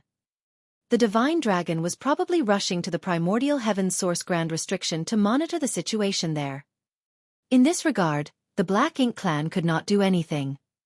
Now, after more than 1,000 years, Xueqi led hundreds of Eighth-Order Masters aboard a purifying Black Ink battleship towards the no-return pass. The royal lord thought that Xueqi was going to create trouble at the no-return pass, but Emonayi saw his real objective with a glance. Thus human force was most likely heading to the primordial heaven's source grand restriction. The mother nest was the root of the Black Ink clan, and it was also the place that the human race feared the most. How could they not pay more attention to it? If a divine dragon wanted to go to the primordial heaven's source grand restriction, no one in the current Black Ink clan could stop it. But if Xueqi and these Eighth-Order Masters wanted to follow, how could the royal lord allow them to do so? If they had any ill intentions towards the mother nest, it would have a great impact on the entire Black Ink clan. Thinking this, he shouted immediately, Emonayi, quickly recall the territory lords who can fight. Those humans must not leave here alive. Emonayi, however, shook his head. Sir, it's too late to recall the territory lords. The purifying Black Ink battleship should have reached the barren territory by now, and would soon arrive at the no-return pass. There was no time to recall the other territory lords. The royal lord got up and paced back and forth several steps, before declaring with determination, If that's the case, then let's gather all our strength and fight. Emonayi exclaimed. No! The royal lord turned and glared at Emonayi angrily, as he was displeased that he had opposed his order. He suppressed Emonayi so forcefully with his pressure that the latter quickly bowed and explained, Sir, if a war breaks out at the no-return pass, countless Black Ink nests will be destroyed regardless of who wins. There were hundreds of territory lords stationed here, many of them healing in the Black Ink nests at the no-return pass. Together with a true royal lord, a pseudo-royal lord, advantageous terrain, and a huge Black Ink clan army, they could certainly put up a good fight with the incoming humans. However, as Emonayi said, once the fighting started, the Black Ink clan would incur enormous losses. Furthermore, many Black Ink nests would be lost. The Black Ink nests were critical to the Black Ink clan as without them, they could sustain themselves. What Emonayi said immediately dampened the royal lord's anger. He took a deep breath, sighed and frowned for several moments, before sitting back down on the bone throne. He then said with some resignation, Yes, there is a need to guard the black ink nests. Mo Nayi, you are right. Mo Nayi understood the royal lord's near depression well. In some sense, it was torture for a powerful being like the royal lord to be sitting here at the no-return pass for thousands of years, unable to do anything. The black ink nests were the foundation of the Black Ink clan, but they were also an invisible shackle that bound the only royal lord here. In the battle at the barren territory, almost all of the Ninth Order Open Heaven Realm Masters were killed, including the Dragon and Phoenix clan leaders. That final battle was a huge victory for the humans as they killed almost all the royal lords and even managed to seriously hurt the Black Ink giant spirit god. The battle that took place over 3,000 years ago and had a profound impact on both sides to this day. In fact, the impact of that battle would continue on for many years into the future. Perhaps only when the number of Ninth Order Open Heaven Realm Masters and Royal Lords recovered would a new era begin. After a moment of deliberation, Mo Nayi asked, "Sir, is there any news from the mother nest?" The Royal Lord slowly shook his head and replied, "There has been no news since the Supreme One fell into deep sleep. Obviously, it is not time for the Supreme One to awaken." Mo Nayi nodded and said, "Sir, there is no need to worry too much about the mother nest and the Supreme One's situation. Since it has been the same for so many years, obviously there would be no changes in the short term regardless of what the humans attempt. What can a mere divine dragon do to the Supreme One other than monitor it?" The Royal Lord suddenly snorted coldly. "A lone divine dragon? If it dares to penetrate the primordial heaven source grand restriction, then I have to thank it for contributing to the war effort." Though they could not do anything to a divine dragon, the Supreme One was different. If the Supreme One was awakened, even a divine dragon could be corrupted by Black Ink strength. If that dragon dared to go deeper into the primordial heaven source grand restriction, he would definitely make a fool of himself. "That's right," Mo Nayi agreed. "If that is the case for the divine dragon, then it would be the same for Xueqi and the others." The Royal Lord suddenly understood what Mo Nayi meant, looked at him and asked, "You suggest we just let them go?" Mo Nayi calmed down and was secretly relieved that the Royal Lord was convinced by him. At least his efforts were not in vain. As such, he nodded and said, "If they are just passing through the no-return pass, then we should let them go. This can also take some pressure off the battlefield." The intel mentioned that the number of Eighth Order Masters with Xueqi numbered in the hundreds. If so many Eighth Order Open Heaven Realm Masters went to the Primordial Heaven Source Grand Restriction, that would mean that the Great Territory battlefields would have less of them and the pressure on the Black Ink clan would be reduced significantly. "But we can't let our guard down," Mo Nayi added. "We should still make some preparations in case Xueqi decides to attack the no-return pass. If that happens, we will need Sir to deal with him personally." The Royal Lord nodded and said, "If that is the case, he will not be spared. Sir is the only Royal Lord left and represents the face of the Black Ink clan." Before Mo Nayi could finish his sentence, the Royal Lord responded, "I know, I will enter a Black Ink nest later to heal my old wounds." Mo Nayi shouted, "Sir is wise." The purifying Black Ink battleship swiftly flew across the barren territory. Powerful divine senses spread out from inside the ship. They could see two giant spirit gods from afar, continuing their 3,000-year-long battle. In another direction of the void, another Black Ink giant spirit god was sitting cross-legged with one of his arms stuck through the boundary wall. The rising stars who saw the giant spirit gods for the first time were awed by their sheer size. Even those who had encountered the giant spirit gods before were just as unsettled as when they first saw them. No one could help but wonder how there could be such huge beings in this universe. If such a huge being was to sneeze in their direction, the ship full of Eighth Order Open Heaven Realm Masters would be smashed and many would undoubtedly die. Their forefathers and the Ninth Order old ancestors who died in the barren territory thousands of years ago had faced such frightening figures. To think that they had launched such a brave attack on such a powerful foe and managed to seriously wound it. If the Black Ink giant spirit god was so powerful, then what about Mo, the being who created them? Was this an enemy that could be defeated? There was an ominous feeling all around. Xueqi remained silent and had no intention of encouraging the ship full of Eighth Order Open Heaven Realm Masters. After so many years of cultivating, if they gave up their will to fight just after a glance at the enemy, then the human race was doomed no matter what he said. Naturally, those who had reached the Eighth Order had strong wills. In fact, if Xueqi wanted to, He could have activated the purifying black ink battleship's defensive arrays to prevent them from looking outside so that they would not be intimidated by the black ink giant spirit god. However, he did not do so. He wanted them to realize how powerful the enemy really was and to let them know that the road ahead was long and arduous. Their 8th order cultivation was far from enough. If the human race wanted to defeat the Black Ink clan and eliminate MO, the only way was to get stronger. Much stronger. They silently traveled through the vast barren territory, and soon arrived at the territory gate. Xueqi had planned to go to the no-return pass first to check if the Black Ink clan had set up an ambush on the other side. He thought that if the Black Ink clan had any intelligence, they would not do something so stupid. After all, it would not do the Black Ink clan any good to fight at the no-return pass. However, he had to take some precautions. Before the purifying Black Ink battleship could reach the territory gate though, a voice shouted from afar, "Is that Sir Xueqi?" Xueqi looked up and saw a sturdy figure waiting in the distance and felt the aura of an innate territory lord. Interesting. Did the Black Ink clan arrange for someone to welcome us? Aboard the warship, the group of 8th Order Master had a change in expression. Most of them had already fought against territory lords on the battlefields, but they hardly spoke with one another and instead just fought to the death. It was also the first time they heard a human addressed as Sir by a territory lord. Yang Xiao whispered to Yang Xue, "Little aunt, adoptive father is so powerful. Even before we arrived, a territory lord came from afar to welcome him. His fame from all his killing rampages must be truly remarkable." Yang Xue lightly pursed her lips and smiled. There is no need to envy him. The Dragon Clan is not bad, either. Yang Xiao sighed and said, "It's not the same. I'm afraid I can only look up to my adoptive father in my entire life. However, Old Fong still has some hope."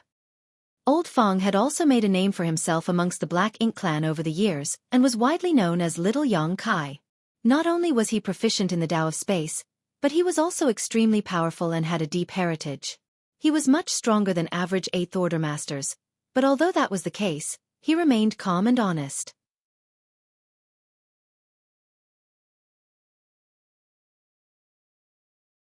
Marshall Peak. Chapter 56-65, One Day. Yang Xiao felt sorry for Old Fong as he knew that the latter had always regarded his adoptive father as his role model. If Old Fong was here and saw this scene, he would surely have been proud of Xueqi. He had complained about Mi Jingluan's decision that the entire squad was transferred to the suppressing Black Ink army, but Old Fong was left behind. While Yang Xiao was sulking, Xueqi shouted a response from the front of the deck, "It is this Yang." In fact, there was no need to respond. The territory lord had already seen his figure from afar. To all the Black Ink clansmen, they need not remember any human except for Xueqi. His image and features had been sent across the entire Black Ink clan, for all of them to study him closely. Everyone in the Black Ink clan was very familiar with this face. The purifying Black Ink battleship stopped not far from the front of the territory gate.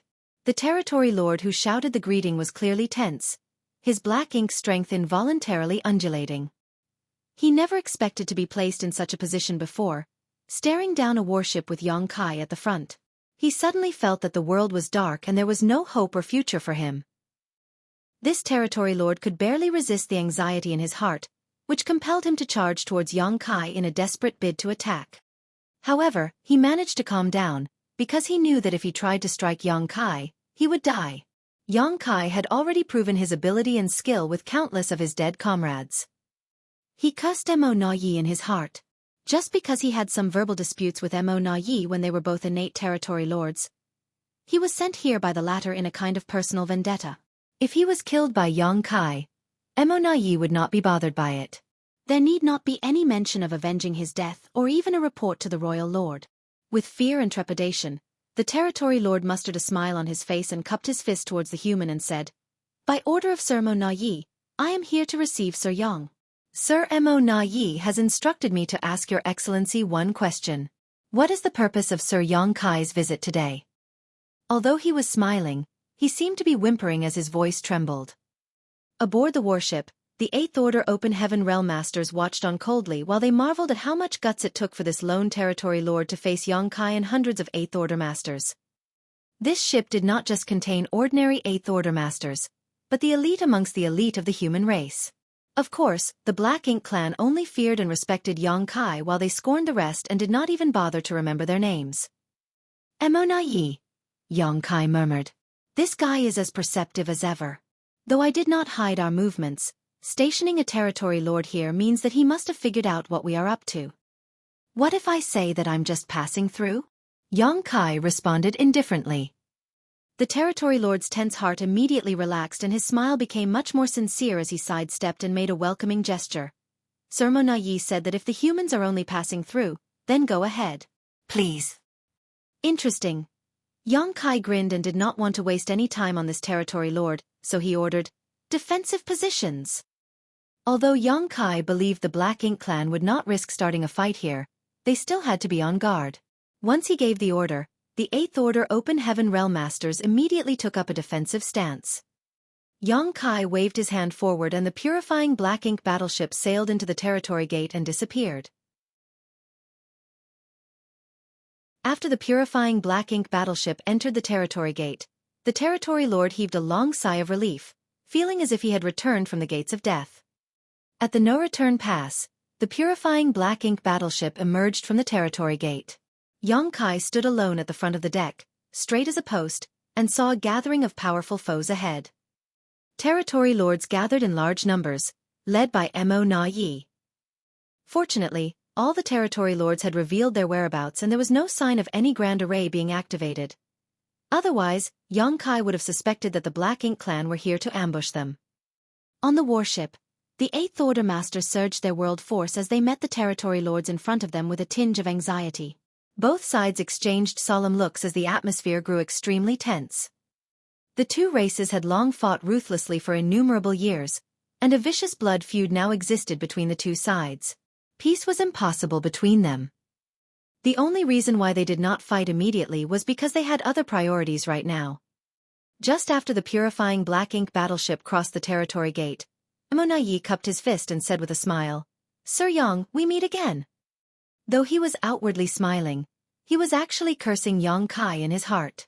It had only been a year or two since Xueqi's last rampage at the no-return pass. Sir Emonayi. Xueqi also returned the salute with a smile. "Sorry to impose on you again." Many of the Eighth Order masters looked dumbfounded. If for a moment they pretended that there was not a blood feud between the two races, just seeing how Xueqi and Emonayi greeted one another, they would think that it was a reunion of old friends. However, this seemingly warm reunion was accompanied by many secret divine sense probes between the two sides, which would be extremely strange. "No worries, you're always welcome." Emonayi smiled eagerly and continued, "This was once a place for the humans, there's no imposition at all." Xueqi's eyes slightly narrowed as he heard the doublespeak in his words. But Xueqi was no pushover and simply laughed as he said, "Indeed, one day, we will have to play hosts to you here." Emonayi smiled and replied, "I hope that I'll be around to see that day." Xueqi nodded and said firmly, "You will be." Emonayi's smile froze as he was slightly off-put by this subtle threat. Still, he quickly composed himself and asked, "So Xueqi's purpose for coming here is?" "Rest assured, I'm not here to stir up trouble with the Black Ink clan. I just want to take a trip to the depths of the Black Ink battlefield." "So that's how it is." Emonayi appeared as if his suppositions were correct. The two sides seemed to be constantly fighting recently. Since Sir Xueqi is leading so many human masters, obviously it must be something important. In that case, I won't delay you any longer. Extending his hand he gestured, "Please." "Many thanks." Xueqi replied courteously and took a step out of the purifying Black Ink battleship. The next moment, Emonayi realized that Xueqi was standing side by side with him. Emonayi was surprised by this move, and could not resist as he turned to look at Xueqi for a moment. He would not have thought of anything if Xueqi had stayed aboard the purifying Black Ink battleship, but now that he suddenly came so close to him, things were different. Was Xueqi not afraid of being attacked? With his strength as a pseudo-royal lord, if Emonayi struck, Xueqi might not be able to retreat even with his space secret techniques. If the royal lord came out from the Black Ink nests, they might very well have the chance to trap Xueqi. No, it is impossible for him to be that foolish. If he was, then he would have died many times over. But what does he want to do? What the hell is he up to? Mo Na Yi nervously thought. Xueqi grinned at him and casually asked, "Where is Sir Royal Lord? Why haven't I seen him?" If it was before, he really would have kept his distance from Mo Na Yi. A pseudo-royal lord was also a royal lord and not someone he should take lightly, but now that he had a life-saving trump card, he was not afraid of Mo Na Yi. Acting in a way that seemingly disadvantaged oneself was a good way to confuse one's opponents. When dealing with a smart guy like Mo Na Yi, Xueqi could not just force his way through things. He should act with a certain degree of eccentricity to keep the other side off balance. The fact that Xueqi asked him about the royal lord made Mo Na Yi even more wary. It was one thing standing so close to him, but Xueqi was now even casually inquiring about the royal lord. What the hell is this bastard up to?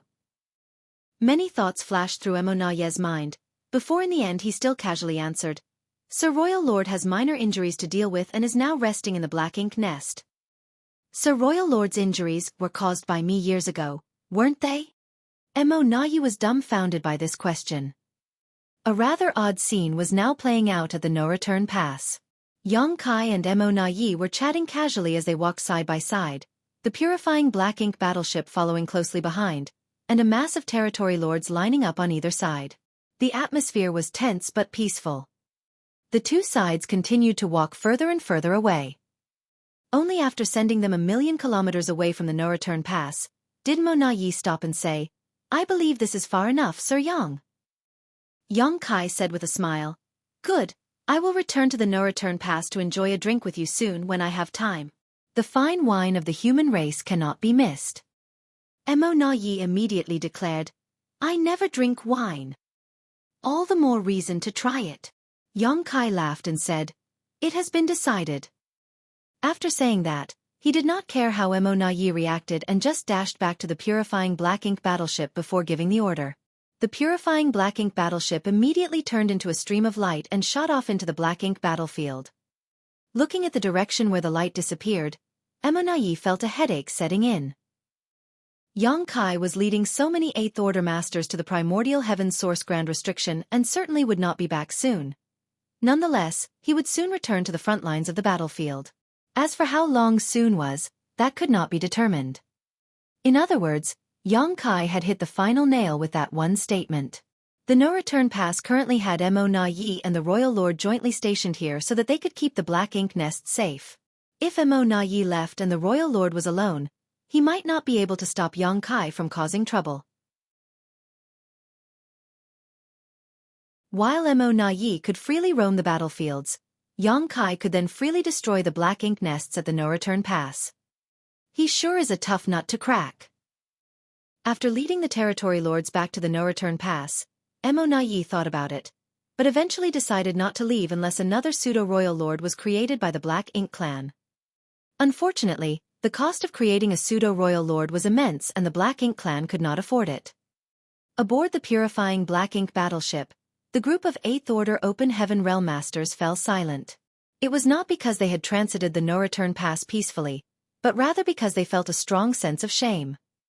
This could not be helped. When passing through the no-return pass, they saw the great passes that had been abandoned by the human race. Within the great passes were a large number of black ink nests which were buzzing with activity. Those were the human race's greatest weapons of war against the Black Ink clan on the Black Ink battlefield, inherited from their ancestors dating back to the late ancient era. Countless soldiers had shed blood to defend those great passes, and recorded on the Monument of Heroes within each one were the names of all those heroes who sacrificed their lives to defend the 3,000 worlds. But now, they had become trophies of the Black Ink clan.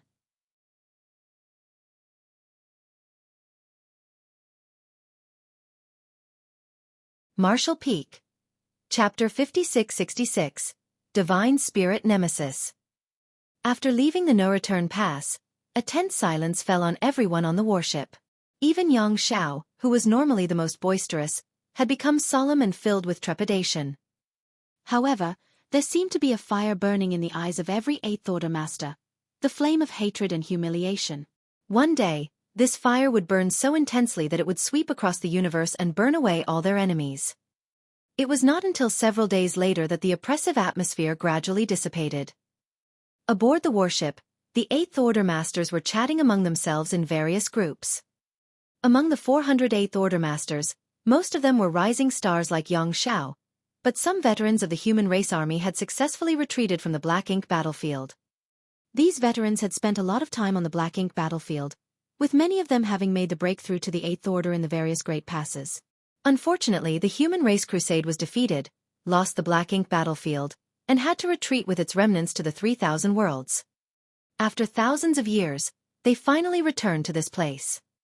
Those rising stars who had never set foot onto the Black Ink battlefield were naturally eager to ask these veterans for some advice about this place. All of them wanted to hear stories about the human race army of the past and the majestic Great Passes. The Great Passes were all either broken or abandoned now. Many were around the no-return pass while the rest were scattered about. It was hard to imagine what it was like in the past. Yang Kai was standing at the front of the deck, keeping watch, and at the same time guiding the purifying Black Ink battleship forward. The journey to the primordial heaven's source grand restriction would take at least 10 years at the warship's cruising speed, so if there was even a slight deviation from the proper course, they would be thrown off by millions of kilometers and delayed for a significant amount of time. Yang Kai did not dare to be careless. Zhu Jian, encouraged by a group of divine spirits, came to Yang Kai at one point and said with a smile, "Sir." Yang Kai asked, "What is it?" On the warship, the divine spirits and the Eighth Order Masters rarely interacted. It was not that the Eighth Order Masters did not want to socialize with them, but rather that these divine spirits from the grand ancient ruins boundary still held onto their aloof arrogance that made it hard to interact with them. If not for their abrasive personalities, Yang Kai would not have thought of bringing them to the primordial heaven's source grand restriction. These divine spirits could only be subdued by two people, so until Yang Kai could pass that responsibility on to the other individual, keeping an eye on them personally was really the only choice he had. Zhu Jian scratched his head and said, "Sir, that chap Fei Yi asked me to ask you about the situation in the ancestral land." On hearing this, Fei Yi could not help but roll his eyes and curse this bastard for tossing the responsibility onto his head. The divine spirits were naturally concerned about the ancestral land, which was their birthplace. When a divine spirit reached adulthood, they would feel a bloodline calling and be able to sense the existence of the ancestral land.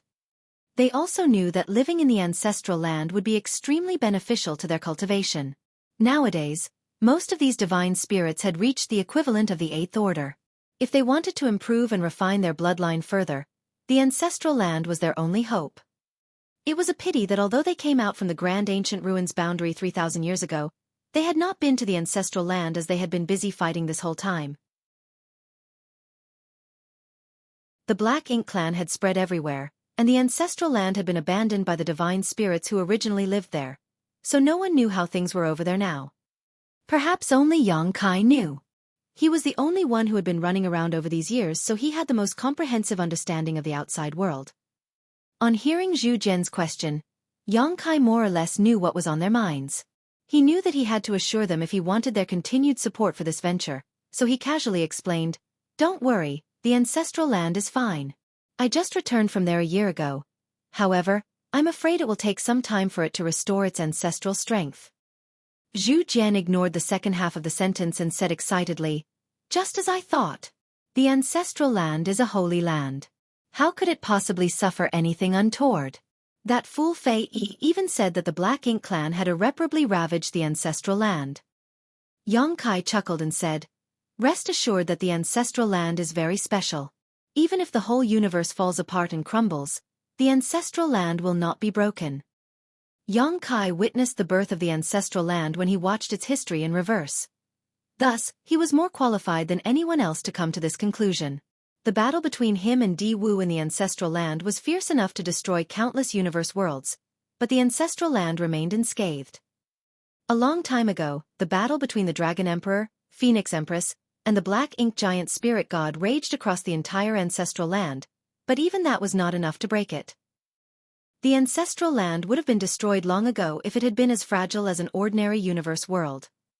If the Black Ink clan problem is eliminated, you and the others can return to ancestral land to cultivate, Yang Kai said, reassuring them. Zhu Jian's eyes lit up and nodded firmly. "I'm certain that day will come." In the past, These divine spirits who came out of the Grand Ancient Ruins boundary were bound by their bloodline oath and participated in the war between the human race and the Black Ink clan.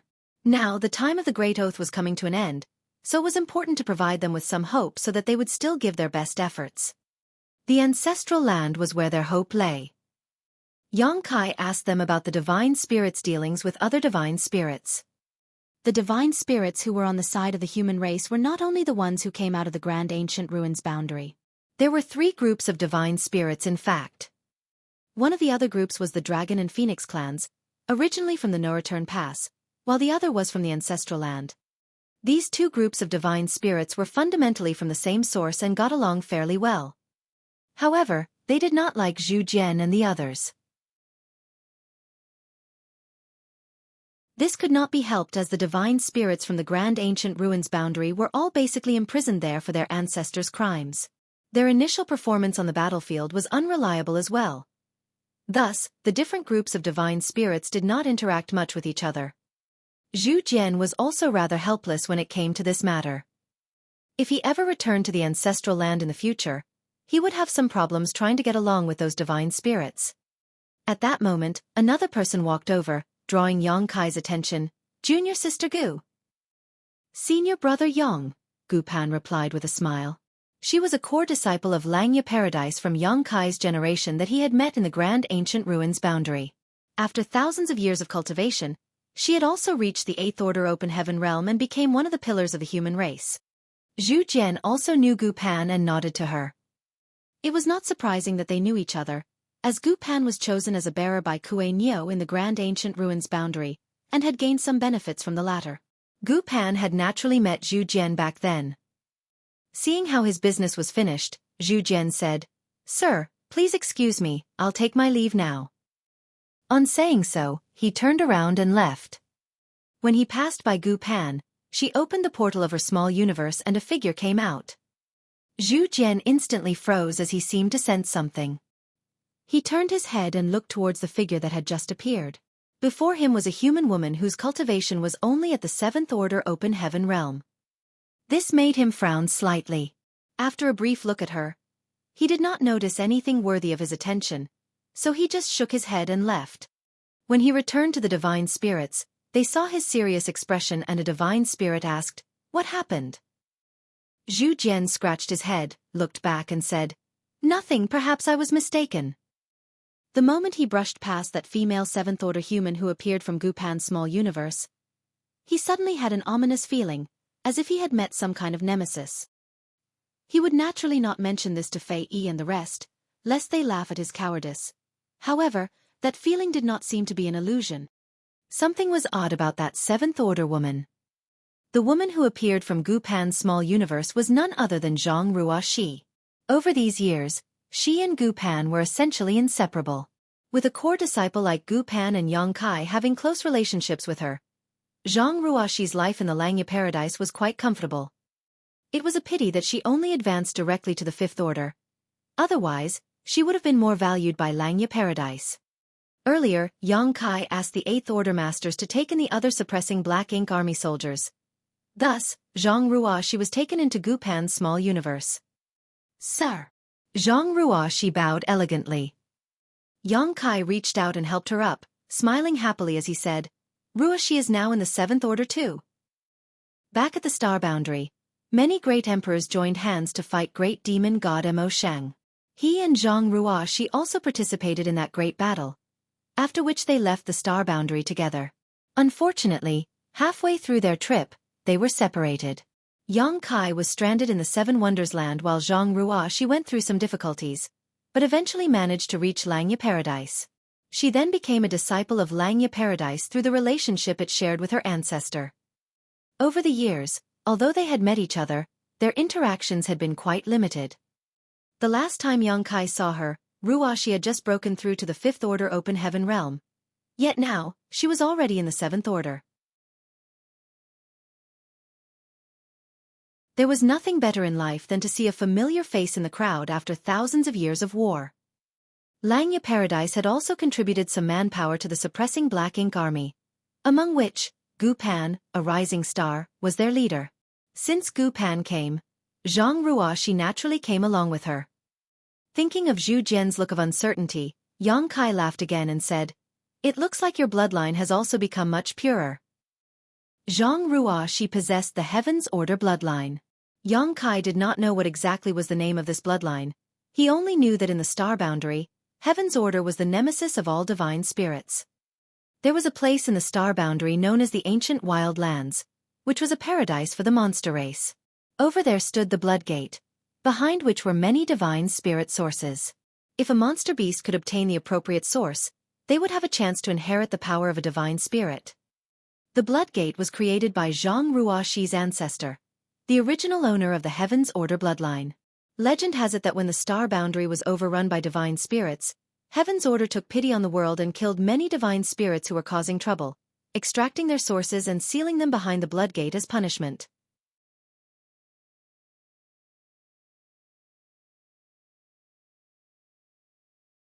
Martial Peak. Chapter 56-67, Ruoxi's Confusion. The Blood Gate was forged by Heaven's Order with her blood essence. It was the restricted area of the ancient wild lands that even the most powerful of monster race dared not approach carelessly. Only the successor of the Heaven's Order bloodline was qualified to open the Blood Gate. Unfortunately, after the death of Heaven's Order, her bloodline fell into obscurity. Her descendants were unable to revive their ancestral glory and gradually fell into decline and risked disappearing entirely. Later, Zhang Ruoxi's bloodline was awakened and she entered the Blood Gate, taking Xiao Xiao with her. Xiao Xiao's current strength was inherited from the source of the divine spirit, Tai Yu. Many monster race masters from the star boundary had benefited from the divine spirit source's inheritance from the Blood Gate, and some were still active in the great territory battlefields today. This included Luan Feng and Fan Wu. While they only had a trace of divine spirit bloodline in them originally, which was far from pure, when they obtained the appropriate source, they could be called true divine spirits. Afterwards, many of them even journeyed to the divine spirit ancestral land to cultivate, further purifying their bloodlines. Yang Kai suddenly looked a bit confused when he thought about this. If the divine spirits had their bloodline, then what was the Heaven's Order bloodline Zhang Ruoxi had? This kind of bloodline had a natural restraint on all divine spirits, which could be seen only from Zhu Jian's reaction just now. Just by walking by each other, a master on Zhu Jian's level felt uneasy around Zhang Ruoxi, a mere 7th Order Open Heaven Realm Master. In fact, when Zhang Ruoxi stood in front of Yang Kai, even he could not help but feel an innate sense of unease coming from his dragon vein. However, due to their familiarity with each other, and knowing that Zhang Ruoxi couldn't harm him, this uneasiness was easily ignored. If it had been someone else, that feeling would be enough to trigger Yang Kai to be more cautious. Oddly, he had never felt this way in the past. Either Zhang Ruoxi's Heaven's Order bloodline had grown tremendously, or Yang Kai's dragon vein had grown so pure that it was now able to sense Ruoxi's bloodline more strongly. "Sir, you are very knowledgeable, so Ruoxi has a question for you." Zhang Ruoxi spoke softly. Gu Pan had already waved her hand and created a barrier that surrounded the three of them, separating them from the outside. Yang Kai immediately understood that what Ruoxi wanted to say must be extremely personal to her. Otherwise, Gu Pan would not have been so cautious. He immediately nodded and said, "Go ahead." Zhang Ruoxi said, "Sir, you know that after Ruoxi condensed her Dao seal, refined appropriate materials, and became a 5th Order Open Heaven Realm Master, the final realm I could reach was the 7th Order Open Heaven Realm, right?" Yang Kai nodded. He naturally knew about this matter, because he had once asked Zhang Ruoxi if she wanted to start over and refine 6th Order materials. After all, there was still a gap between the 5th Order and 6th Order. Back then, he still had some Tai Yi soul cleansing water on hand. As long as Ruoxi was willing to try, then she could wash away the powers accumulated in her Dao seal and begin from scratch. However, doing so involved a great deal of risk, as the Dao seal was at stake and any slight carelessness could be fatal. Ruoxi also felt that refining 6th Order materials was a bit too much for her aptitude, which was why Yang Kai did not insist on it. Now that Ruoxi is a 7th Order Master and has reached the peak of her cultivation, Zhang Ruoxi then continued to explain. She followed Gu Pan around the battlefield over the years to kill countless enemies and had accumulated countless military merits, so she was never short of cultivation resources. The current environment for the human race soldiers had a multitude of dangers as well as opportunities. As long as they dared to dedicate themselves to the war, they could use their military merits to exchange for anything they wanted. It was unlike before when all the good stuff was hoarded by the cave heavens and paradises, out of reach of ordinary cultivators. Zhang Ruoxi was very hard-working and exchanged her military merits for lots of resources. Thus, she was always cultivating, which was why it was not surprising that she could reach the peak of the Seventh Order. But sir, Ruoxi appeared bewildered as she looked up at Yang Kai. Ruoxi still feels that her cultivation has not reached its limits, like there are no shackles on my small universe.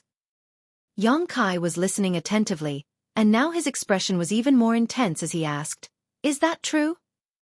What Zhang Ruoxi said was not that alarming initially, but her final words sent shockwaves through Yang Kai's heart. Why can she not feel the shackles on her small universe? It's too strange.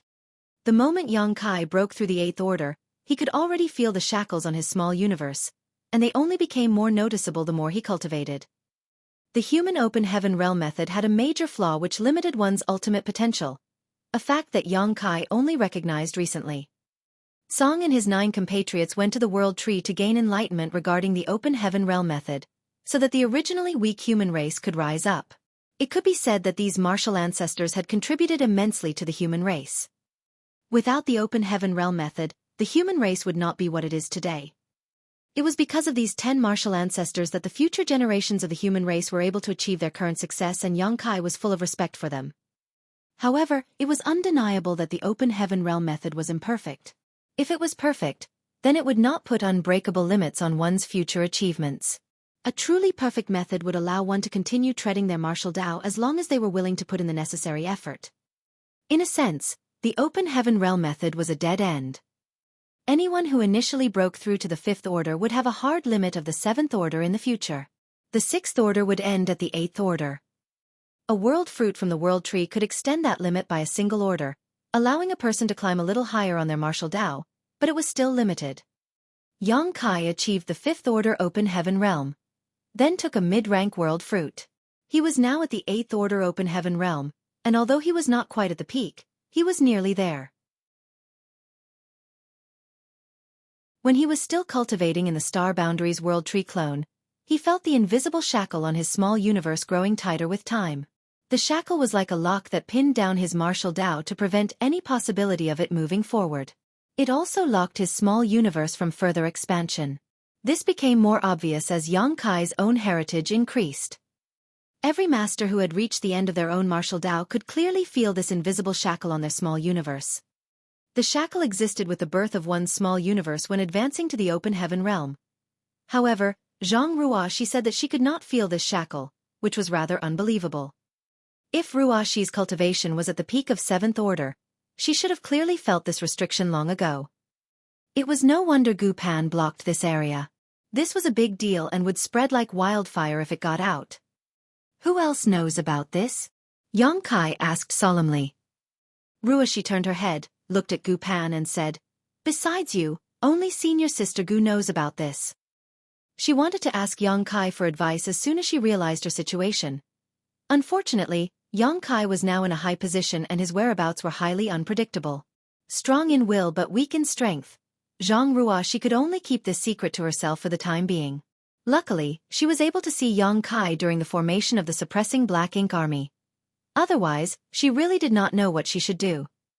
In Langya Paradise, although some elders cared for her, she could not totally trust them. Furthermore, she believed only Yang Kai could handle this. Yang Kai was the only person in the world who could make her feel totally unreserved. Yang Kai nodded slightly as Ruoxi's caution was appropriate. The limits of one's small universe was the eternal bane of all human masters. If they could find a way to break this shackle, the human race would certainly have many more masters. Most old Eighth Order Open Heaven Realm Masters had reached the end of their martial Tao long ago, so even if it was only a faint hint of a chance to break through to the Ninth Order, they would not hesitate to risk everything to seize it. If Zhang Ruoxi's situation was leaked, the Supreme Headquarters would undoubtedly try to investigate, regardless of the possible drawbacks or consequences. When that happened, Zhang Ruoxi would lose all freedom and become a test subject. "Can I see your small universe?" Yang Kai asked. Ruashi agreed immediately and opened her small universe. Yongkai's divine sense entered it and immediately felt the aura of her world force, which was extremely pure and strong. This small universe itself was nothing special, other than its territory being larger than a normal 7th Order master's. Indeed, as Ruashi said, she was already at the peak of the 7th Order Open Heaven realm. However, Yongkai soon chuckled and asked, "Why are you hoarding so many small stone race members?" Ruashi's small universe had fully materialized as she was in the 7th Order, and it seemed she had purposely transplanted many flowers and plants into it, making it both beautiful and vibrant.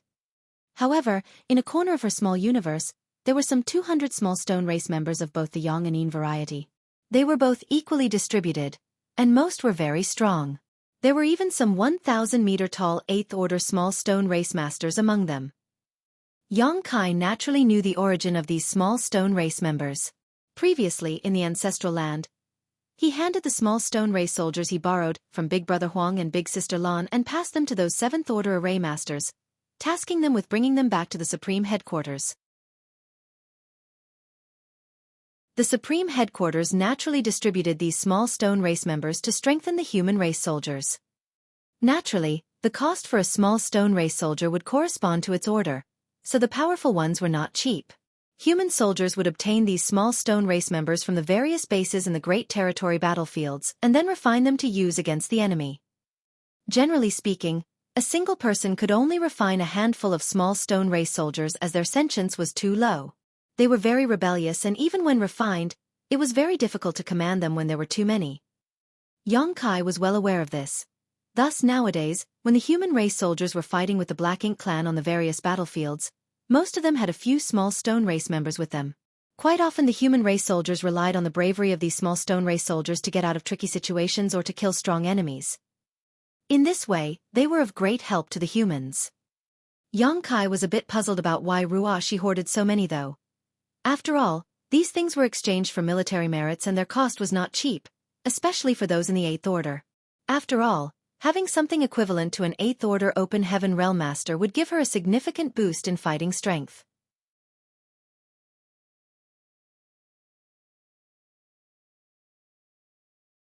Martial Peak.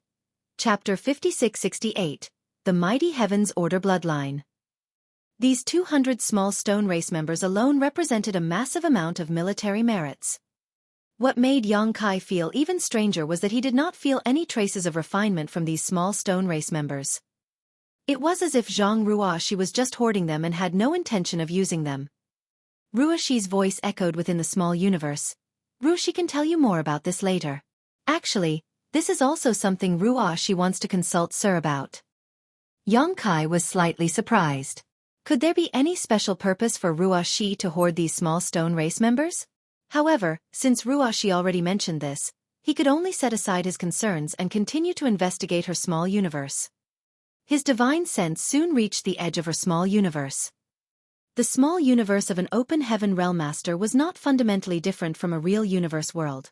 The edge of it could be called the world boundary, which was both a natural protection to ensure that the world force of the small universe would not leak out, and also a shackle to limit the cultivator's growth and strength. When an Open Heaven Realm Master cultivated using materials and pills, their heritage would grow, which would result in the expansion of their small universe. For example, although a new 5th Order Open Heaven Realm Master and a veteran 5th Order Open Heaven Master were technically in the same order, there was a huge difference in the density of their world force and even the size of their small universe. The size of their small universe and the richness of their world force directly affected the strength of an Open Heaven Realm Master. Therefore, on the Black Ink battlefield, cultivators who were invaded by Black Ink strength and had to give up a portion of their small universe to save themselves would see a drastic drop in their strength. If one sacrificed too much of their small universe, they might even see their order regress. In the worst-case scenario, an Open Heaven Realm Master's small universe would completely destabilize after large portions of it were sacrificed, resulting in death. Moreover, once a master gave a large part of their small universe, it would become incomplete and have a great impact on any attempts at a breakthrough in the future. In this universe, only a profound Yin spirit fruit could repair one's small universe. Xiang Shan once gave up too much of his small universe and regressed to the 7th Order. Now, he had repaired his small universe and cultivated back to his peak. However, because of his actions back then, there were still some flaws in his foundation, making it extremely difficult for him to advance to the ninth order despite having the capital and aptitude to do so. The 4 universe pillars and the world tree clones could stabilize and insulate one's small universe from outside influence, making it both impervious and flawless. It was precisely because the mysterious power of these treasures affected the world boundary of a person's small universe, making it resistant to external invasion. On top of that, even if black ink strength somehow made its way into the small universe of a person with one of these treasures, it could be easily suppressed and sealed. A cultivator would reach a bottleneck when the expansion of their small universe reached its limit. If they broke through this limit, the master would advance to the next order and their small universe would expand greatly. Naturally, the strength of that cultivation would dramatically change as well. Xueqi was now at the peak of the 7th order, and her small universe should have hit its limit, one that should be insurmountable in her life. It was reasonable to say that her world boundary couldn't expand any further. Knowing this, Xueqi conducted a small test to push the limit.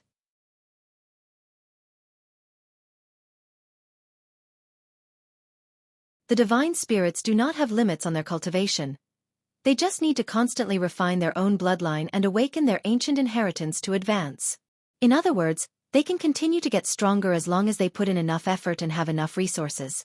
Humans, on the other hand, who cultivate using the open heaven realm method, have innate limits. Divine spirits clearly have incomparable advantages. Your heaven's order bloodline may also be related to a divine spirit bloodline, so the growth of your strength is somewhat similar to that of a divine spirit. At this point, Xueqi suddenly realized a problem with his theory. If the heaven's order bloodline was really a divine spirit bloodline, then Xueqi should also have innate shackles because she relied on the open heaven realm method of the human race to cultivate. Take Xueqi himself, he could be considered a pure blood dragon clan member now, but because he used the open heaven realm to cultivate, no matter how pure his dragon vein was, he was still limited by his innate shackles to the peak of the 8th order. Even his powerful dragon vein was restricted. It seemed he could not take that last 1-meter step to become a divine dragon, even when he cultivated in the ancestral land. Only when he reached the 9th order open heaven realm would his dragon vein naturally be able to advance to the next stage. Although Su Yan had a Phoenix clan bloodline, as long as she relied on the open heaven realm method, she would suffer from this shortcoming as well. The open heaven realm method was inherited from the 10 martial ancestors, which was in line with the heavenly way. It was certainly not perfect, but it had helped with the cultivation of the human race for countless eons.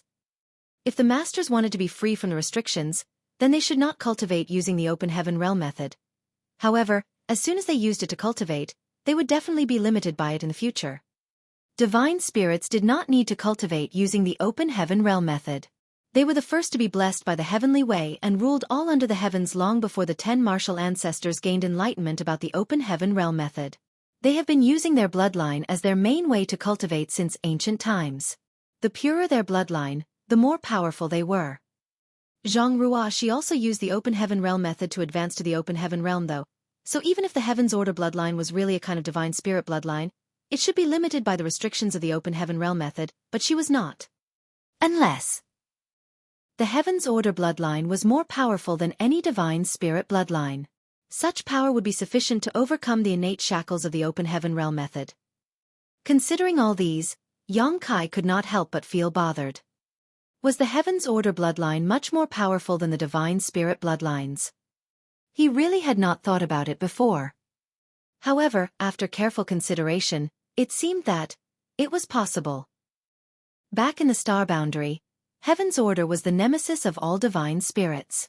All the divine spirits that plagued the world were captured by heaven's order and stripped of their sources, which she then sealed in the blood gate for countless years.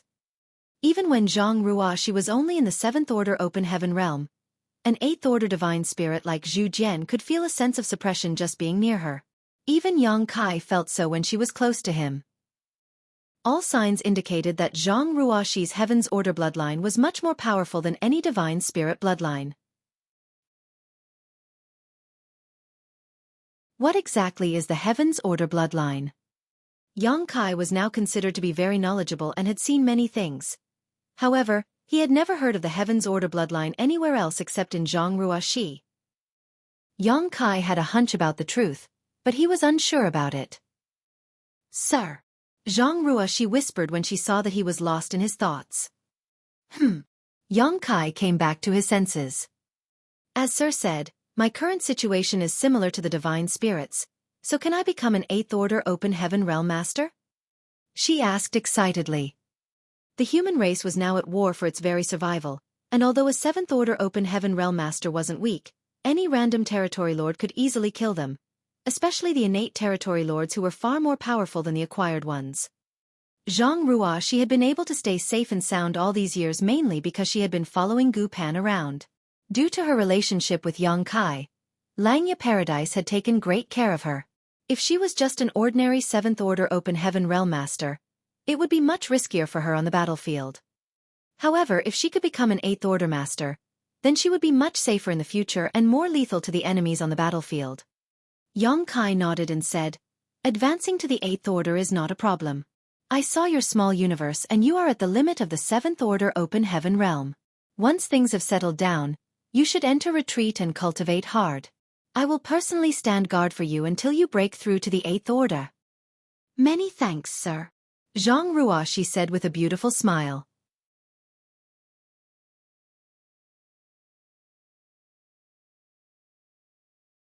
Martial Peak. Chapter 5669. 3rd Order 9 Palaces Formation? There was no doubt that Zhang Ruo she would advance to the 8th Order. Nevertheless, Yang Kai could not be absolutely sure if what he thought was correct. If it was as he thought, it would still be astonishing that the Heaven's Order bloodline could circumvent the drawbacks of the Open Heaven Realm method, which was something that even a Divine Spirit bloodline could not achieve. Yang Kai was still thinking about the Heaven's Order bloodline when Ruoshi said, "Sir, I have one more thing to ask advice about, and it concerns my bloodline." "Oh." Yang Kai was intrigued and said, "Go ahead." Zhang Ruoshi glanced around and then said, "It's not convenient to talk about it here, however, I can show it to you, sir." "Can you please come to the void with me?" N. Yang Kai nodded and sent a message to let the purifying black ink battleship continue to follow its current course before leaving a space beacon on the deck to facilitate his return. He then manipulated space principles, wrapped Zhang Ruoshi in them, and darted away. After a few instantaneous movements, Yang Kai and Ruoshi were out of sight range of the purifying black ink battleship. They came to a stop and Yang Kai said, "This should be good enough." The void was so vast and endless that Zhang Ruoshi would not be limited in whatever she wanted to demonstrate. Zhang Ruoshi nodded, opened her small universe portal, and a member of the small stone race stepped out. Those of the small stone race usually look simple and unassuming. However, those who were familiar with their racial characteristics would know that their peaceful look was just an illusion as they were truly warlike. After the small stone race member appeared, it immediately made a move that made Yang Kai's jaw drop. It came to Yang Kai, cupped its fist and bowed to him. Yang Kai swore that this was the most polite small stone race member he had ever met in his life. Under normal circumstances, when humans summoned one, a small stone race soldier would definitely immediately rush towards the nearest source of black ink strength in a fit of rage. Human soldiers would have to refine them in advance to command them. Otherwise, they would definitely run off and soon become lost. When Yang Kai handed out the first batch of the small stone race soldiers, the humans had not figured out an appropriate method to control them and ended up wasting a lot of them. However, he could also see that this small stone race member was so courteous and mindful of etiquette because Zhang Ruoshi had exquisite control over it. Yet, this small stone race member had no trace of being refined at all. The small stone race member was not finished after saluting Yang Kai. He started to display his fighting skills to Yang Kai, and demonstrated with vigor and power. Finally, it finished its show by cupping its fist once more. Yang Kai was more than a little dumbfounded and alternated his gaze between the small stone race member and Zhang Ruoshi's smiling face. "How did you do this?" Yang Kai asked in amazement. In fact, Yang Kai could have done this too if he had been the one controlling the small stone race soldier, but that was because he had the great sun and great moon marks given to him by Big Brother Huang and Big Sister Lan. This small stone race member was brought out from the chaotic dead territory, where the burning light and serene glimmer had spent the last millennium nurturing it. These small stone race members could be regarded as pieces of living yellow and blue crystals. Thus, the great sun and great moon marks condensed from the burning light and serene glimmer source held absolute authority over them. Yang Kai could even use the power contained within them to generate purifying light. On the other hand, Zhang Ruoxi did not have the marks, which Yang Kai had brought out of the chaotic dead territory and distributed to the divine spirits. Zhang Ruoxi said, "Sir, please continue to watch." She did not answer Yang Kai's question immediately because there was more to show him. As she spoke, 2 more soldiers came out of her small universe, joined together with the previous one, linking their auras. Their bodies vibrated and then in the blink of an eye, they formed a 3 fortunes formation. This 3 fortunes formation was far more solid than a battle formation formed by ordinary human soldiers. Their auras were completely connected, without any form of roughness or instability.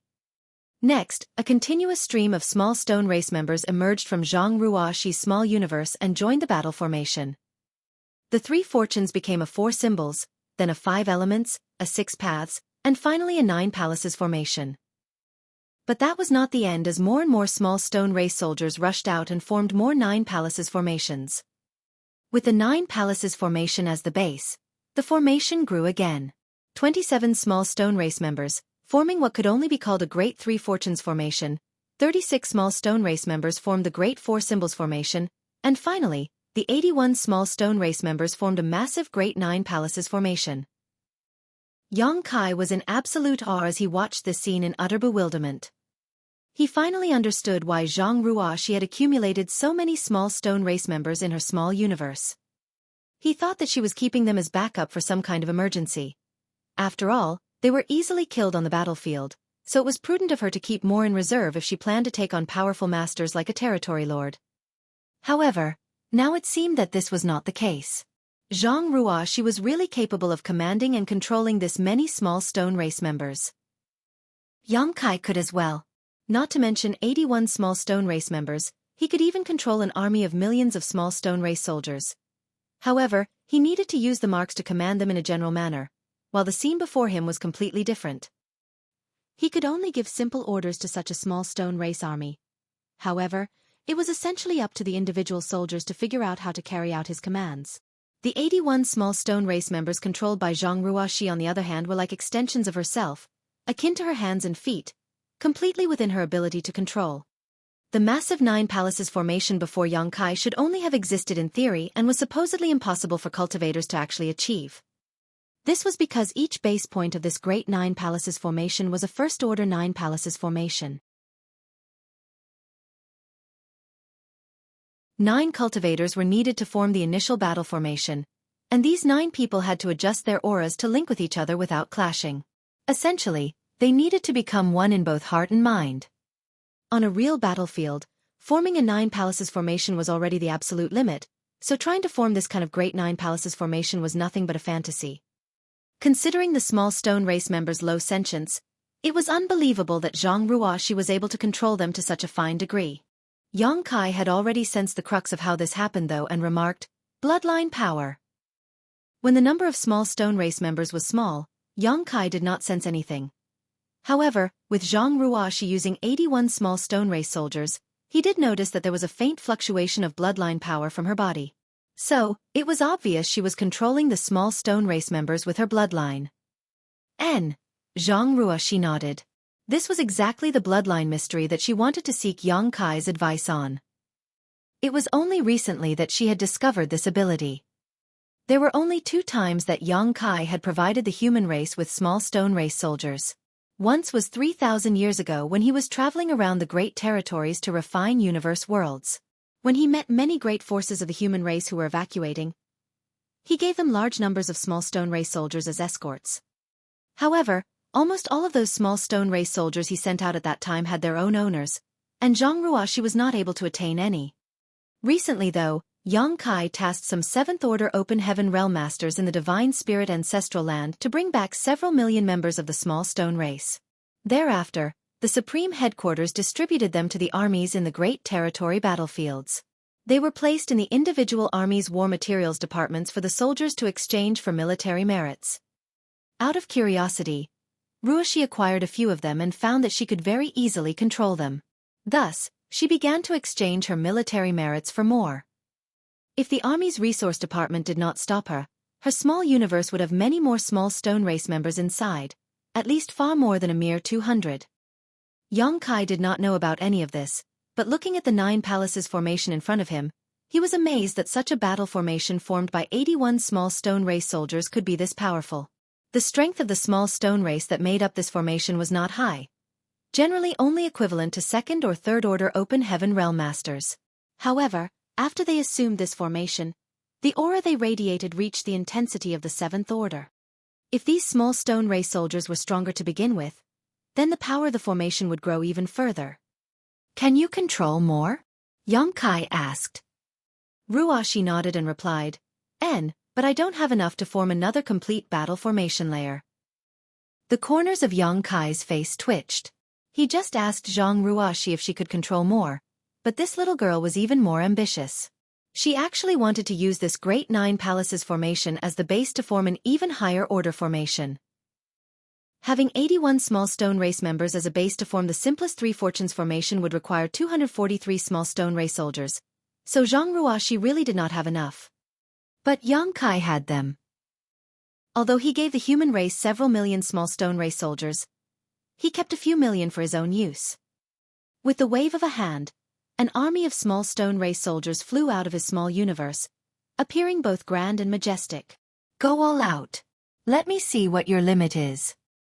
Zhang Ruashi agreed readily as she also wanted to know her limits. She immediately surged her bloodline power to draw many from the army released by Xueqi. Soon, a new 9 palaces formation was formed using great 9 palaces formations as nodes. The number of small stone race soldiers involved had now reached 729. Their combined power had surpassed the 7th order and almost reached the 8th order. Xueqi was dumbfounded by the formation in front of him. The Great 9 Palaces formation existed in theory and was basically impossible to be formed by humans, but what about this 9 Palaces formation formed from Great 9 Palaces formation as its base be called? A third order 9 Palaces formation. If a normal 9 Palaces formation was the first order and a Great 9 Palaces formation was the second order, then there should not be any problem calling this one third order. The bloodline power coming from Zhang Ruashi's body became more and more intense, and Xueqi began to feel a slight pressure that caused his dragon vein to roil and riot. This kind of pressure was somewhat similar to a dragon clan bloodline suppression. So, it seemed like his suspicions were true. This Heaven's Order bloodline was more powerful than any divine spirit bloodline. All of a sudden, his thoughts became clear and he understood what was happening with Zhang Ruashi and her bloodline.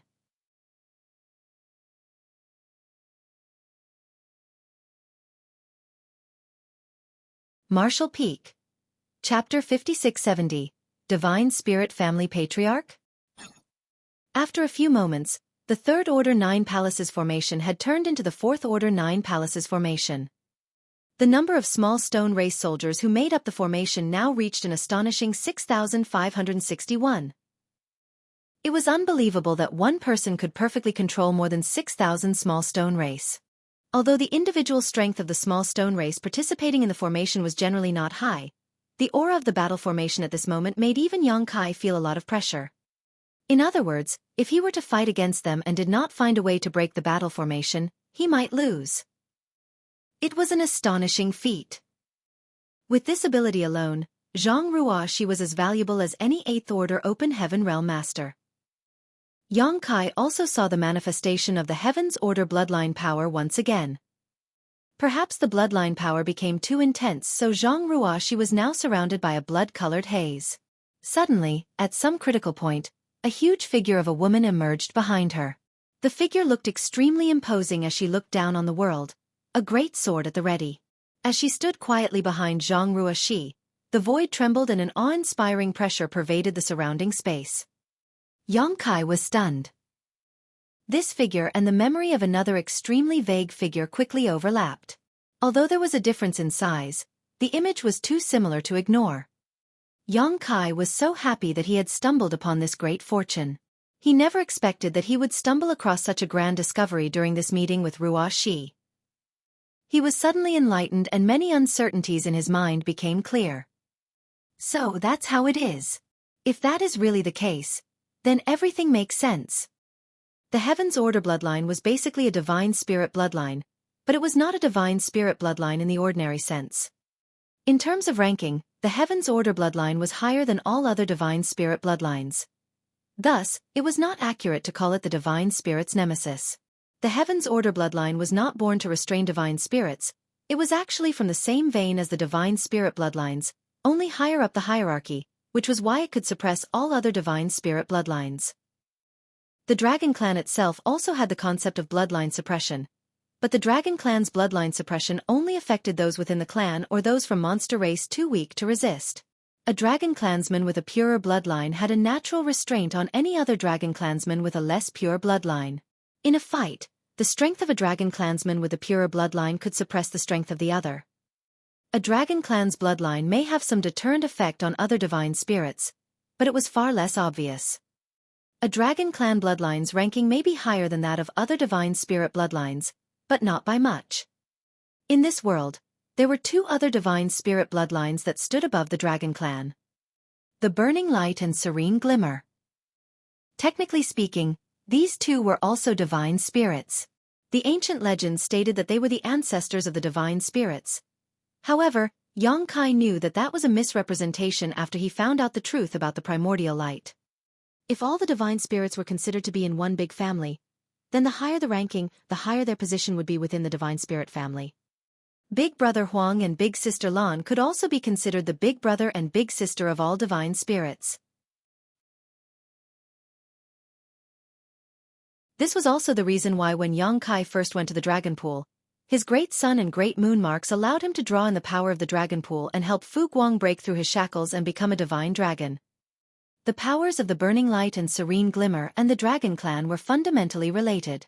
The primordial light first stripped its yin and yang elements in the chaotic dead territory, then moved to the ancestral land. It then transformed into thousands of lights and evolved into the first divine spirits. The first time Xueqi went to the No-Return Pass, he used the Great Sun and Great Moon marks to completely suppress Ji Lao San, who was a Grand Dragon. He did this while he was still only in the 7th Order and a Grand Dragon himself. In fact, the difference in strength between them at the time was not big. However, when he used the two marks, Ji Lao San was captured by Xueqi almost effortlessly. Xueqi also used the power of the Great Sun and Great Moon marks to suppress Tao Wu when he killed the latter in profound nether territory. Otherwise, Tao Wu's 8th Order divine spirit strength could easily handle a soul-rending thorn head-on and he would not have been so easily killed. This was basically akin to the big brother and big sister exerting their power over the little brother of the divine spirit family. When they learned about this, Big Brother Huang and Big Sister Lan would surely be overjoyed. They had been bickering for countless eons about who was the elder sibling between them, so if they knew they had so many younger brothers and sisters, they might not quarrel anymore and instead play with their little siblings instead. In such a sense, it was completely appropriate for Xueqi as a Dragon Clan member to address them as Big Brother Huang and Big Sister Lan. The Burning Light and Serene Glimmer were the big brother and big sister of the divine spirits family. However, in this family, there seemed to be another high-ranking existence. The Heaven's Order bloodline. The small stone race could be seen as an extension of the power of Big Brother Huang and Big Sister Lan, so even Xueqi had to use the two marks to control them. This was natural because the ranking of the Dragon Clan was lower than that of the Burning Light and Serene Glimmer. On the other hand, Zhang Ruoshi only relied on her bloodline to precisely control thousands of small stone race soldiers to form a massively complicated 9 palaces formation. When Xueqi understood this, he immediately recalled the strange scene that he had witnessed in the rewinding time. When the primordial light was stripped of its yin and yang in the chaotic dead territory, the latter evolved into the sun's burning light and moon's serene glimmer. After a long journey, what was left of the primordial light collided with an ancient universe world, showering it with thousands of multicolored lights. From those lights, all divine spirits were born. The divine spirits thus rose and the universe world came to be known as the ancestral land.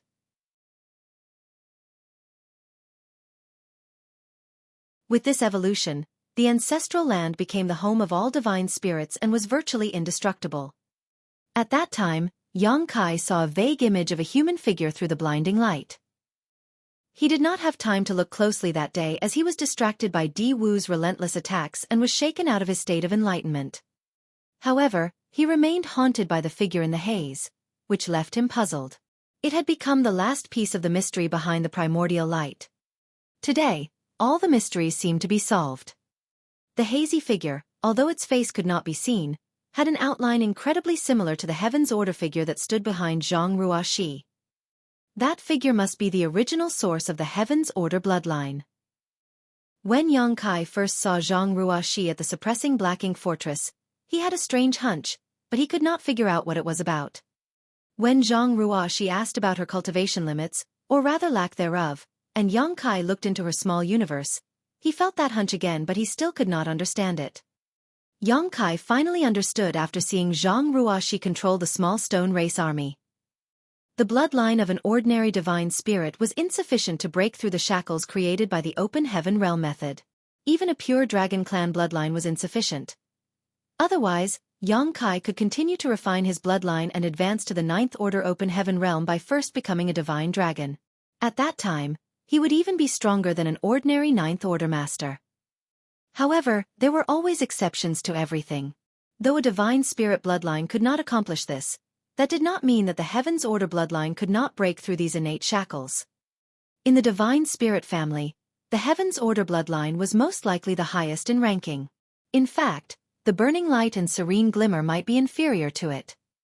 Instead of saying that the Heaven's Order bloodline was the big sister of all divine spirits, it might be more appropriate to call it the matriarch of this entire family. Yang Kai wore a look of composure as he observed the massive Fourth Order 9 Palaces formations that was formed by over 6,000 small stone race soldiers, but inside he was in a state of complete and utter shock. A few moments later, Zhang Ruoxi exhaled a long breath and all the small stone race soldiers within the formation orderly dispersed, gathering quietly behind her, waiting for further orders. In the end, the number of small stone race she could control precisely was less than 10,000, so she could not form a Fifth Order 9 Palaces formation. This was not because her bloodline was not strong enough, but rather because of her low cultivation. With her concentration being spread out over so many small stone race soldiers, she eventually hit a limit. In other words, her Seventh Order open heaven realm cultivation was the bottleneck. However, this was already an eye-popping feat.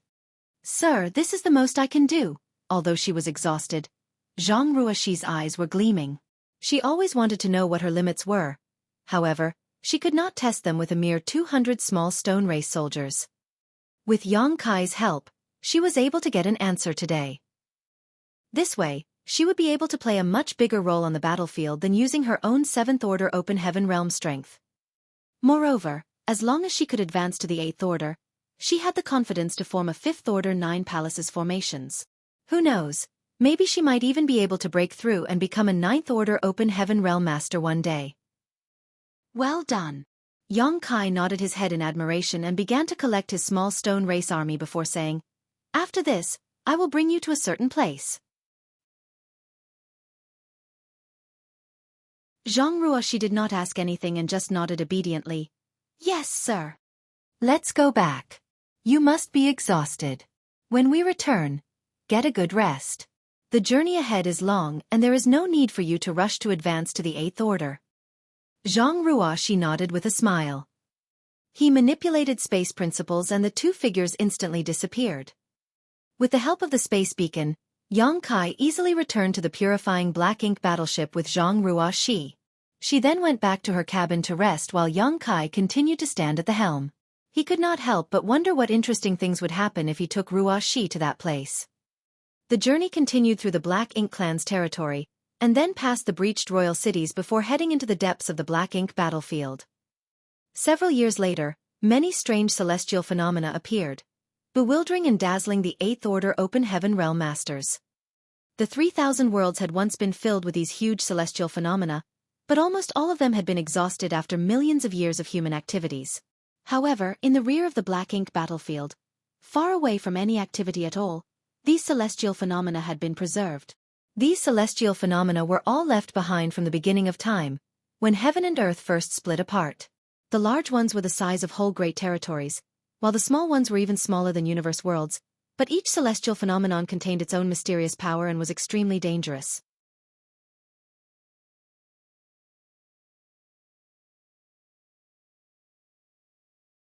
Martial Peak. Chapter 5671, Fu Guang and Wu Kuang.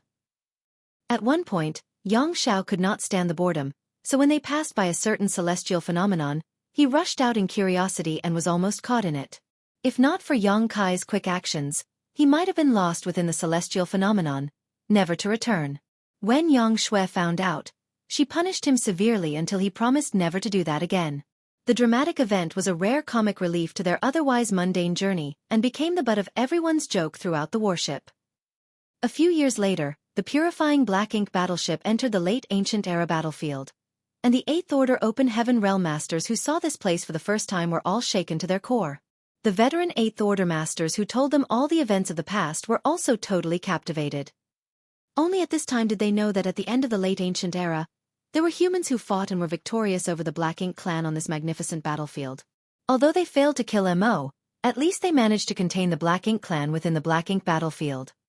Now the Black Ink clan had invaded the 3,000 worlds, the world had withered, universe worlds had collapsed, and the human race was trapped in a mere handful of great territory battlefields.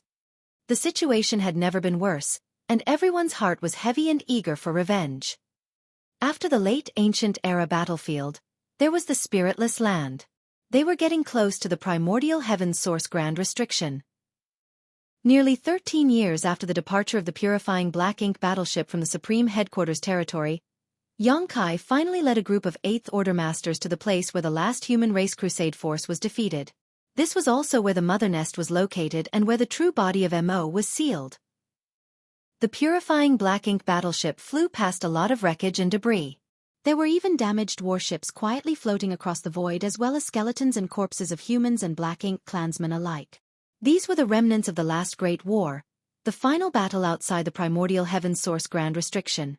Yang Kai was not present during that battle as he was targeted by a royal lord because of Tsong and had no choice but to flee.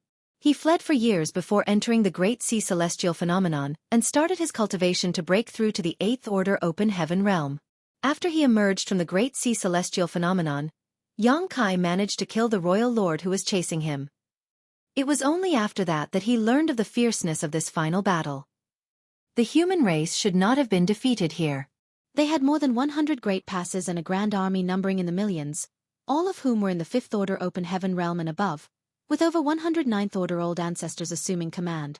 With such a lineup, they were definitely the strongest army the human race had mustered since the late ancient era millions of years ago. However, from within the primordial heaven's source grand restriction, a Black Ink giant spirit god emerged to challenge the army. From the opposite side, another fallen Black Ink giant spirit god, who roamed the late ancient era battlefield, was revived by the Black Ink clan. The two powerful Black Ink giant spirit gods pincered the human army, and together with countless royal lords and territory lords, the human race grand army was defeated and forced to retreat. The sight in front of everyone was tragic, and even if they were not personally involved in that battle, they could easily imagine its fierceness. The atmosphere aboard the purifying Black Ink battleship was heavy as people were scurrying about, trying to collect the corpses of the human race soldiers. When the great army retreated back then, they did not even have the time to collect the bodies of the fallen, so the battlefield was still littered with corpses. Su Yan activated her great sun and moon marks to create purifying light to disperse the Black Ink cloud in the void. However, she soon gave up as there were far more dead Black Ink clansmen than human race soldiers, causing the residual Black Ink cloud to be too large to disperse. Although they did not lack yellow crystal and blue crystal, they should not waste them unnecessarily. A potent divine sense suddenly spread over from afar, and all the Eighth Order Masters were astonished when they felt its might. This was not the divine sense of an Eighth Order Master, but that of a Ninth Order Master. The Eighth Order Masters became excited by the possibility that there was a Ninth Order Master stationed here. A moment later, the divine sense was withdrawn after having found out the identity of Yang Kai and the others. Following the battlefield's numerous ruins, the purifying Black Ink battleship soon came to a huge piece of debris. It was debris that belonged to a great pass that had been destroyed. Looking at its appearance, it should be the Great Pass main square. On top of the debris stood a figure with flowing white hair and white robes. His arms folded behind his back, looking in the direction of the purifying Black Ink battleship. Upon seeing this person, many Eighth Order Open Heaven Realm Masters immediately realized that it was not just any Ninth Order Master here, it was him. No wonder we've not heard about this senior for so many years. He must have been stationed here by the Supreme Headquarters a long time ago. Yang Kai jumped down from the purifying Black Ink battleship, came to the white-haired man, and cupped his fists, Greetings, Senior Fu Guang. This man in all white was the current Dragon Clan leader and the only divine dragon. Yang Kai had sent Wu Kuang here a long time ago, but although the latter claimed that he would advance to the Ninth Order within 3,000 years, and that he could guard the primordial heaven's source grand restriction effectively at that point, Yang Kai had to prepare for the unexpected. Therefore, over 1,000 years ago, Yang Kai had already suggested that the Supreme Headquarters prepare someone to assist Wu Kuang outside the primordial heaven's source grand restriction, just in case. However, the humans had limited manpower and very few were capable of carrying out such a mission. There were 2 old ancestors who met the requirements, but they had to stay in Wind Mist territory to restrain the Black Ink Giant Spirit God. Part of restraining the Black Ink Giant Spirit God was that they too could not move. After much consideration, only Fu Guang could be deployed. However, during the Battle of the Barren Territory, Fu Guang was severely injured and almost died on the spot. If the Dragon Clan leader at that time did not go all out to rescue him, Fu Guang would have been among those who fell that day. After the retreat from the Barren Territory, Fu Guang spent many years in the depths of the Dragon Pool, drawing upon its power to heal himself. It was not until some 1,000 years ago that he finally recovered from his injuries. He immediately set off for this place after his recovery. On the way, Fu Guang passed by the No-Return Pass, which caused the Black Ink Clan to panic as they thought that he was there to pick a fight. Fortunately for them, Fu Guang had no such intentions and just passed by. The Black Ink Clan had since been wondering what a divine dragon from the Dragon Clan was doing in the Black Ink battlefield. By all accounts, Fu Guang had been here, alone, for at least 1,000 years. Many thanks for your hard work, Senior, Yang Kai said. 1,000 years of solitude was not easy to endure, even for a powerful divine spirit. Fu Guang smiled and shook his head. His eyes then looked up and down Yang Kai and said with a little surprise, "Your dragon vein." Yang Kai secretly praised this divine dragon for his strong perception. It should also be because they were both part of the Dragon Clan. So, even if Yang Kai did not use the powers of his dragon vein, Fu Guang would sense something about it. Yang Kai explained, "I obtained some gifts from the ancestral land." Fu Guang understood what he meant and replied, "That is indeed a great opportunity." He was wondering how Yang Kai's dragon vein had grown so quickly. The last time Fu Guang saw Yang Kai, the latter was just a 70,000-meter ancient dragon. Now, Yang Kai gave off a similar feeling to his own from back in the Dragon Pool. In other words, it was very likely that Yang Kai was in the same situation as he was back then, stuck at the last step before becoming a divine dragon. The power in the Dragon Pool had been greatly consumed after more than 2,000 years of healing, so Yang Kai could not have benefited much from it, certainly not enough to improve his dragon vein to such a degree. It turned out that it was a gift from the ancestral land. While they were talking, a group of 8th Order Masters and 60 divine spirits all came forward and saluted. No one dared to disrespect a divine dragon. The 8th Order Masters finally confirmed who the army commander of their suppressing Black Ink army was. Although there had been some speculation beforehand, it was only today that they became certain. A master like Fu Guang was naturally qualified to be the army commander of the suppressing Black Ink army. Zhu Jian and the rest of the divine spirits felt increasingly ready to be part of this fight. Given the circumstances, they knew that they would still be fighting alongside the human race after the 3,000-year agreement had expired. However, now they were working under the current Dragon Clan leader and there was no room for sloppiness. After exchanging some pleasantries, Yang Kai said, "Sir, how is the situation here?" Fu Guang replied, "Nothing unusual except that he talks a lot." Talks a lot. Yang Kai was slightly stunned and then realized that Fu Guang should be referring to Wu Kuang. Yang Kai could not help but chuckle and his tense mood also relaxed a lot. It also meant that there were no problems with the primordial heaven's source grand restriction. If there really was any problem, Wu Kuang would not be able to waste his energy on chatting. At that moment, Wu Kuang's voice came from the depths of the void. "There is quite literally no one here besides the two of us, and it's been that way for over 1,000 years. Does it matter if we talk more? And don't you know that it's not a good habit to badmouth someone behind their back?" Fu Guang laughed helplessly and cupped his fist. After so many years of chatting, he also knew Wu Kuang's background. He had much respect for this late ancient-era martial ancestor. Furthermore, anyone who single-handedly guarded the primordial heaven's source grand restriction deserved the utmost respect. The Eighth Order Open Heaven Realm Masters and even the Divine Spirits were all astonished. They were all previously focused on Fu Guang and never expected there to be a second person here.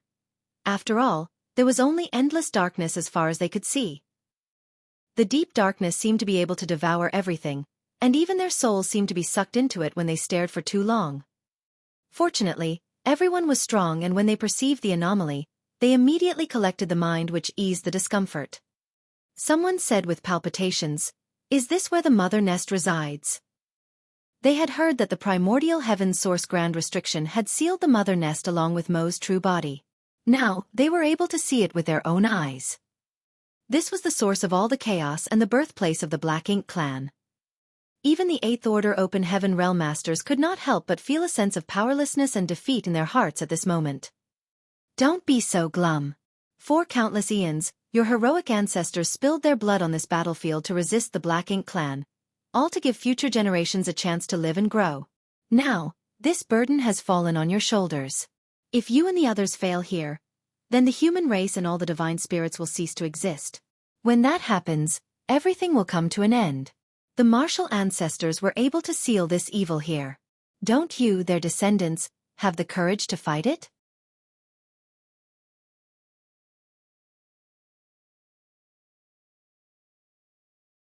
Martial Peak.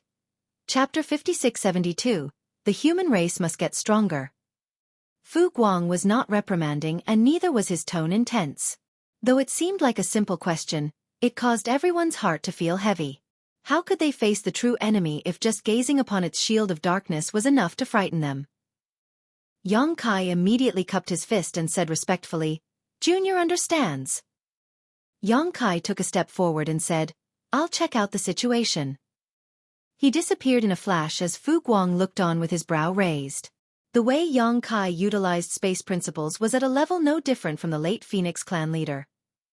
The Dragon clan's bloodline talent was the Tao of Time, while the Phoenix clan's was the Tao of Space. Fu Guang was surprised that Yang Kai, a Dragon clan member, was so proficient in both the Tao of Time and the Tao of Space. Amidst the great struggle between the human race and the Black Ink clans over the dominion of everything under the heavens, there was always a need for special existences to rise up. Looking at the direction Yang Kai went, Fu Guang became lost in his thoughts as he realized that he was not one of those special beings. Outside the primordial heaven's source grand restriction, a portal seemed to open up in the darkness when Yang Kai arrived. Yang Kai followed the portal, took a step inside, and saw Wu Kuang sitting cross-legged.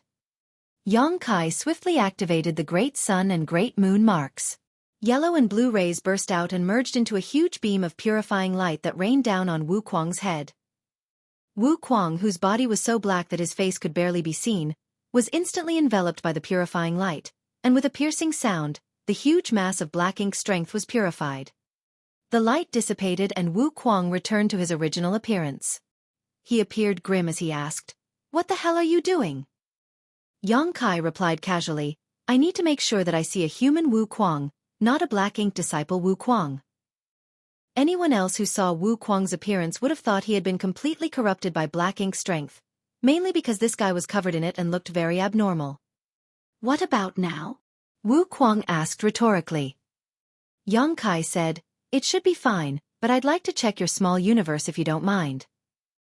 Wu Kuang snorted and replied, "If I were a black ink disciple, I would have awakened the old thing inside and unlocked the primordial heaven source grand restriction long ago. Who knows? The heaven-devouring great emperor is quite the schemer. Who can tell what you're up to?" Wu Kuang rolled his eyes. The rich black ink strength continued to be pulled in, and under heaven-devouring battle law, he seemed to have turned it into a bottomless pit. Still, he warned Yang Kai, "Refrain from acting out. Do you know how tricky it is to steal something from someone's home without disturbing the sleeping owner? Besides, didn't you give me a world tree clone which can stabilize and isolate my small universe? How could black ink strength corrupt me so easily?" When he saw that Yang Kai was unconvinced, Wu Kuang immediately sneered and snarled, "You're going to get your ass kicked." As he said that, he revealed his aura threateningly. Yang Kai immediately sat cross-legged in front of him and said, "Your fist is bigger. Fine, you win." Wu Kuang had already become a ninth-order Open Heaven Realm Master. He was clearly not exaggerating when he said that he would achieve this within 3,000 years. Yang Kai was more and more amazed at the power of the heaven-devouring battle law. Unfortunately, only Wu Kuang could truly bring out the full power of this heaven-defying cultivation technique. Wu Kuang was able to advance from the 7th order to the 9th order in just 3,000 years with this secret art and special environment. In the end, black ink strength was also a kind of power. While sitting here, the black ink strength was endless and inexhaustible. With the help of the heaven-devouring battle law and the protection of flawless purifying golden lotus and a world tree clone, Wu Kuang was able to achieve the unimaginable in just 3,000 years. Without even one of these conditions, Wu Kuang would not have been able to advance to the 9th order in such a short time. "Senior, I would like to ask you something," Yang Kai said solemnly. Wu Kuang chuckled softly. "Humph. So you call me Wu Kuang when you want and then address me as Senior when you want something. Brat, you're as disrespectful as ever." Wu Kuang sneered and thought to himself scornfully. "Speak." Wu Kuang snarled. The 10 martial ancestors all must have understood the Open Heaven Realm method is flawed. How did Senior overcome the limitations of the Open Heaven Realm method to cultivate the 9th order? Wu Kuang's current body originally belonged to Mo Shang, the great demon god, who was killed back in the star boundary.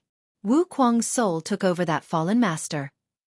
Yang Kai still remembered that when he saw Wu Kuang again after leaving the star boundary, Wu Kuang was just a 5th order Open Heaven Realm master at that time. In other words, Wu Kuang should have been an ordinary 5th order Open Heaven Realm master back then. So theoretically, his limit was the 7th order. How did he become a 9th order Open Heaven Realm master? "You want to know?" Wu Kuang grinned. "You won't be able to do it. The 3 selves source reconstitution art is enough to keep you busy." Yang Kai probed and asked, "Is it related to the secret art practiced by Senior?" Back in the days when Wu Kuang was still sure, he already perceived the drawbacks of the Open Heaven Realm method and knew that the 10 martial ancestors alone could only confine Mo but could not completely destroy it. He needed more power and to reach a higher realm to destroy Mo. The 3 self-source reconstitution art was one of the methods Sure deduced that could potentially solve the limitations of the Open Heaven Realm method. However, this method had extreme limitations. If Wu Kuang did not know that Yang Kai had the soul-warming lotus, he would not have taught it to him. After all, the mere process of cutting one's soul in half was essentially like committing suicide if not for the supreme treasure. Since Sure had formulated the 3 self-source reconstitution art, but did not practice it, there must be another way to overcome the drawbacks of the Open Heaven Realm method. Yang Kai guessed that this should be the heaven-devouring battle law. Wu Kuang nodded. It is related to the secret art that I practice."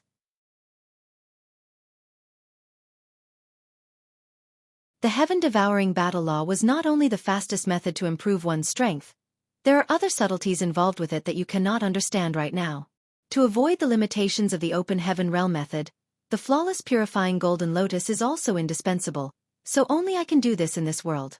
As for the others, Wu Kuang slowly shook his head and his message was self-evident. Yang Kai was silent for a moment and then he suddenly said, "Senior, I saw the primordial light." Song told the 9th Order Masters that finding the primordial light was the best and most secure way to resolve the issue of Mo and the Black Ink clan. Yang Kai overheard this when he was serving tea to them. Otherwise, he would not have known about such a secret, as he was just a 7th Order Open Heaven Realm Master back then. However, of those 9th Order old ancestors who were present, only 2 of them were still alive today. Wu Kuang was the reincarnation of Sure and naturally knew more about the primordial light than anyone else. Wu Kuang was stunned for a moment before he became incomparably excited, his eyes widening as he asked, "Where is it?" He was so agitated that he even grabbed Yang Kai's shoulders and shook him. Yang Kai felt his shoulders were about to be crushed and his body shaken apart, and hastily said, Senior, don't get so excited. I only witnessed the primordial light by chance when traveling back through millions of years of time." "You traveled back in time?" Wu Kuang gawked as this was an impossible feat as far as he knew. After his eyes stopped spinning, Yang Kai explained exactly what happened in the ancestral land, causing Wu Kuang's expression to change as he listened.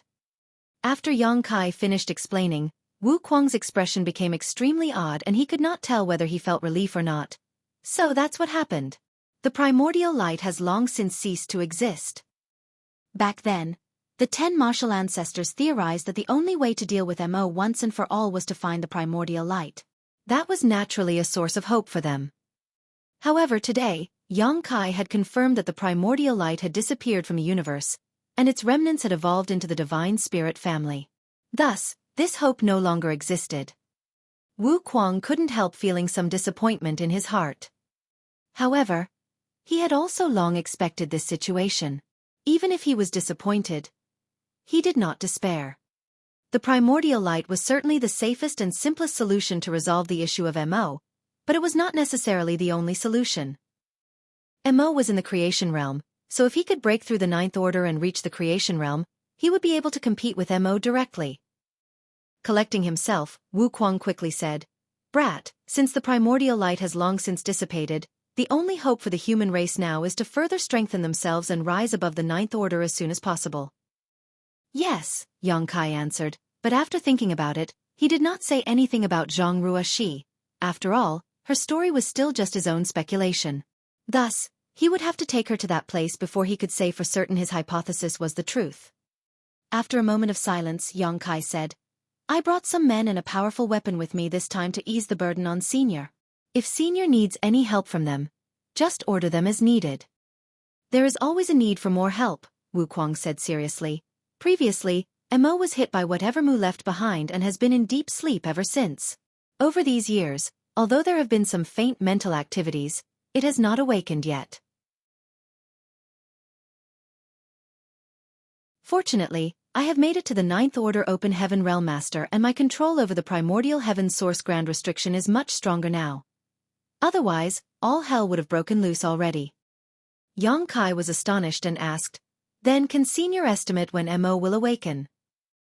Wu Kuang spread his hands helplessly and replied, "It's impossible to say, maybe it will wake up in the next moment, or perhaps it will continue to sleep for a few thousand more years." Yang Kai's anxiety increased greatly as he asked, "If it really wakes up, can Senior suppress him?" "Perhaps for a short while, but certainly not for long. After all, I have not yet reached Song's level of strength." Although Tsong was still technically in the ninth order open heaven realm, he was much further along that path that I am right now. It was for that reason that he could single-handedly stay here and maintain the grand restriction. Still, I am also growing stronger all the time. In short, the longer it takes Mo to wake up, the better it is for the human race." After a pause, Wu Kuang said, "There are many Black Ink clansmen inside the primordial heaven source grand restriction, including many royal lords. If the grand restriction were to be broken now, it would be difficult to stop them. However, if you have brought enough capable people, we might be able to reduce the power of Black Ink clan in advance. When the day comes, and make no mistake, it will come, the burden on the human race would lessen if we act now." Yang Kai listened and asked eagerly, "How should we go about eliminating them?" Wu Kuang replied, "Simple, I'll create a small opening in the grand restriction and release some of them out in batches. You guys just need to kill them as they emerge."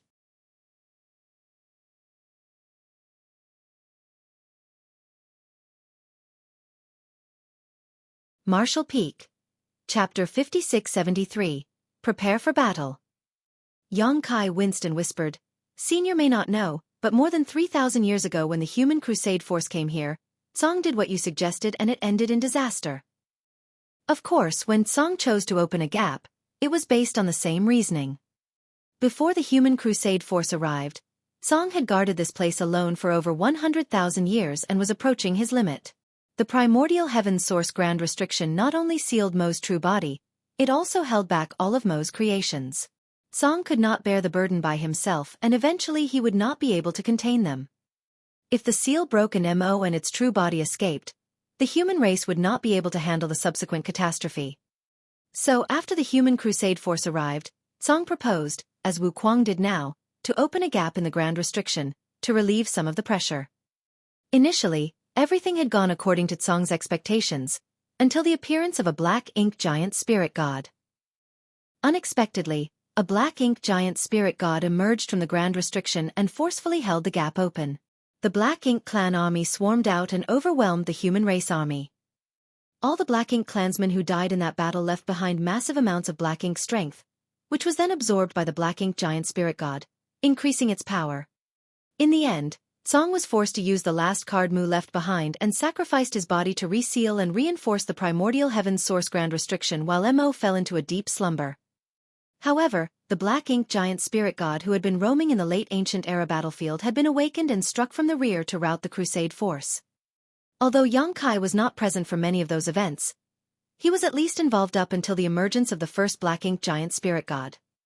Thus, when Wu Kuang proposed this same strategy 3,000 years later, Xueqi was naturally a little worried. Wu Kuang had obviously heard about what happened back then and chuckled, "Accidents are inevitable." Xueqi said solemnly, "Is Senior certain that you can reseal the grand restriction at any moment?" Wu Kuang said bluntly, "There is no guarantee." Xueqi's face twitched. If Wu Kuang did not dare to make this guarantee, then how could he propose such a risky plan? The hidden ace that Mu had left behind had been used up. The human race could not afford another mistake of that magnitude. However, Xueqi soon realized what the problem was and asked, "Is Senior's burden so great that you are unable to bear it?" Xueqi hit the nail on its head, so Wu Kuang could not help but sigh and reply, "I just became a ninth order master and my strength is incomparable to Tsong. It's only a matter of time before the primordial heaven's source grand restriction breaks apart." "Why didn't Senior just say so then?" Xueqi said with some displeasure. Listening to Wu Kuang's tone earlier, he thought this guy was having an easy time staying here at the primordial heaven's source grand restriction. Who would have thought that his life was hanging by a thread all this while? Wu Kuang simply replied, "Don't I need some face?" Xueqi was immediately incensed and did not know how to respond. He fumed for a moment before asking, "If we do as Senior said, will there be any effect on Mo's true body?" "Would you believe me if I said that there will be no effect? Mu left a strong gambit behind. Now, we can only trust her." "Then what about Black Ink giant spirit gods?" Xueqi asked again. "There is no way a newly promoted Ninth Order master like me could sense what's going on inside the primordial heaven's source grand restriction when even Song, Shi, and the others could not back at their peak."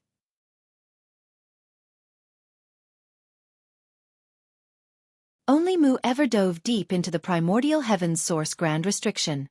We have never done so. Unfortunately, she died after we resealed the restriction and did not leave any clues as to what she saw inside.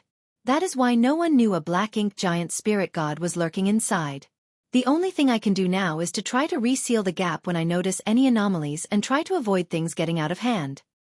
What Wu Kuang meant was that if there was a Black Ink giant spirit god that wanted to break out of the grand restriction, he would immediately close the opening. It was pointless for Xueqi to ask if he was able to do it at this point. Wu Kuang followed up, "You do not have to worry too much though. Even if Mo is already at the creation realm, there will not be many Black Ink giant spirit gods." "How do you know?" Xueqi asked. "Mo must have paid a huge price to create such a powerful being. Every Black Ink giant spirit god must require a part of its true essence. Although Mo is very powerful, its soul and essence cannot be divided too many times. Otherwise, it will be in great danger itself. Is Senior certain of that, or is it just a guess?" Xueqi frowned. "I have evidence this time," Wu Kuang smiled. "Thousands of years ago, the Black Ink clan laid out an elaborate scheme and made many sacrifices to awaken the Black Ink giant spirit god in the divine spirit ancestral land, just like they did with the one from the late ancient era battlefield. If Mo could freely create Black Ink giant spirit gods, why would it bother going through all that trouble? Sending even one more out of the primordial heaven source grand restriction would have ended everything right from the start, right?" Xueqi pondered over it a little and had to admit that Wu Kuang's analysis had some truth to it. Of course, he could not rule out the possibility that he just wanted to believe a comforting lie rather than face an unwelcome truth. Wu Kuang continued, "So, even if there are still Black Ink giant spirit gods in this primordial heaven source grand restriction, there won't be many of them. Perhaps just one or two." Xueqi pondered silently before exhaling a long sigh. "In that case, we can only act and see what happens." It was necessary to open up a gap in the primordial heaven source grand restriction, as Wu Kuang needed to ease his burden. They could only hope that he could control the situation after. Yongkai was glad that he had convinced the Supreme Headquarters to build the suppressing black ink fortress 1,000 years ago. Otherwise, he would not have known how to handle the current situation. The original purpose of the suppressing black ink fortress was to prevent problems that might emerge from the primordial heaven's source grand restriction, including when the grand restriction would be broken. "Senior, please wait a moment, I will go make some arrangements," Yongkai said and got up to leave. Wu Kuang suddenly said, "Wait, there's one more thing I need to explain to you." "What is it?" Wu Kuang said solemnly, "The primordial heaven source grand restriction has existed for a very long time, which means that it has fallen into disrepair. Every time the grand restriction opens and closes, it will impact its stability to a certain degree. Do you know why Tsong did not dare to open the gap to relieve its pressure even when he had reached his limits?" Yongkai frowned and said, "Fear of collapse of the grand restriction." Wu Kuang nodded gravely. Indeed, even if there was only a 1 in a million chance, Tsong did not dare to take that risk. Thus, he kept holding on until the arrival of the human crusade force. It was only then that he took the risk as others were around to help him contain the situation. After that, the source grand restriction should have become extremely unstable. Should? Yongkai raised an eyebrow. Wu Kuang smiled lightly and replied, "This happened many times during the long existence of the grand restriction.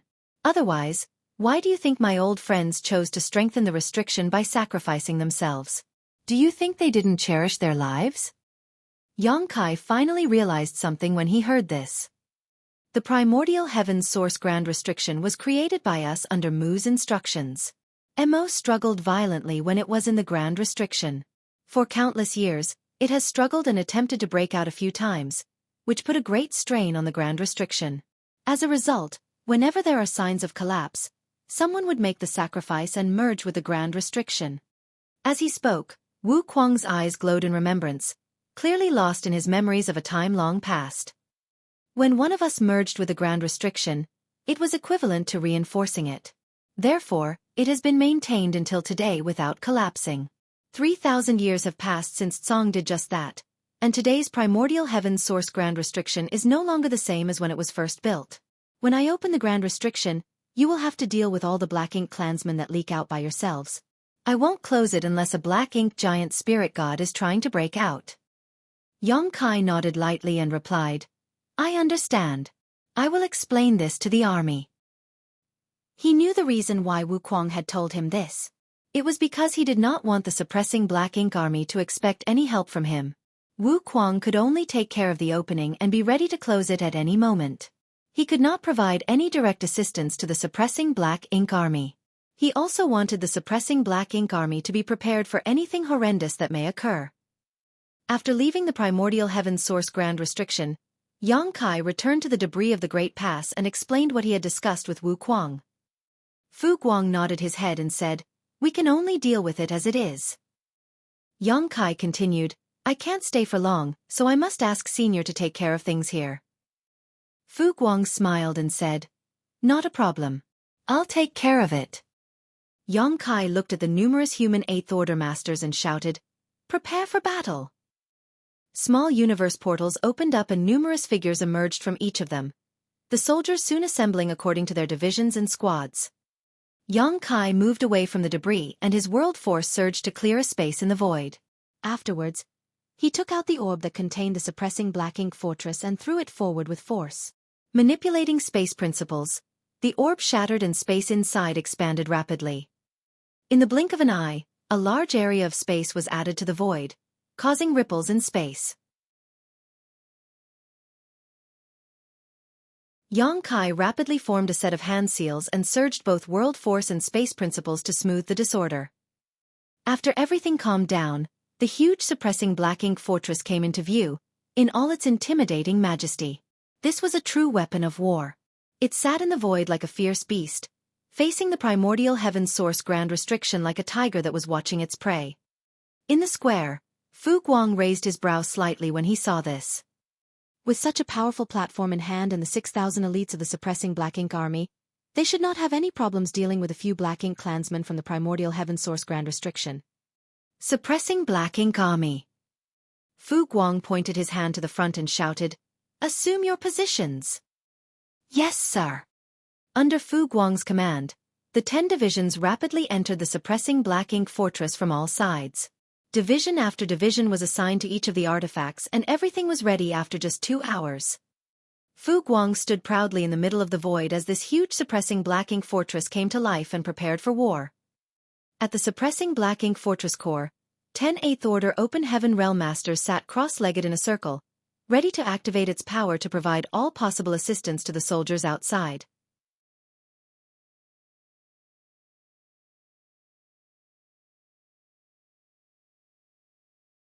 Martial Peak. Chapter 56-74, Shaving Away What's Inside. Yongkai looked on from afar. The primordial heaven's source grand restriction was the battlefield of the suppressing black ink army.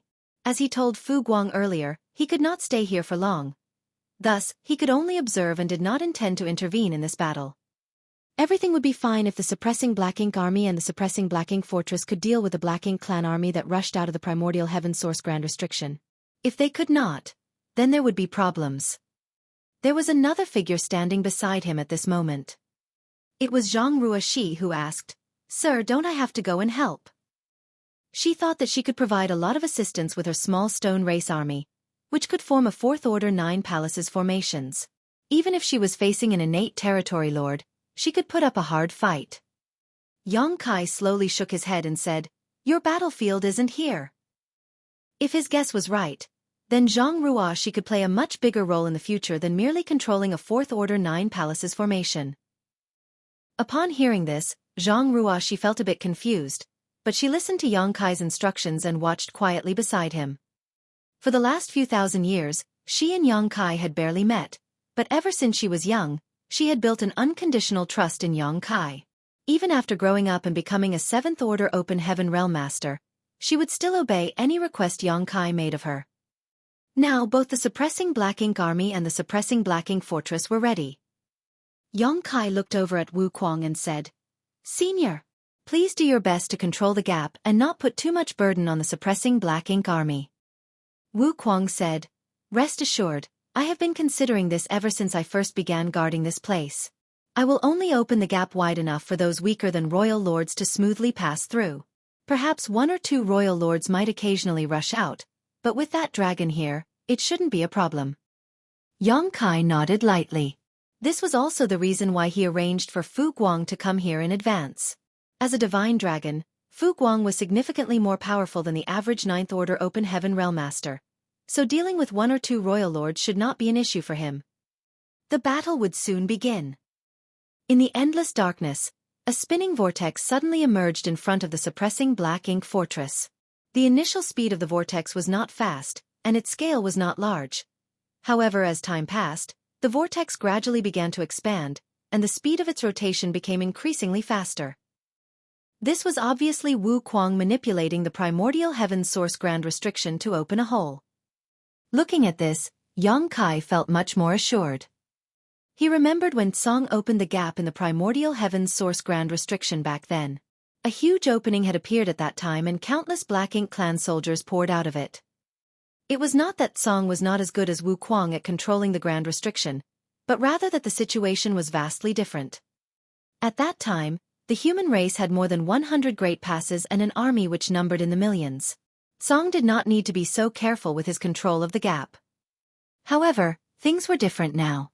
The suppressing Black Ink fortress was less than 10% the size of a great pass, and the suppressing Black Ink army was composed of only 6,000 soldiers.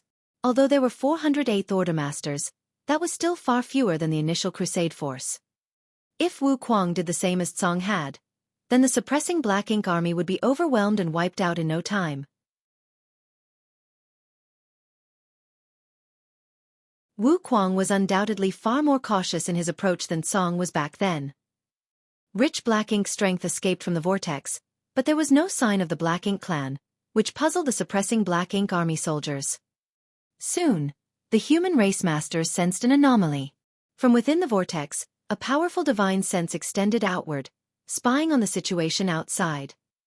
Apparently, after that event 3,000 years ago, the Black Ink clansmen inside the primordial heaven's source grand restriction became more cautious.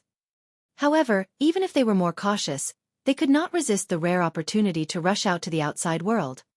Thus, it did not take too long before a large number of Black Ink clansmen charged out of the vortex. These Black Ink clansmen were on average stronger than those fighting on the Great Territory battlefields. The Black Ink clan soldiers on the Great Territory battlefields were mostly cannon fodder that any open heaven realm master could kill a swath of in a single blow. However, these Black Ink clansmen that rushed out from the primordial heaven source grand restriction were all low-rank clansmen at least. In other words, they were equivalent to low-rank open heaven realm masters. This was not surprising as the primordial heaven's source grand restriction has been sealed for so many years. Since these Black Ink clansmen were spawned inside and had nothing else to do, there was plenty of time for them to grow in strength. The last time the Crusade force was here, they were faced with such a situation as well. The first wave of Black Ink clansmen that emerged numbered less than 300, but everyone knew this was only the beginning. This batch of soldiers immediately rushed in the direction of the suppressing Black Ink fortress. After this first wave, more batches rushed from the vortex, each one containing a few hundred to 1,000 mixed soldiers. In the blink of an eye, tens of thousands of Black Ink clansmen had emerged from the primordial heaven source grand restriction, with more still pouring out. On top of the walls of the suppressing Black Ink fortress facing the primordial heaven source grand restriction sat the Tiger Roar cannons. These artifacts were all armed and ready. Several tens of Tiger Roar cannons hummed as energy built up within them before a dozen thick pillars of light flashed out from the suppressing Black Ink fortress like arrows released from their string. Wherever the pillars of light struck, the Black Ink clansmen would be wounded or killed. By the time the first volley of Tiger Roar cannons faded, thousands of Black Ink clansmen had been killed or injured. Immediately after, a dozen more Tiger Roar cannons spewed out dazzling columns of light. Then a dozen more. Beams of light from the suppressing Black Ink fortress shot out continuously.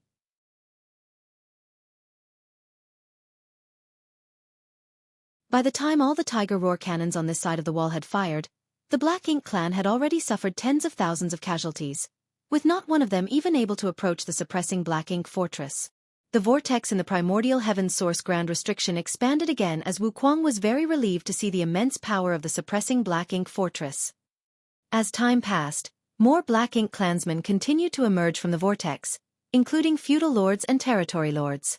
Outside of the primordial heaven source grand restriction, a battle that might last for many years had begun. In this battle, the Black Ink clan would constantly be attacking while the suppressing Black Ink army would be constantly defending. Each side would persist in such an environment for who knows how long. The key to this war lay in the hands of Xueqi. If he controlled the situation properly, the suppressing Black Ink army would be able to keep this effort up indefinitely. However, if Xueqi did not control the situation well, it would lead to an irreversible collapse. The territory lords from the primordial heaven source grand restriction were all innate territory lords, but although all of them were quite powerful, the moment they emerged they were greeted by Tiger Roar cannons from the suppressing Black Ink fortress. Even territory lords would inevitably be wounded by the Tiger Roar cannons when they appeared, and if they could not respond in time, they would quickly be overwhelmed by the continuous bolts of light. Xueqi saw some innate territory lords coming out of the primordial heaven source grand restriction, but as they emerged, they would all go from being lightly wounded, to seriously wounded to dying. There were some innate territory lords who barely survived the bombardment of the Tiger Roar cannons and wisely did not charge straight at the suppressing Black Ink fortress and instead chose to flank it. However, while the suppressing Black Ink fortress was seemingly fixed in place, the suppressing Black Ink army was very mobile. Those innate territory lords who barely survived the Tiger Roar cannon's attack were all swiftly intercepted by 8th Order Open Heaven Realm Masters before they could get too close. The 8th Order Masters worked in teams to take down these flanking territory lords swiftly and decisively. The entire suppressing Black Ink fortress soon began spinning at a low speed, thanks to the 10 8th Order Masters powering the core. With this rotation, the fixed Tiger Roar cannons on the four walls of suppressing Black Ink fortress could take turns to fire, allowing the soldiers time to rest and recuperate so that the power of the suppressing Black Ink army could be maximized. Days went by and soon an entire month had passed with the situation still under the humans' control. The Black Ink clan had suffered countless casualties with more than 100 innate territory lords having been killed while not one soul from the suppressing Black Ink army had died. The rate of consumption of the soldiers was also under control, and as long as they received enough supplies, the suppressing Black Ink army could continue fighting like this indefinitely. However, accidents and unexpected situations finally began to appear. From the vortex, the aura of a royal lord revealed itself, followed by the figure of a royal lord struggling to emerge from within the Grand Restriction. Wu Kuang had carefully controlled the primordial heaven source Grand Restriction so that the gap he opened was only large enough to allow those weaker than royal lords to pass through smoothly. Any royal lord trying to emerge would have difficulty exiting through the current opening. The royal lord was only delayed for a few breaths of time while passing through the vortex, but during that brief moment, he was naturally struck by multiple attacks from the suppressing black ink fortress, causing numerous injuries. Naturally, this caused the royal lord to roar in anger. With great difficulty, he struggled out of the vortex and nimbly dodged the attacks from suppressing black ink fortress before charging out towards it. However, he was immediately met with the intense dragon aura of a divine dragon. Fu Guang, who had been waiting on the suppressing black ink fortress, personally intercepted the royal lord, forcing him into the nearby void to fight. The royal lord was ripped apart by Fu Guang's claws after only half an hour of fighting, his black ink strength exploding out like a final desperate gasp before he perished. Even in his prime, this royal lord was no match for a divine dragon, let alone after he was seriously wounded by the suppressing black ink army's focused barrage. The combination of the suppressing black ink army with the suppressing black ink fortress and a divine dragon proved to be a solid defense. Of course, the prerequisite was that Wu Kuang maintained proper control of the primordial heaven source Grand Restriction, and that nothing changed within the primordial heaven source Grand Restriction. Yang Kai was relieved to see this. There was no need for him to intervene in this matter.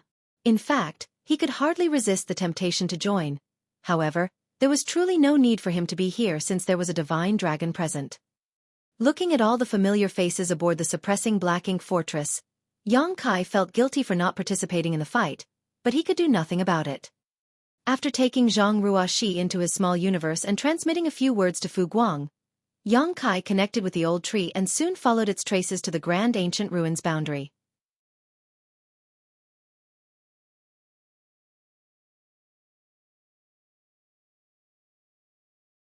Marshall Peak. Chapter 5675. Guest. 3 months later, in the desolate and vast void of the chaotic dead territory, the two forces of yin and yang entwined, sparking violent explosions and shaking the universe each time they collided. Even an 8th Order Open Heaven Realm Master would not be able to withstand the fallout of such an explosion. This was a sight that had not been seen in the chaotic dead territory for many thousands of years. Such a chaotic and dangerous place certainly had a lot of opportunities. Yet the dangers far, far outweighed those lucky chances. If it wasn't for the protection of giant spirit god Air when Yang Kai arrived here the first time, he would have already died many times over with his 6th Order Open Heaven Realm cultivation. After the Black Ink clan invaded the 3,000 worlds, they had also set their sights on this place, but when they realized how dangerous it was, they gave up on it entirely. They couldn't hold their ground in a place this dangerous. The Royal Lord was previously worried that these two supreme beings would direct animosity towards the Black Ink clan and attack, but after so many years of observation, these two showed no signs of leaving. Subsequently, he discovered from some Black Ink disciples that, though these two had a fierce reputation, they had never left the chaotic dead territory since ancient times, allowing the Royal Lord to breathe a sigh of relief. Yang Kai arrived in this place without difficulty and soon found Big Brother Huang and Big Sister Lan, who were nurturing another small stone race army. Both Big Brother Huang and Big Sister Lan were speechless when they saw Yang Kai again. Ever since Yang Kai gave them these unique creatures, the two of them had been fixated on this type of game-like combat to establish their seniority. However, the last 2 times Yang Kai visited, nothing good happened. In addition to taking away a massive amount of yellow and blue crystals, he also took away their entire army which they had worked so hard to nurture. It was as if every time Yang Kai appeared, they would be robbed clean of all that they owned. So seeing Yang Kai appear so soon after his last visit, Big Brother Huang's head ached and he couldn't help grumbling, "Why are you here again?" Big Sister Lan later added, "You can take some yellow and blue crystals, but there are no more forces for you to take. It has only been a short time, and they haven't grown much yet." It had only been a few hundred years since the last time Yang Kai visited, so, naturally, they had yet to recover from the damage he caused last time. Yang Kai cupped his fist with a smile and bowed to the two in front of him. Little brother greets Big Brother Huang and Big Sister Lan. You two seem to have some misunderstanding about this little brother. Big Brother Huang snorted sarcastically. Seeing this, Kai hurriedly explained. The reason this little brother came this time is not to ask for anything. Instead, I am purely here to visit you both. Of course, if you have anything to give. No, if you were to give me anything, I would not dare to refuse. No. Big Brother Huang shook his head like a rattling drum. There's nothing for you here. Now that you've visited us, you can go. Kai suddenly felt a little heartbroken. Big Brother Huang, why are you treating me like an outsider? If the names Big Brother Huang and Big Sister Lan felt like a joke before, after seeing records of the primordial light and uncovering the truth of what happened in the past, Kai no longer felt any reservations about addressing them as such. Big Brother Huang and Big Sister Lan really were the big brother and big sister of the Divine Spirit family. Big Brother Huang sighed, looking a little exasperated and helpless. If I don't treat you like an outsider, I'm afraid you'd really take away everything we own. Despite having a thick skin, Kai couldn't help but flush. He certainly did go overboard the last 2 times he visited. All right. Why did you come this time? Big Sister Lan empathetically questioned. Now that the Black Ink clan had invaded their land and the human race was in a dire situation, how would Kai come here to chit-chat with them for no particular reason? Kai's expression turned serious. Indeed, I have something to discuss. Do Big Brother and Big Sister remember the primordial light I mentioned the last time I came to visit you? Big Brother Huang couldn't help but look up at him. Did you discover something? The primordial light was also related to Big Brother Huang and Big Sister Lan's origins. Thus they were naturally concerned about it. It was simply that despite having lived for so long, they had no clue about it and didn't even know where to go for information, leaving them with no choice except to place their hopes in Kai. Kai nodded and said, by coincidence, I happened to see the primordial light when I experienced the events of the past. Following, he narrated all the things he experienced in the Divine Spirit ancestral land, including the blurry human figure that emerged when the primordial light first arrived there. Everything I saw should be the events that occurred in the ancestral land during the primordial era, and these memories were born by the ancestral land itself. When this little brother was cultivating, I resonated with the ancestral land itself and got a glimpse of the mysteries of the primordial era. But from what I saw, before the primordial light hit the ancestral land, it was not as stable and powerful as it should have been. It undoubtedly separated its yin and yang components from it. This little brother believes that before the primordial light arrived at the ancestral land, it had already separated from Big Brother and Big Sister in the chaotic dead territory. After yin and yang were separated from the primordial light, they did not immediately become Big Brother Huang and Big Sister Lan.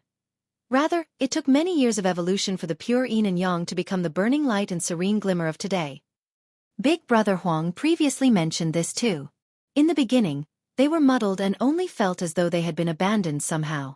It was only a long time after they gained full sentience that they realized that they were in the chaotic dead territory and had never left this place since ancient times. Big Brother Huang and Big Sister Lan exchanged glances, their expressions unreadable. Sometime later, Big Brother Huang finally murmured, "So, we were really born from the primordial light." He had this conjecture the last time Kai discussed the primordial light with them, but he had no way to prove it. Now, Kai's words had eliminated all his doubts. Kai said with a smile, "This is no surprise. The primordial darkness of this world also awakened its sentience and became MO, so it is not strange that both of you were born from the primordial light. Besides, the primordial light not only created both of you, but all the divine spirits as well." After giving it some thought, Big Sister Lan said in a daze, "In that case, we are a family with the divine spirits. Xiao Huang and I were born first, followed by those divine spirits." Xiao Huang remained silent. The corner of Kai's brow twitched as he acted like he didn't hear this name. Big Sister Lan cheered, "Xiao Huang, this means all the divine spirits are our little brothers and sisters." She was delighted beyond belief to realize such a relationship. She had been fighting with Big Brother Huang since time immemorial about who was the elder sibling, but now, all of a sudden, they both had so many younger brothers and sisters. Big Sister Lan was filled with satisfaction. When he heard this, Big Brother Huang's eyes glistened too. He would usually be irritated if Big Sister Lan called him Xiao Huang, but at this moment, he couldn't be bothered about it. Compared to all the little brothers and sisters he now had, what did it matter if he had to be called Xiao Huang for a time? He couldn't help but stand up, spread his arms akimbo, and laugh proudly. He then turned his head to look at Yang Kai again and said proudly, "Come, come, call me big brother." Yang Kai cupped his fist with a smile. Little brother greets big brother Huang. Not forgetting big sister Lan, who was looking at him eagerly from the side, Yang Kai paid his respect to her as well. Previously, when they were addressed in this manner, the two of them were secretly on guard, wondering whether Yang Kai had any other intentions. However, at present, the same way of addressing and greeting sounded much more comfortable. Yang Kai felt a little sentimental at this moment. Although these two were supreme beings with great seniority and profound strength, something as simple as having little brothers and sisters actually brought them such joy, showing their innocence and cuteness, the polar opposite of how ferocious they were reputed to be outside. The only thing of concern now was how these two would react if they discovered that they still had another divine spirit who might have higher seniority above them. Considering all this, Yang Kai quickly remarked, "Big brother and sister, little brother brought a guest for you this time." With his brows lifted, big brother Huang asked, "Oh? Is it a divine spirit?" Yang Kai nodded, "Yes." Strictly speaking, Heaven's Order could be considered a divine spirit too. However, her divine spirit bloodline wasn't exactly the same as the others. That being the case, let me see which little brother it is. He was already thinking about the greeting gift he should give to this new younger sibling. Since they all originated from the primordial light and he and big sister Lan were the firstborn, he shouldn't be too stingy with the gift as the big brother of the family. In response, Yang Kai opened up his small universe right away, and a figure emerged. When he decided to bring Zhang Ruoxi to the chaotic dead territory to meet big brother Huang and big sister Lan, Yang Kai imagined many different ways this first contact would go, but nothing could have prepared him for what happened next. Just as Zhang Ruoxi stepped out of his small universe, she sensed a peculiar aura and looked over at big brother Huang and big sister Lan. A different kind of smile appeared on big brother Huang's face all of a sudden as he stared straight at Zhang Ruoxi. Though it was their first time meeting each other, he felt incredibly warm and close to this person in front of him, like a long-lost child finally meeting a family member. Big sister Lan tilted her head as she gazed at Zhang Ruoxi, her eyes somewhat lost. Like big brother Huang, she felt at home with this person. This overwhelming feeling filled her with a sense of anticipation, even though she had no idea what she was anticipating.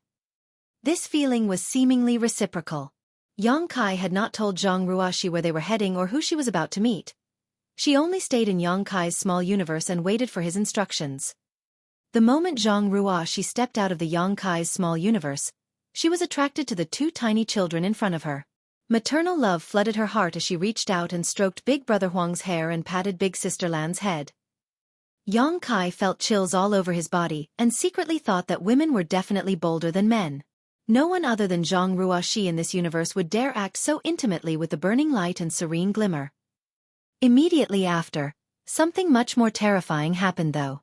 Ruoxi seemed to have misunderstood something as she asked, "Are these your children, sir? They're so adorable."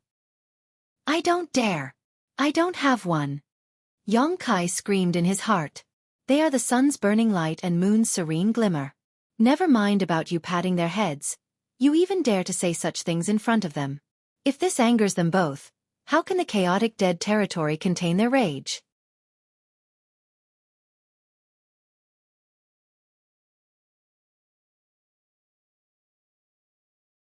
Marshall Peak. Chapter 5676. Small Universe Imbalance. Big brother Huang and big sister Lan didn't show any signs of irritation, however. In fact, the two appeared incredibly at ease when Zhang Ruoxi stroked their heads. Big brother Huang even squinted his eyes slightly while big sister Lan made soft sounds like a cat purring. Then, there was a sudden change.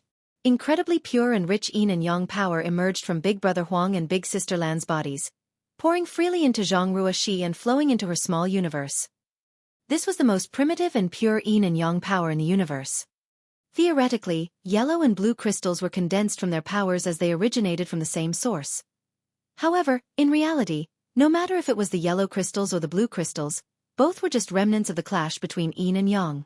In terms of quality, They were simply incomparable to the true power of the sun's burning light and moon's serene glimmer. If they were solely distinguished according to the open heaven order, then this kind of power definitely surpassed the ninth order. In addition to that, Big Sister Lan and Big Brother Huang Yin's and Yang powers were extremely abundant.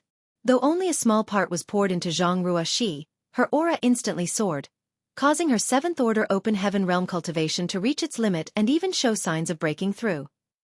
Ruoxi had already reached the peak of the seventh order open heaven realm, or else she wouldn't be able to realize the anomaly of the lock of shackles on her small universe.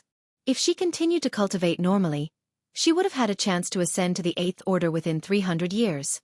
Taking her potent bloodline into account, the time she needed might even have been shorter. However, this unexpected incident hastened her cultivation breakthrough enormously. She wasn't totally unprepared for this eventuality. Since realizing that her small universe might not be restricted by the innate shackles of the open heaven method, she had already made preparations for her ascension to the eighth order open heaven realm. Even so, this incident was still exceedingly risky because the sudden surge of power had instantly disrupted the balance of her small universe. Strictly speaking, a small universe was no different from a real universe world. The balance between yin, yang, and the five elements was essential to maintaining the foundation of any universe. Once this balance was disrupted, there would be a risk of the universe rupturing. The most common method for human masters to enhance their cultivation was to consume open heaven pills which contained the power of the seven elements in perfect balance. There was no risk in consuming such pills as they could not lead to an imbalance in one's small universe. A faster method was to refine cultivation materials directly. Compared to consuming open heaven pills, the benefits of refining a set of cultivation materials were far greater. Of course, this method was much more expensive as acquiring materials of high enough order was by no means easy. Additionally, in order to maintain the balance of their small universe, a cultivator had to refine a complete set of cultivation materials, with each of the seven elements of the same order. Because only in this way could they maintain balance in their small universe. During Yang Kai's years of cultivating, this was his most common method of cultivation. If the master realized that their small universe was out of balance for some reason, they could make up for it by refining materials of the appropriate element.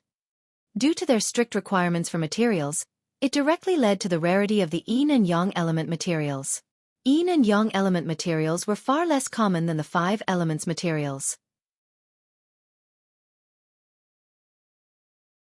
While there were sufficient materials of the lower orders, as the order increased, less and less yin and yang element materials were available. Before Yang Kai obtained a large amount of yellow and blue crystals from the chaotic dead territory, even the cave heavens and paradises lacked such materials above the fifth order. It wasn't until the appearance of yellow and blue crystals that this issue was solved.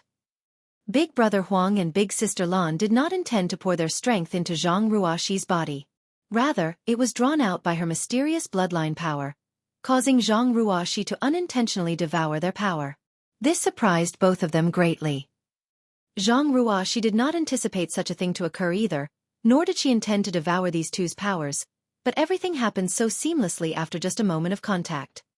Immediately, Zhang Ruoxi's world force soared and her aura rampaged as the imbalance of her small universe shook and violently impacted her.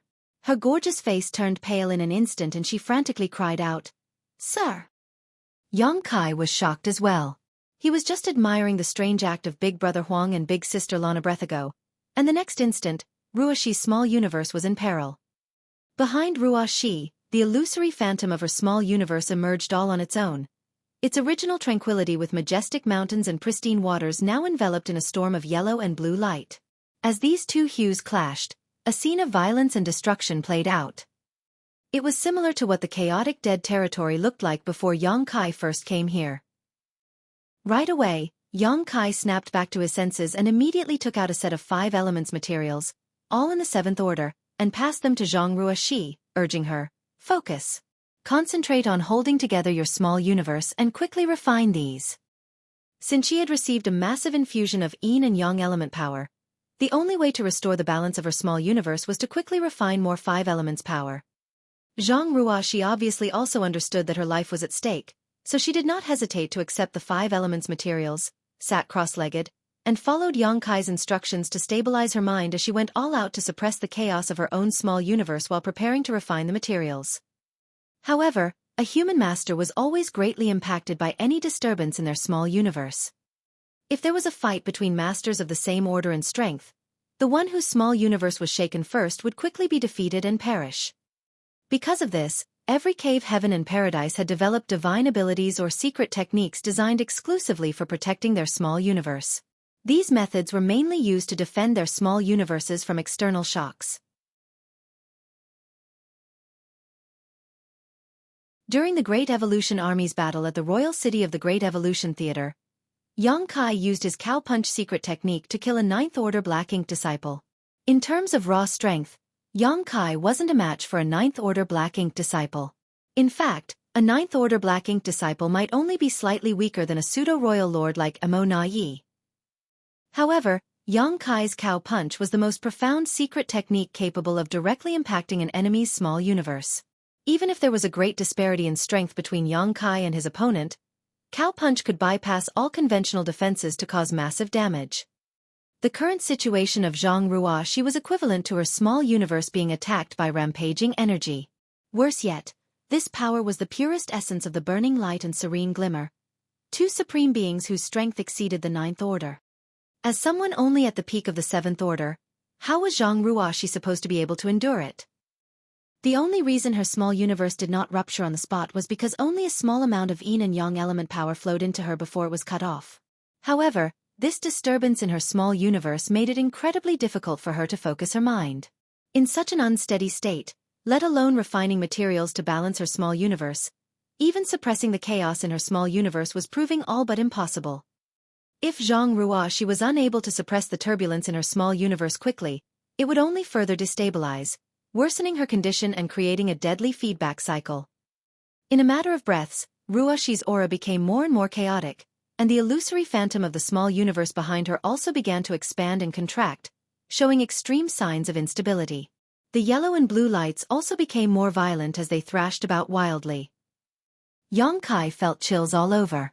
He thought that having Zhang Ruoxi visit Big Brother Huang and Big Sister Lan might bring about some unexpected gains, but he never imagined that things would go so awry. Racking his brain desperately, Xueqi suddenly thought of something that might help Ruoxi, so he quickly shouted, "Open your mind!" The next moment, a seemingly illusory lotus flower covered in multicolored light flew out from Xueqi's head and into Zhang Ruoxi's soul-warming lotus.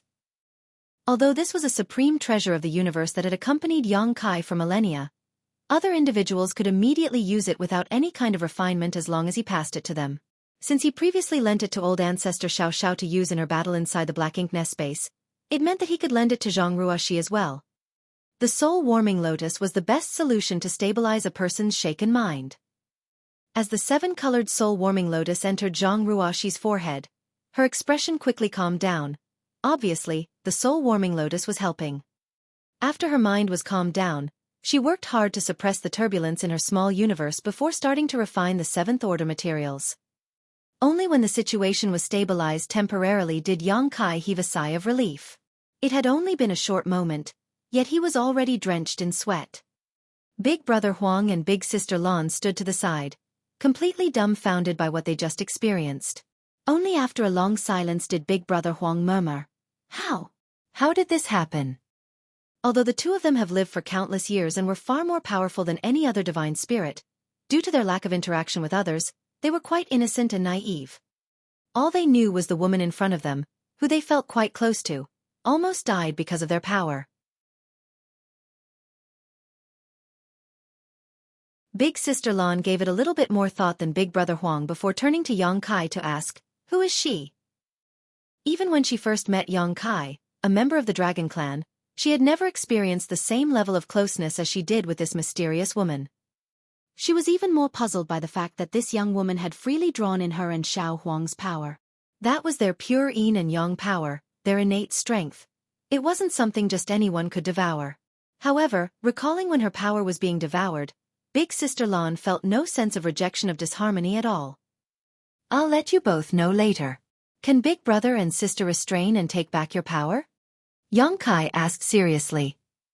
Allowing Ruoxi to refine 5 elements materials to balance her small universe was the best solution to the current problem. Xueqi quickly discovered a problem at this moment. It was taking too long. Refining materials was not something that could be done overnight. One would require a lot of time to refine a set of 7th order materials, let alone Zhang Ruoxi, who was only in the 7th order open heaven realm. Furthermore, even if this set of 5 elements materials were truly refined, it still wouldn't be sufficient. In order to balance the yin and yang element power that she took in, many sets of 5 elements materials would be required. Yang Kai estimated it would take Zhang Ruoxi at least 10 years to reach a state of balance. 10 years was quite a long time, and in this kind of unstable situation, many things could go wrong, any one of which could put her in grave danger. The power from these two was akin to a pair of giant blades hanging above her head, at risk of falling at any moment. However, if Big Brother Huang and Big Sister Lan could take back their powers, then all these issues could be resolved.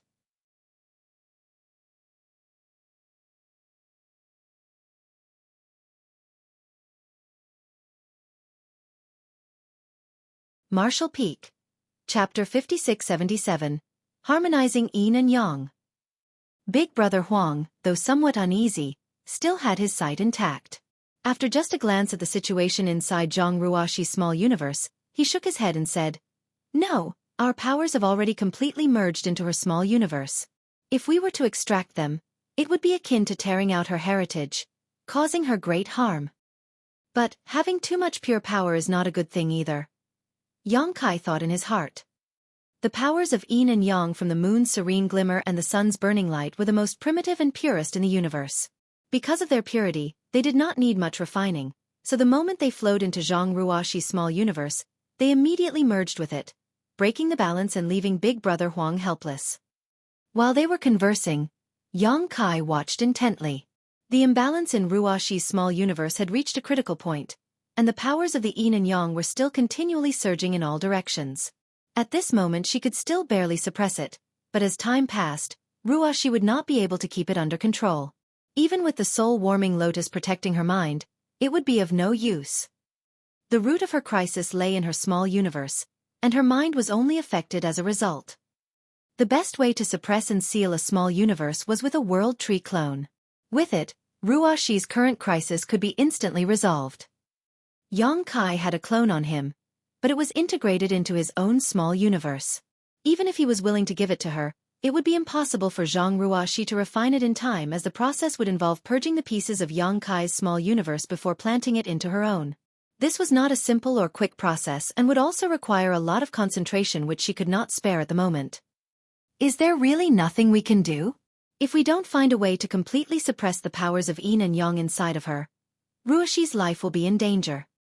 In his anxious state, Yang Kai suddenly had an idea and immediately advised her, "Activate your bloodline power and see if you can suppress it."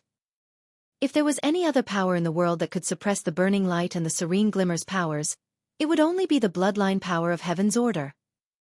As a 7th Order Open Heaven Realm Master, Ruoxi's cultivation allowed her to control thousands of small stone race soldiers to form a 4th Order 9 Palaces formation. She did this by relying only on her own bloodline power. Furthermore, these small stone race soldiers could almost be considered as extensions of the powers from Burning Light and Serene Glimmer. In Yang Kai's theory, Heaven's Order was akin to the matriarch of the Divine Spirit family. The strange incident between Ruoxi and Big Brother Huang and Big Sister Lan during their first encounter suggested that this was true.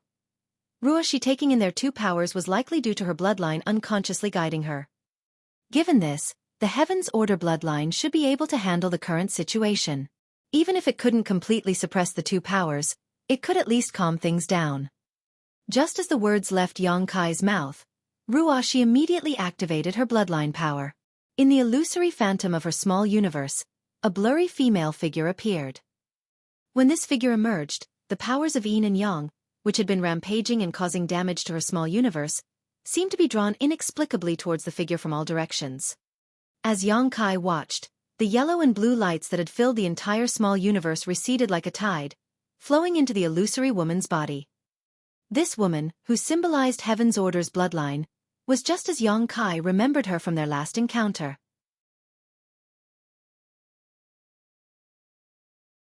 She hung her head low, her hair flowing freely as she held a giant great sword in her hands.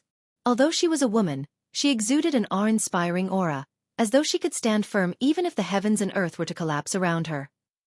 When the most primitive powers of yin and yang surged into her, her body immediately emitted a light where the two colors intersected. The colors grew brighter and brighter until they reached a dazzling peak that resonated deeply with Yang Kai. His eyes widened in disbelief as he stared at the scene before him absent-mindedly. He had traveled far and wide, and witnessed the beauty and wonder of countless people and worlds, but the sight before him was beyond words. The woman who manifested the Heaven's Order bloodline behind her opened a pair of brightly shining wings. One side was blue and the other yellow, with the colors flowing freely like water, sometimes turning yellow into blue, and other times the opposite.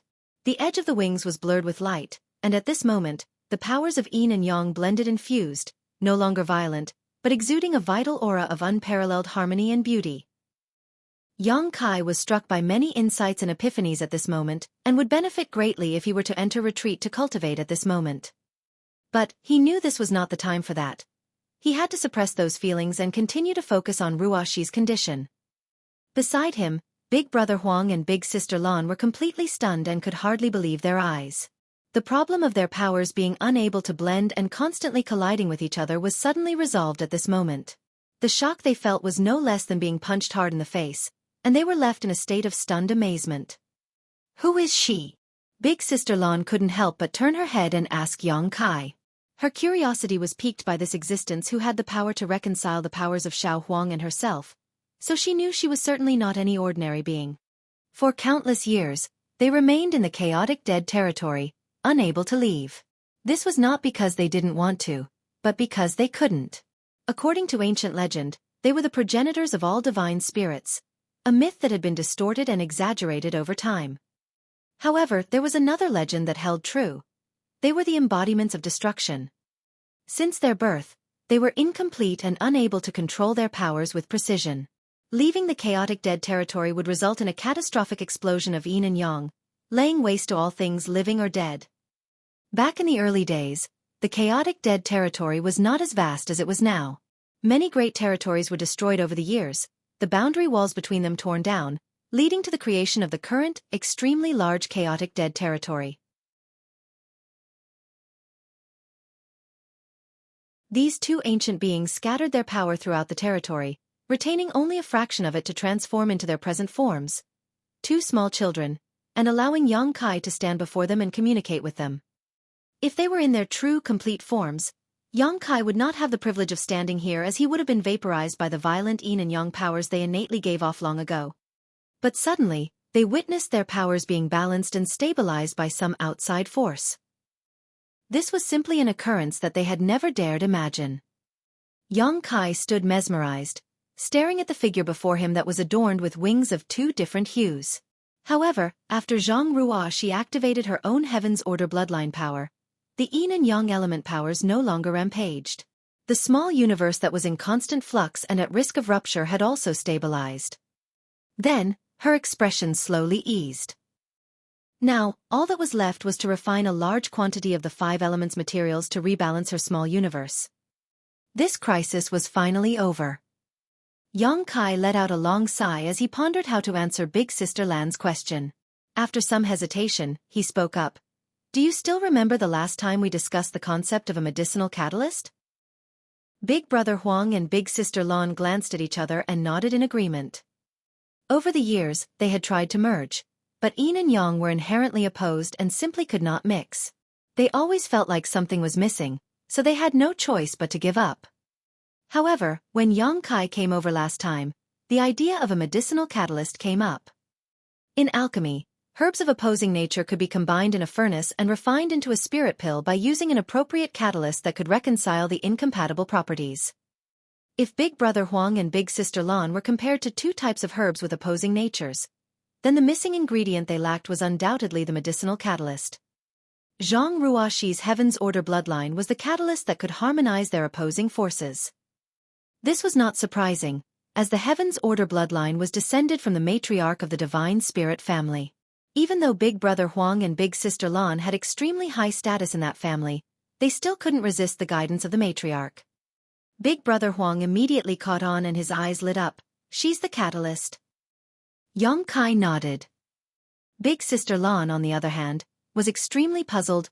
What kind of bloodline does she possess? Why have I never heard of her before, and how is she able to do this? Upon hearing that, Xueqi explained, I mentioned the primordial light earlier. After stripping you two away, the primordial light crashed into a barren land, and its radiance dispersed, evolving into countless divine spirits. That piece of land became the ancestral land of the divine spirits. However, after the primordial light dissipated, there was still a blurry figure left behind. This little brother was unable to tell what that figure was at the time, and could not judge what it represented, but that blurry figure resembled a human. Somehow, that figure must have merged with the human race. Thus, the human race inherited its bloodline from generation to generation. This bloodline has experienced countless years of inheritance, gradually becoming thin and weak. The later generations have long forgotten the glory of their ancestor, until Xueqi's generation when this bloodline began to gradually awaken. This bloodline is called the Heaven's Order bloodline, and in the primordial light, it undoubtedly holds a special position.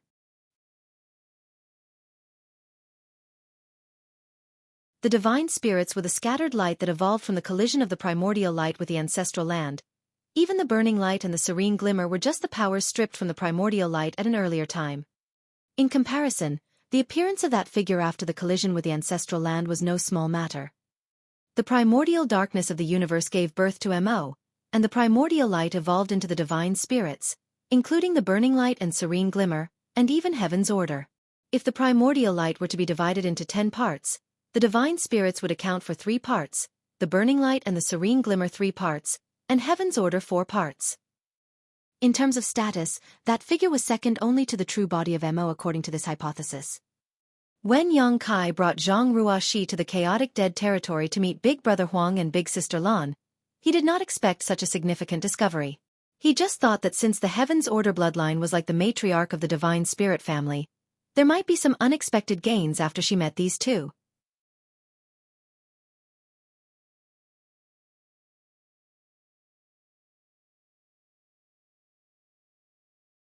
Marshall Peak, Chapter 5678. Ruoxi's Condition. And now, their harvest was indeed huge. Though there were some minor accidents, everything turned out all right in the end. Big Brother Huang and Big Sister Lan's emotions were stirred for a long time. They had never heard about the Heaven's Order bloodline before, which was passed down through generations, and had the remarkable ability to harmonize the opposing yin and yang element powers. It was no wonder when they laid eyes on this woman, an involuntary sense of awe and warmth washed over them, stronger than when facing Xueqi, a member of the Dragon Clan. It appeared that Xueqi was right. Although they were all born from the primordial light, the Heaven's Order bloodline must hold a unique position. This was what caused the two supreme beings of the primordial era to feel differently about Zhang Ruoxi. If that was the case, there might be a chance to resolve the issue that had plagued them for countless eons. Big Brother Huang and Big Sister Lan exchanged glances, understanding each other's thoughts. Meanwhile, Xueqi observed Zhang Ruoxi's condition in silence. She had already reached the peak of the 7th Order Open Heaven realm, and now she unintentionally absorbed a massive amount of yin and yang element power. This could be her chance for a breakthrough. Though it was a perilous accident, it was also an opportunity for Zhang Ruoxi after it was resolved. Thanks to her bloodline power, her refining speed became incredibly swift, rivaling even Xueqi's. Xueqi's speed was partly due to his solid foundation, but also due to his small universe having a world tree clone, which greatly assisted Open Heaven realm masters like him when they cultivated. However, each world tree clone had to come from the world tree itself, and each one required a portion of the world tree's source. Likewise, they were supported by the fortune of numerous universe worlds. Thus, they were not something that could be obtained in large quantities from the old tree.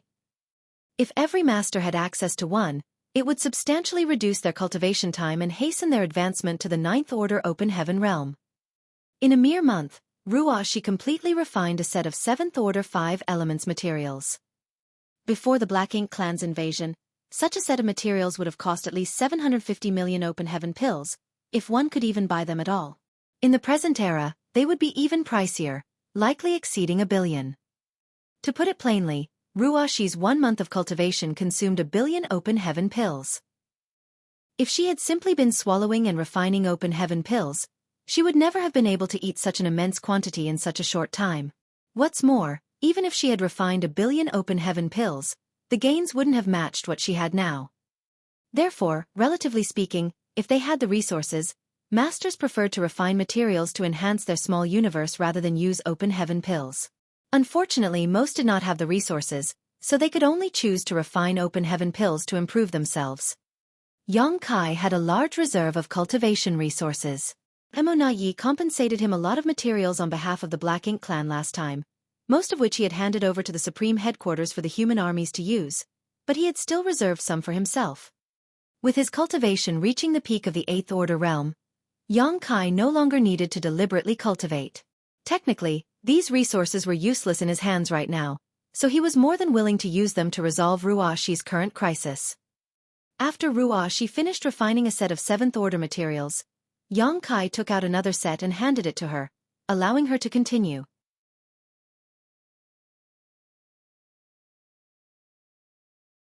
With the increase in 5 elements powers, the imbalance of Ruashi's small universe was gradually fixed.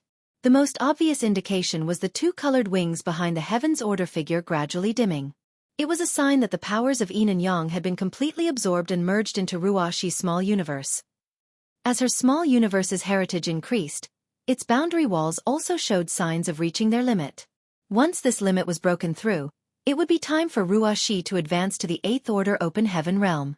At that time, her entire small universe would greatly expand, and Ruashi's heritage would also increase significantly. 12 years passed by in a flash. The Heaven's Order figure in Ruashi's small universe had all but faded away, and the 2 colored wings behind it had almost disappeared. By refining a large amount of 5 elements materials, her small universe was once again balanced. In it, wind and clouds stirred. Ruashi was surrounded by an extremely strong world force, and her own aura had already heightened to its peak, a sign of an impending breakthrough. Sir. Ruashi suddenly opened her eyes and looked at Yang Kai for help. You will advance to the 8th Order today. Just calm your mind and break through. I will stand guard for you. Yang Kai comforted her. N. Zhang Ruashi nodded gently, and her uneasy mood immediately calmed down, allowing her to focus on dealing with the changes in her small universe. A few days later, with a final infusion of 5 elements power, the powers of Yin and Yang were devoured completely and the Heaven's Order figure disappeared. Zhang Ruashi had increased her small universe's heritage greatly and finally crossed the threshold. From the depths of her soul, there seemed to be a cracking sound. Ruashi's body trembled slightly, and her peak 7th Order aura suddenly soared. At the same time, the original boundaries of her small universe broke, and the already maximized territory quickly expanded like a blown-up balloon. Within the small universe, the sky trembled and the wind and clouds swirled in constant transformation. Large swaths of new territory began to appear, at first chaotic, but gradually evolving and harmonizing with the powers of the 7 elements, becoming part of her small universe. Yang Kai remained vigilant, but he wasn't worried. Zhang Ruashi's breakthrough was a seamless and stable process, devoid of any signs of instability. As long as she remained focused, her breakthrough posed no real risks. Advancement in the open heaven realm carried a certain degree of danger. Without a sturdy foundation, rushing a breakthrough could lead to unforeseen complications during the expansion of one's small universe. For example, some of the newly formed territory might not have fully evolved and instead retain their initially chaotic state. Such an occurrence would undoubtedly have a profound impact on a person. It could cause anything from minor damage to total collapse of their small universe, which would end in their demise. Ruashi did not face such risks as she had a solid foundation, coupled with her unique bloodline. As a result, the new territory swiftly evolved into thriving lands. Yang Kai had undergone numerous breakthroughs in the past, but he had only sought to enhance his strength without paying much attention to the process itself. However, this time, as Ruashi's protector and witnessing the various transformations of her small universe, he experienced a unique sense of enlightenment. It was commonly believed that Mo had reached the creation realm that stood above the 9th Order Open Heaven realm. However, no one could adequately explain what the creation realm was. Not even Song nor Wu Kuang. It wasn't that they didn't want to, it was rather that they did not know how, for they had never reached that realm. Yang Kai used to believe that the creation realm referred to the ability to create life from nothing. The Black Ink clan was a creation of Mo, who was capable of producing such terrifying existences such as the black ink giant spirit gods. The title of creator was certainly well deserved. For all black ink clansmen, Mo was their creator. Throughout the universe, the only existence of a similar level of power as Mo was the primordial light. The primordial light had stripped itself of its yin and yang elements to create the serene glimmer and burning light. Its innumerable points of light produced countless divine spirits. In other words, it possessed the power of creation. But was that really the power of the creation realm? At a fundamental level, the Black Ink clan was merely a peculiar extension of Mo's power, which meant Mo did not truly create life from nothingness. Whether it was the Black Ink clan soldiers or the Black Ink giant spirit god, without Mo's power, they had no basis for existence. Are the divine spirits not technically an extension of the power of the primordial light? Is that all there is to the creation realm? Or am I misunderstanding something? According to this logic, when a cultivator reached the peak of the Emperor realm, they would begin to condense their own grand Tao into a Tao seal, refine the power of the seven elements, and use that as a foundation to split heaven and earth apart within their bodies, creating their own small universe. So, in a way, didn't every open heaven realm master have creation force? However, those small universes were truly born out of nothingness rather than the extension of the master's power. It was created by the harmonious balance of yin, yang, and 5 elements. Didn't this mean that all open heaven realm masters possessed the means of using creation force? Where did this power come from, and what distinguished reaching the open heaven realm from the creation realm? Yang Kai suddenly found himself deeply lost in thought, questioning his own grand Tao and exploring an unknown domain. When one's strength was meager, it was difficult to ponder over these things, as their sole focus was to advance to a higher realm and get stronger. But when one had reached their pinnacle and stood at a lofty height, many doubts involuntarily arose. Yang Kai had a vague feeling that if he could understand the answers to these questions, he might discover something incredible. However, his deep contemplation bordered on questioning his very existence. Though he remained standing in the same spot, it was as if he had entered another universe. Big Brother Huang and Big Sister Lan immediately noticed something was amiss and turned their heads towards him. Big Brother Huang even called out to him a few times, finally allowing Yang Kai to be jolted back to reality, where he promptly broke out into a cold sweat.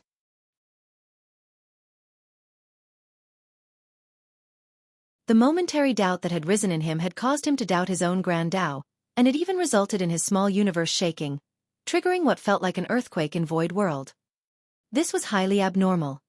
After all, his small universe had a world tree clone to stabilize and protect it. Additionally, his small universe was firm and flawless, impervious to external forces. Even during his battle with a royal lord, his small universe had never trembled. However, though his world tree clone could resist external forces, it could not prevent internal turmoil.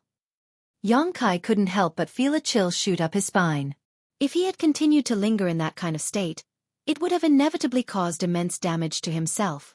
Though the open heaven realm method of the human race was not flawless, it was the fundamental basis for their rise to power and had been inherited for countless millennia. Before his strength and realm had reached a certain level, it was necessary to be more cautious about such ponderings. Yang Kai was forced to reflect on this matter in silence.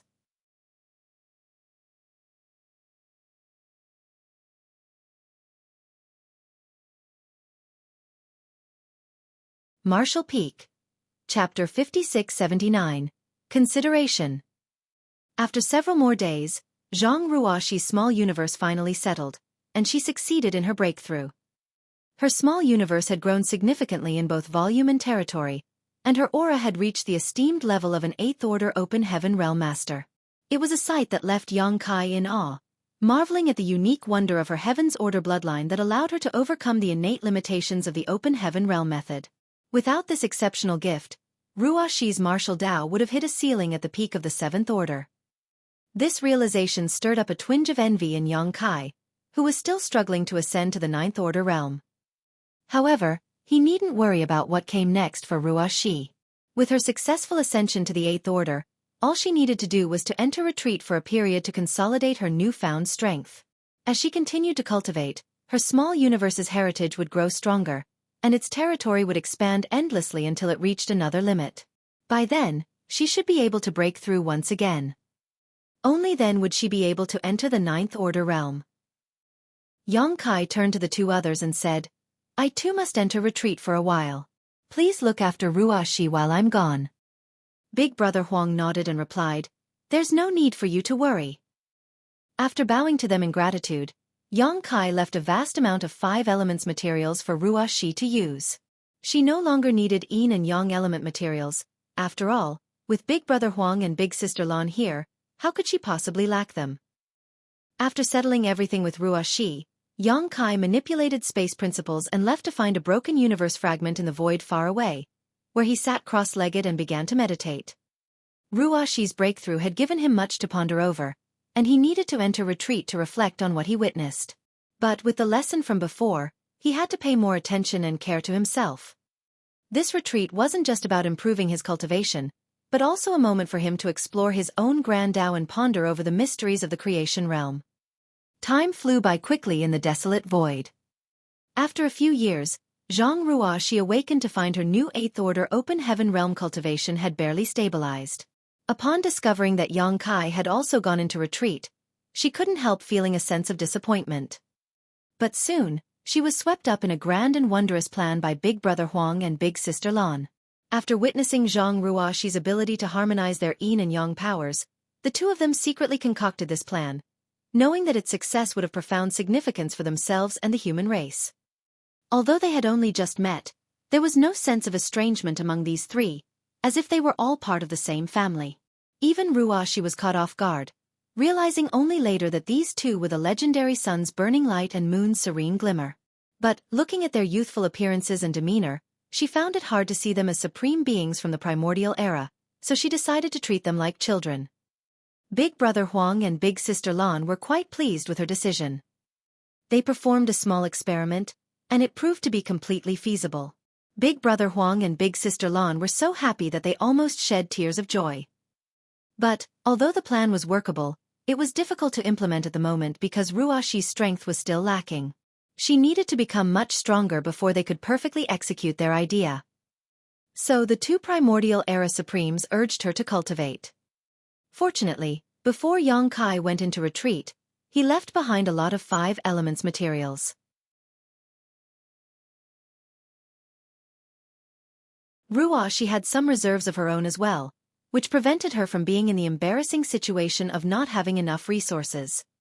Ordinary masters usually cultivated by building up the heritage of their small universe, and even if they chose to refine materials, they needed to consume complete sets of 7 elements.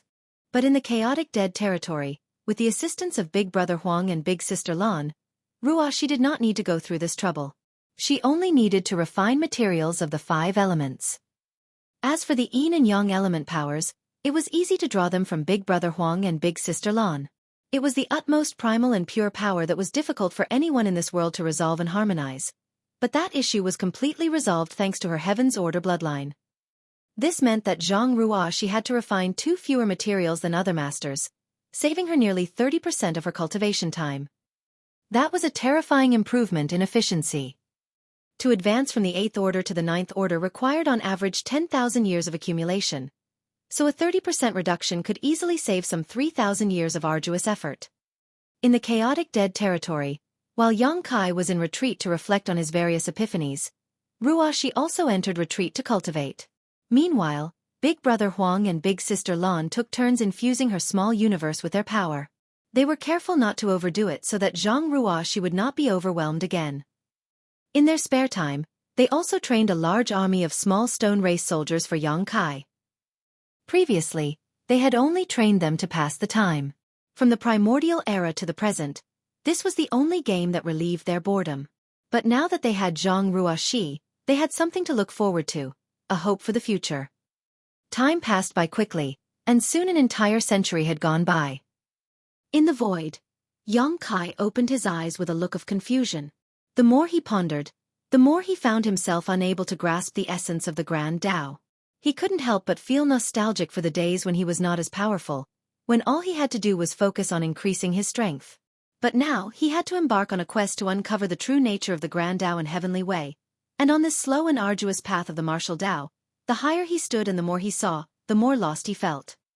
Letting out a light sigh, Yang Kai ceased his ruminations. He knew that his confusion stemmed from not standing high enough. Perhaps after ascending to the Ninth Order, things would change for him. After spending 100 years in retreat, he had some gains.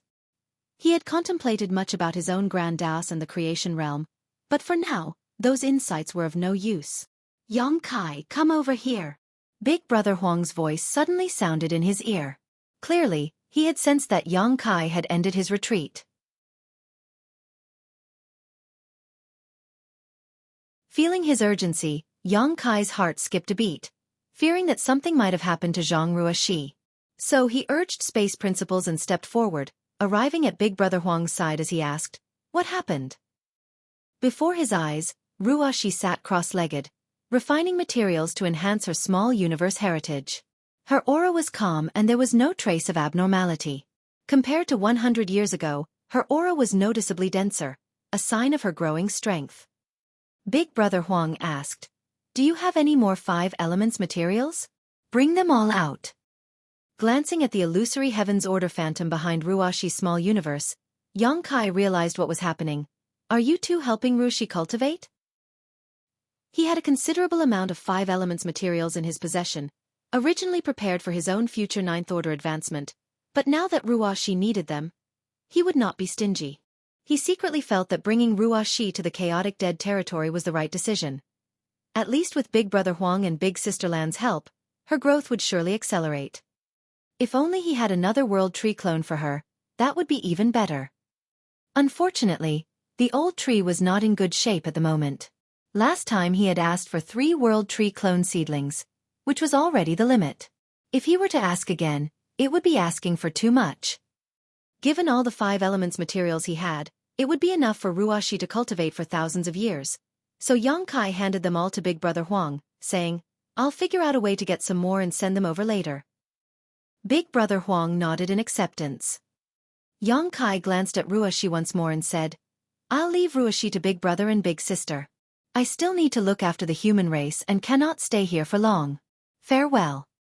Big Sister Lan reassured him, "Rest assured, she will be safe here." At present, the greatest danger was the Black Ink clan. However, since suffering a catastrophic defeat in the chaotic dead territory, they dared not set foot in here again.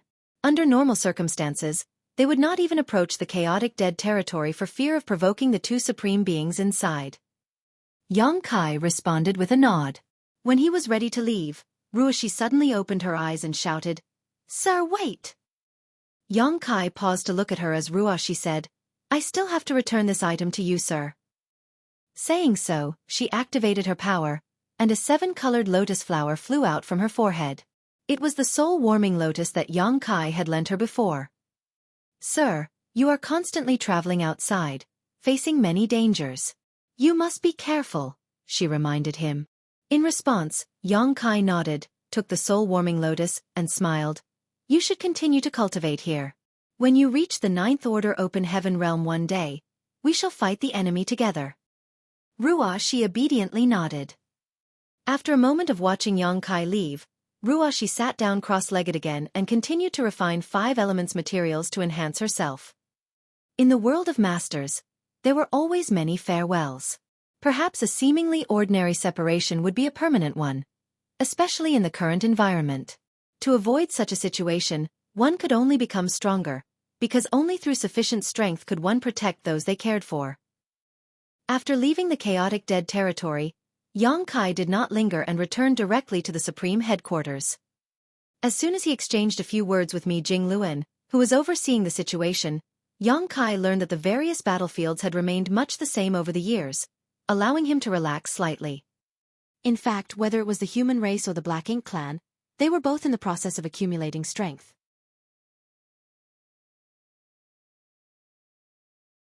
On the human side, due to the output of talents from the Star Boundary, Myriad Monsters World, and even Xueqi's small universe, high-rank Open Heavens Realm Masters were emerging one after another. This was especially so for rising stars who directly ascended to the 7th Order Open Heaven Realm during these past years. Many of them had already entered the 8th Order Open Heaven Realm and had been in this realm for a few years. As for the battles on the various battlefields, that had not slowed down their cultivation speed. On the contrary, the repeated life and death stimulation tempered their willpower and endurance, allowing them to constantly make breakthroughs and improve. It was estimated that it would not take long before the first of the rising stars of the human race saw the hope of advancing to the Ninth Order. The Black Ink clan was the same. There were many new territory lords, more than the Eighth Order masters. This was also inevitable. After all, Black Ink clansmen could be created from Black Ink nests, leading their numbers to surpass those of the human race. Among the billions of Black Ink clansmen, there would always be some lucky ones whose strength improved rapidly. A tacit understanding between the two races had been achieved. Now, it only remained to be seen which side could outpace the other, allowing them to seize the initiative. According to the statistics of the Supreme Headquarters, the human race did not have much of an advantage. Overall, it was easier for the Black Ink clan to cultivate than the humans. In the future, the Black Ink clan might be able to create royal lords earlier than the human race. The only advantage of the human race lay in their greater individual strength, their intelligence, and their will to resist.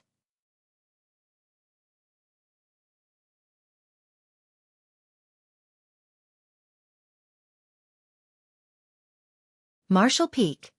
Chapter 5680. Finally free. In the Grand Hall of the Supreme Headquarters, Mi Jingluan let out a deep sigh as he spoke. Our most pressing concern, junior brother, is the scarcity of resources. Despite the accumulation of the cave heavens and paradises over the years, our people are trapped in just a handful of great territories now. Our access to essential resources has been severely limited, especially now with the explosive increase of open heaven realm masters. Their cultivation demands an abundance of resources that our stockpiles simply cannot sustain. Even with all the things you brought back last time, it barely made a dent in the shortfall needed to construct the suppressing Black Ink fortress. The problem of resource scarcity can only be solved by either increasing our resources or reducing our consumption. But we are cultivators. Our cultivation and healing require resources, so how can we reduce our consumption? If we were to do so, how could we expect our soldiers to fight fiercely on the battlefield? We must devise alternative strategies. Over the years, the military merits required by the Army's supply department to exchange for resources have been increasing every year. Take the simplest Fourth Order materials, for example. The military merits required to exchange for one have increased by 20% compared to a millennium ago. To make matters worse, some ignorant fools, the managers and commanders, are unaware of the high cost of goods and come to me, their senior brother, at the Supreme Headquarters to clamor for a reduction in price for them? Ouyang Lai was the one he was referring to, and Yang Kai knew about this matter as well. Ouyang Lai even sent someone to relay a message to him, saying that the prices for resources in the Army's supply department were abnormal, and requested that he talk to Mi Jingluan about it. HAA. Mi Jingluan sighed again. Do you think I don't want to reduce the prices? I just can't simply do so. The military merits that our soldiers earn are priceless, paid for with their own lives. If there was a possibility, how could we, the Supreme Headquarters, do such a thing? We just can't achieve two opposing goals at the same time. As for increasing our resource sources, there are only two ways for our human race to do so. One is to mine them from the new Great Territory, and the other is to loot the Black Ink clan. But the resources in the new Great Territory are also limited.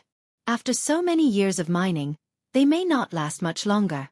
Although looting the Black Ink clan's convoys is a profitable enterprise, it also entails enormous risks, and the amount we can get each time is not stable.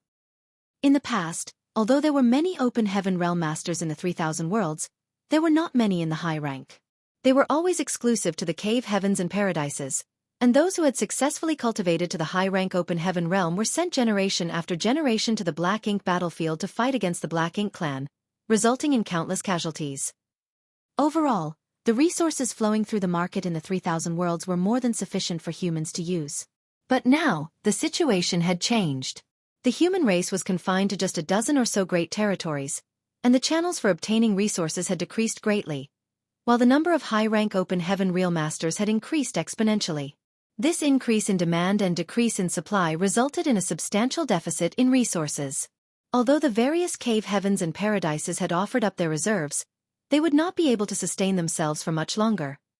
After hearing Mi Jingluan's complaint, Yang Kai realized the gravity of the situation.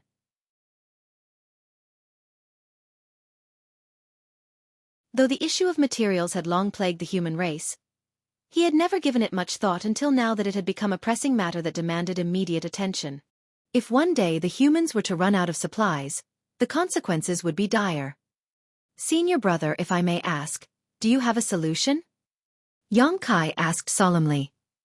Mi Jingluan replied, I've given it some thought. The only way to resolve this is to seek resources outside.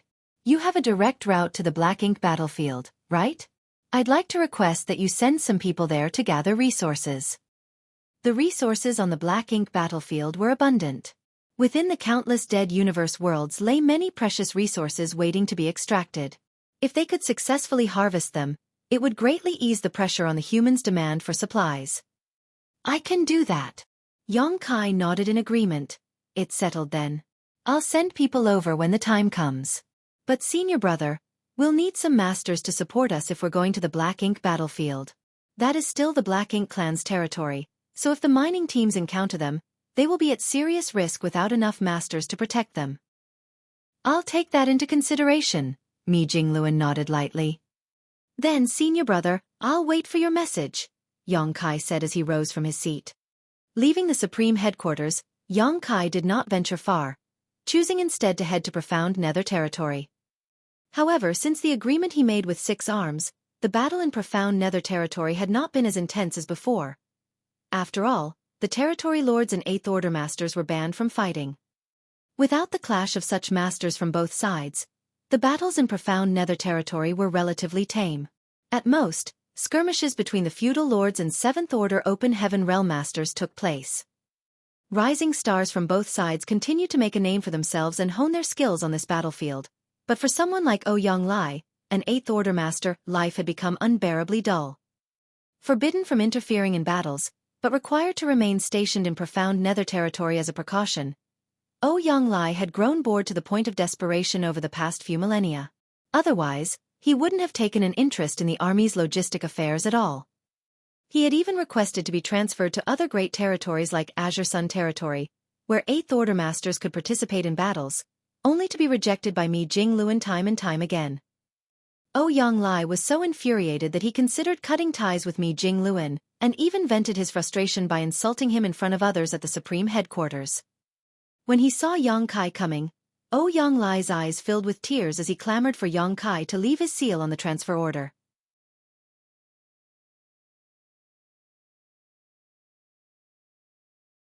The main reason Ouyang Lai hadn't been transferred from profound Nether territory for all these years was that Yang Kai was like an elusive dragon, appearing and disappearing unpredictably.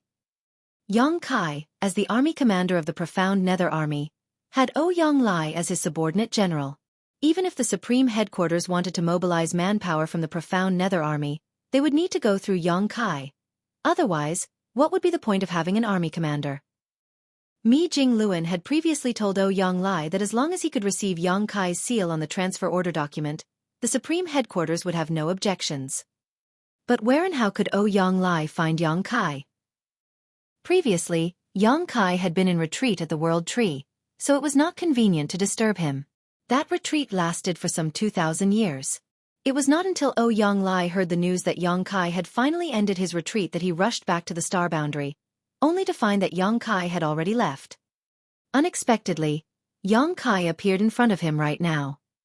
Ouyang Lai was so grateful that he took out the transfer order document that was long prepared and stared at Yang Kai with an attitude that indicated, if you don't agree, I'll die in front of you. Yang Kai looked at the contents of the transfer order document and frowned slightly, his expression inexplicable. After a long time he sighed. Senior brother Ouyang, are you sure you want to leave profound Nether territory? Absolutely. I can't stand this damned place anymore, he exclaimed. Just looking at what he had been doing for the past 3,000 years. All he did was patrol various forward outposts each day, give speeches to newly arrived soldiers, and then drink until he was thoroughly drunk. He was even bored enough to go to the Black Ink clan and argue with the Six Arms and the other territory lords. These boring and miserable days were nothing compared to charging into battles and killing enemies. Before Yang Kai made an agreement with the Black Ink clan, though the situation in the profound Nether army was dire, at least they were living boldly and valiantly. For a hot-blooded man like him, even if his life ended in battle, It would still be preferable to a life of obscurity and insignificance. With that said, Yonglai added, "Junior brother, please do not misunderstand me. I am not dissatisfied with you, nor am I dissatisfied with the profound Nether army. It's just that this environment isn't quite suitable for me. Ever since I joined the Black Ink battlefield all those years ago, I haven't experienced such idle days. Time just crawls by here." Yongkai nodded in understanding. "I understand. In that case, Senior Brother Young, please go." Saying so, he stamped his seal onto the transfer order. Yonglai immediately smiled and snatched the document, scanning it before cheering, "I'm finally free." It was as if a prisoner who had been trapped for years had regained his freedom. Yonglai pocketed the document and cupped his fist to Yongkai. "Junior brother, I'll be reporting to the Supreme Headquarters now. Take care of yourself. I'm sure we'll fight together again someday." Yongkai nodded lightly. Yonglai couldn't wait to turn and leave. He didn't want to spend another moment in profound Nether territory.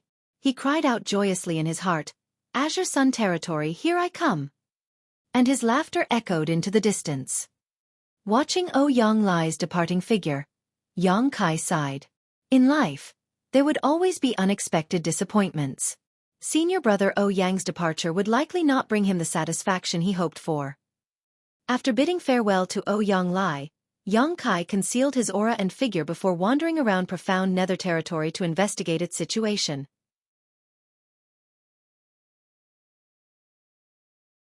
With his current cultivation, as well as his proficiency in the Tao of Space, he could easily avoid detection even from the innate territory lords if he was careful enough. Profound Nether territory was unremarkable. Everything was just as it was when he left so many years ago, except that the number of 7th Order Open Heaven Realm Masters had significantly increased. Without staying long in profound Nether territory, Yongkai returned to the Supreme Headquarters a few days later to await further orders. Mi Jingluan was quick to prepare, and within a month, everything was ready. When Yongkai arrived at the main square, he saw that tens of thousands of soldiers had already gathered. However, these soldiers were quite different from the norm. Many of them had either gray or white hair, and although they didn't look particularly old, they certainly weren't young. Their cultivation levels were also generally low, with most of them at the 4th or 5th Order Open Heaven Realm, some even at the 3rd Order. Yongkai understood immediately that these were the Open Heaven Realm Masters who were born in the early days and their current cultivation had already reached their innate limit. Such a cultivation would be ineffective on the various battlefields, as they would be very vulnerable to corruption from the Black Ink strength. Thus, they were typically assigned to logistics roles. This group of people would have limited usefulness in combat. However, if they were brought to the Black Ink battlefield to mine resources, that wouldn't pose any hindrance. It was clear that Mi Jingluan had considered this issue thoroughly, which was why he had summoned this group of people, wanting Yongkai to escort them to the Black Ink battlefield.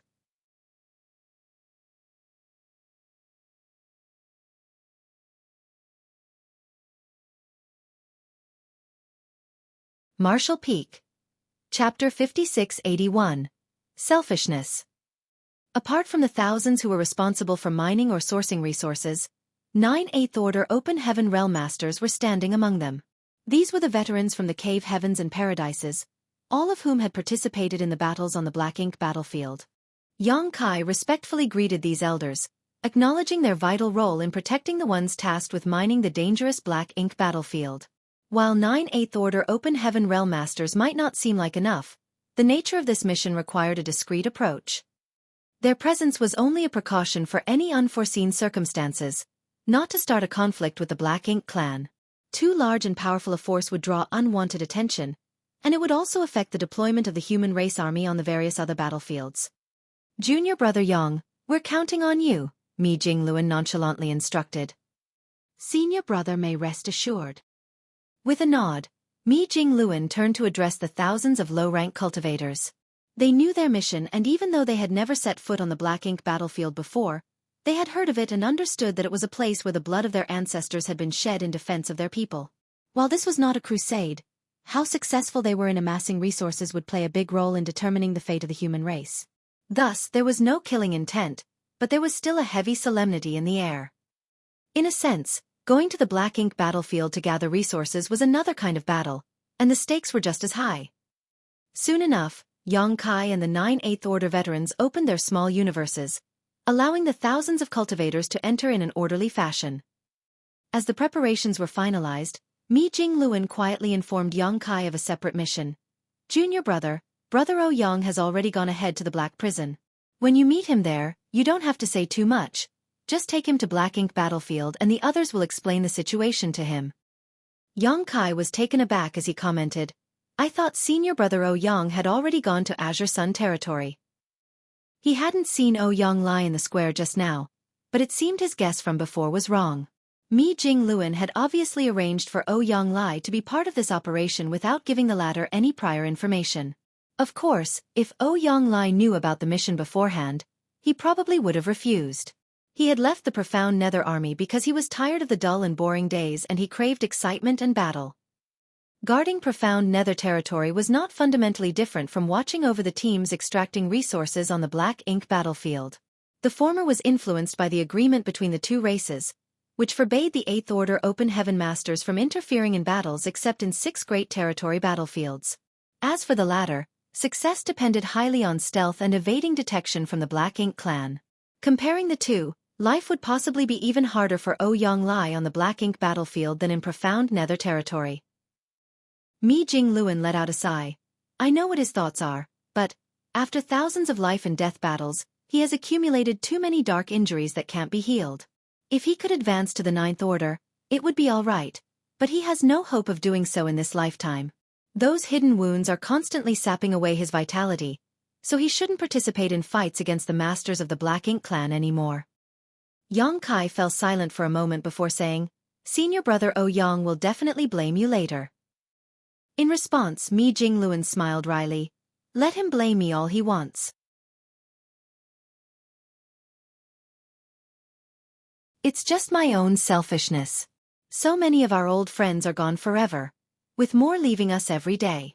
Someone needs to stay alive to witness the day when the human race triumphs. Xueqi said, Rest assured, Senior Brother Mi. The younger generation has risen to the challenge and can take over the banner from the seniors to resist the Black Ink clan. As for that day, it will come sooner or later. He turned around and bowed, continuing, Take care, Senior Brother Mi.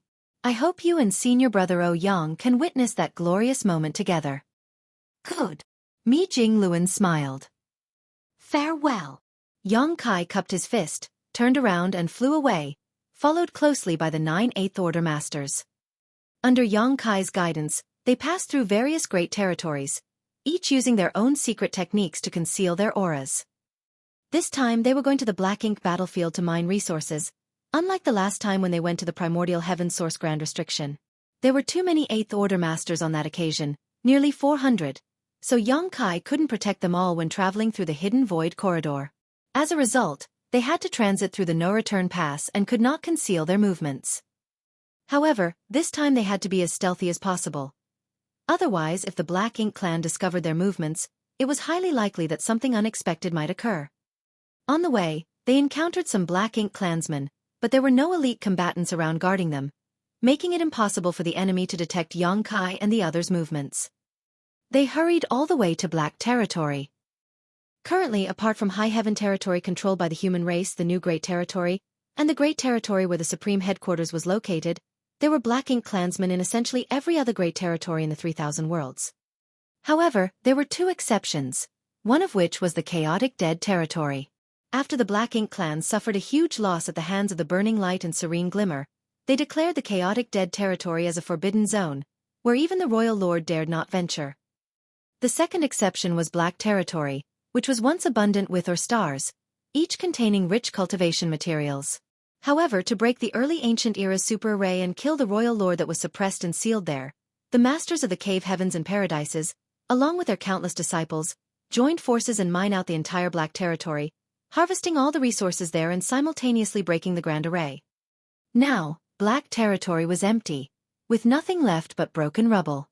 Although the Black Ink clan had explored the area before, they found nothing but a barren land. Thus they did not bother deploying any forces here.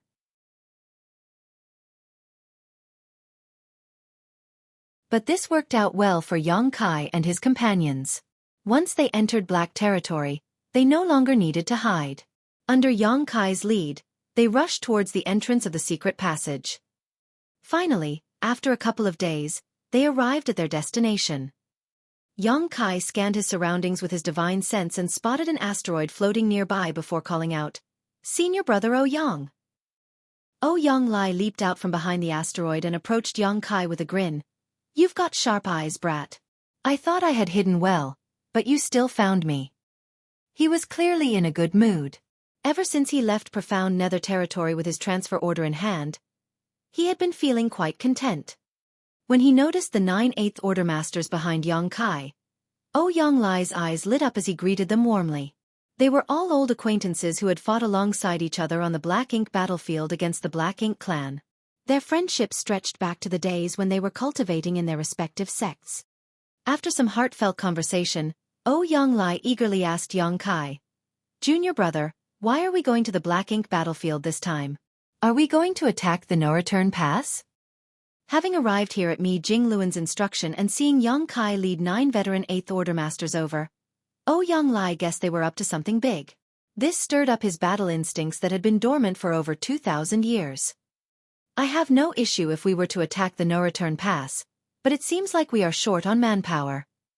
Yang Lai began to worry.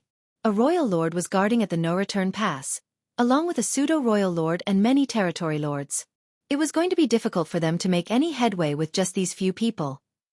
However, considering Yang Kai's many achievements in the past, the situation suddenly became clear to him. "I know.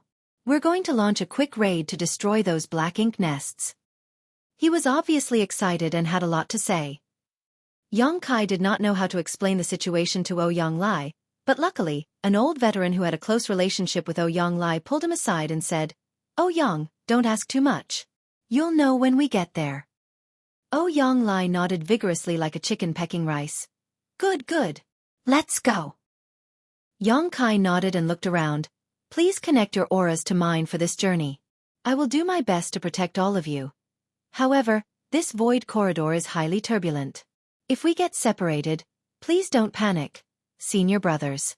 Just hold your ground and wait for me to find you while ensuring your own safety." All the 8th Order Open Heaven Realm Masters nodded. "Good." Yang Kai shouted and Space Principle surged out, causing ripples to spread in front of them like a calm lake that had been disturbed by a stone. Everyone was amazed as they watched. All of them were 8th Order Open Heaven Masters and were capable of breaking the void when they exerted all their might, but none of them could manipulate it skillfully like Yang Kai did. This was the ability of someone who was proficient in the Tao of space. As the ripples spread, a noticeable difference in the void appeared ahead. With Yang Kai's continuous manipulation of space principles, a certain spot ahead of them slowly revealed the illusory phantom of a portal. Looking up, the portal looked like an abyss, chaotic and terrifying. "Stay close to me," Yang Kai urged while taking the lead to step into the portal. Following him were the 10 8th Order Open Heaven Realm Masters, steadily connecting their auras with Yang Kai's.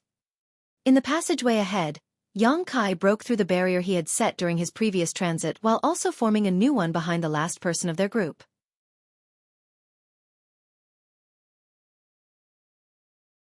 If he was alone, or even with 2 or 3 people, it wouldn't have been very difficult for Yang Kai to accomplish this. However, with 10 people at once, it was a bit taxing. Fortunately, everything was still within his limits, though it was much more time-consuming than previous trips through this void corridor. Yang Lai and the others all had high cultivation and extensive experience, but walking through this kind of void corridor was a first for them. Still, they didn't dare to look around carelessly for fear of triggering any unnecessary accidents. By sensing their surroundings, they only perceived the chaotic void turbulence and the surging power of chaos filling the surroundings of this mysterious and unpredictable place. Even for 8th Order Open Heaven Realm Masters like themselves, getting lost in such a place would likely not have a good outcome. If they were lucky, they might one day find a way out, but if luck wasn't on their side, they could be trapped here for the rest of their lives. That was why they became increasingly cautious as they proceeded forward. In this peculiar environment, both time and space seemed to blur, and they lost track of how long they had been wandering until a sudden flash of light appeared in front of them. It was only now that they realized they arrived at their destination.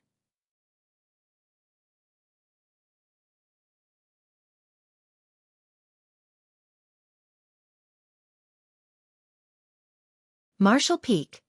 Chapter 5682. Furious Ouyang Lei. The void rippled, and with each expanding wave, a portal gradually revealed itself. Soon after, figures emerged from the portal, one after the other.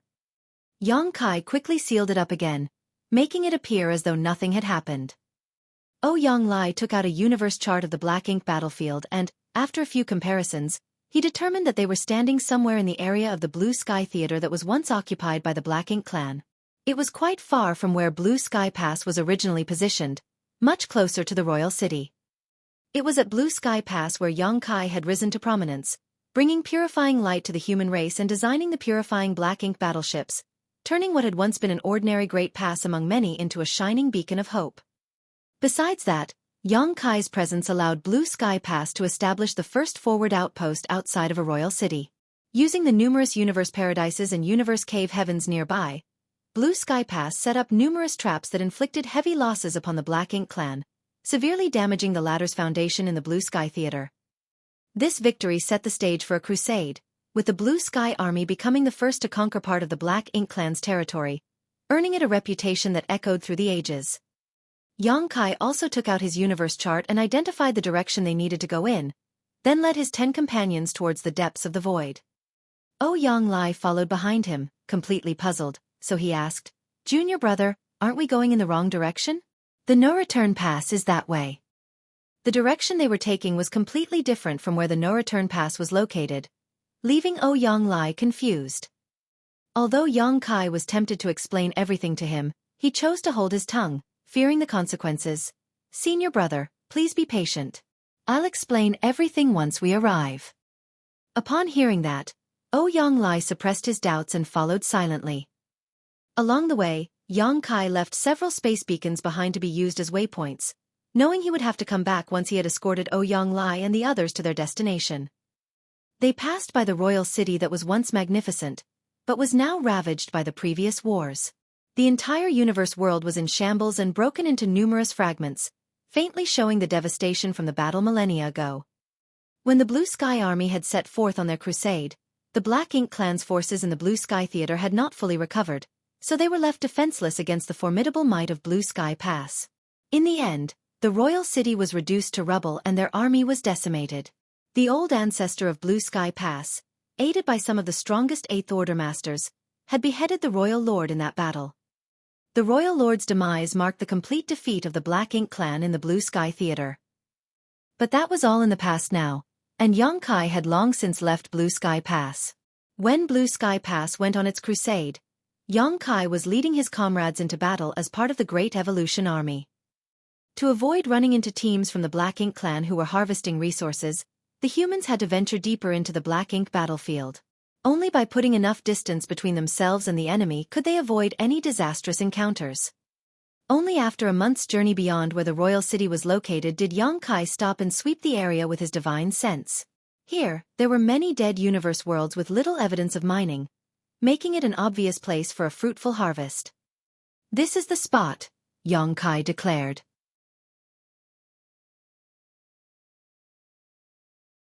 The Eighth Order masters didn't object, except for Ouyang Lei, who wore a dark expression and remained silent. He might be impulsive at times and not skilled in cunning schemes, but that didn't mean he was stupid. The many signs on the way here made him understand that this mission might not be as straightforward as he had imagined. There was a high chance that he got tricked by Big Head Me. While he was lost in thought, Yang Kai had already dispersed with the other 9 Eighth Order's masters. He then opened the portal of his small universe, releasing all the cultivators stored inside. Besides them, there were many warships, including 2 purifying Black Ink battleships. Ouyang Lei's suspicion grew as he took in the sight before him. The cultivators who had been released were mostly of the 4th and 5th Order Open Heaven realm. Some were even in the 3rd Order, and almost all of them were elderly, not the type of lineup one would expect for a significant combat mission. It was more like they were on a retirement trip. Yang Kai turned to the 8th Order masters and said, "I entrust this matter to you. Here is a space beacon for each of you. Please keep it close. Every 100 years or so, I will come to find you and collect the resources you've gathered. It would be troublesome to send everything back that tens of thousands of people had mined. Only Yang Kai could handle it personally. By handing over the space beacons, it would also be convenient for him to locate them in the future. As long as they weren't too far away, Yang Kai could easily locate them and arrive instantly. The Eighth Order Masters accepted the space beacons and stored them carefully, except for Ouyang Lai, who was now glaring at Yang Kai with eyes spewing flames of anger. With a wry smile, Yang Kai grabbed his arm and slapped a space beacon into his hand, apologizing. Senior brother Ouyang, if you have any questions, please ask the other senior brothers later. Junior brother has other important matters to attend to and can't stay long. The truth was, he couldn't face Ouyang Lai's disappointment. Turning his head, he reminded other Eighth Order Masters, if you encounter any danger that cannot be resolved, please lead everyone to the Primordial Heaven's Source Grand Restriction, where the suppressing Black Ink Army is stationed and Dragon Clan Senior Fu Guang is assuming command. This statement caught everyone off guard. They had never heard of the suppressing Black Ink Army, and had no idea that Supreme Headquarters had made such arrangements. Moreover, they were surprised to learn that the Dragon Clan's Fu Guang, who had disappeared for so many years, was actually guarding the Primordial Heaven's Source Grand Restriction this whole time. One of the Eighth Order Master immediately nodded and said, Junior brother may rest assured. Leave them to us and we shall protect them. But what's this about the suppressing Black Ink Army? Can you enlighten us about it?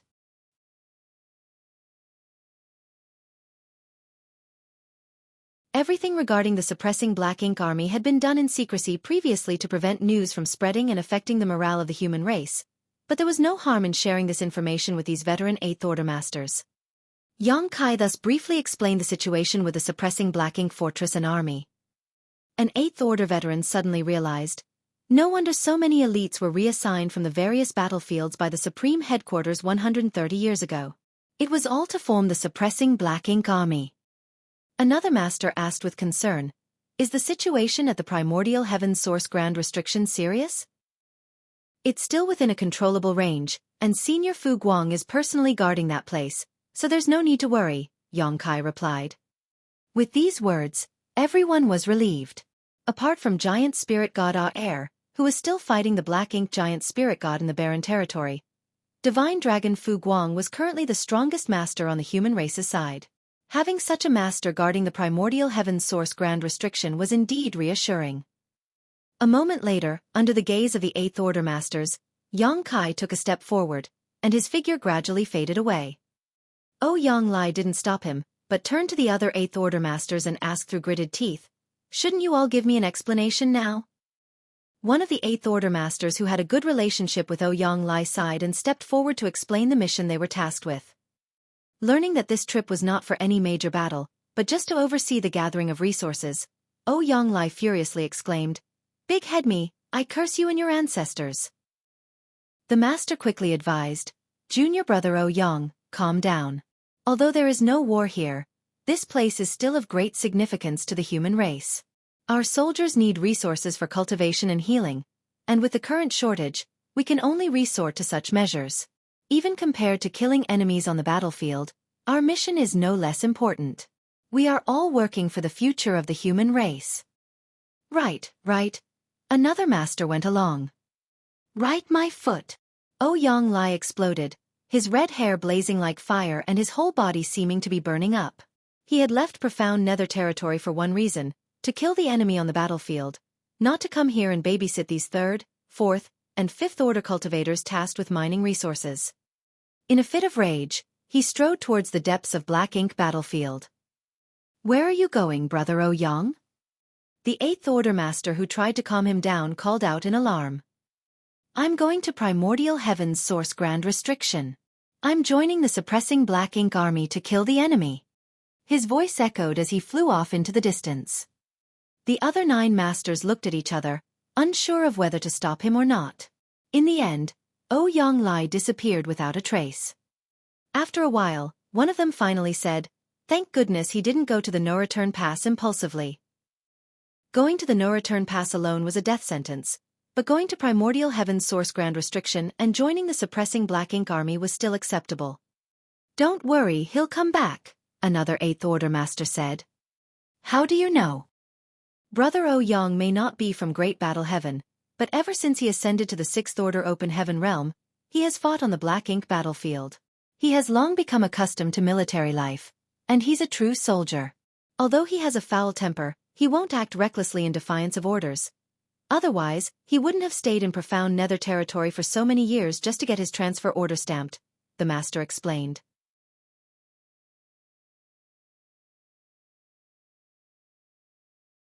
Everyone felt that what he said made sense. Ouyang Lai's behavior was indeed like this.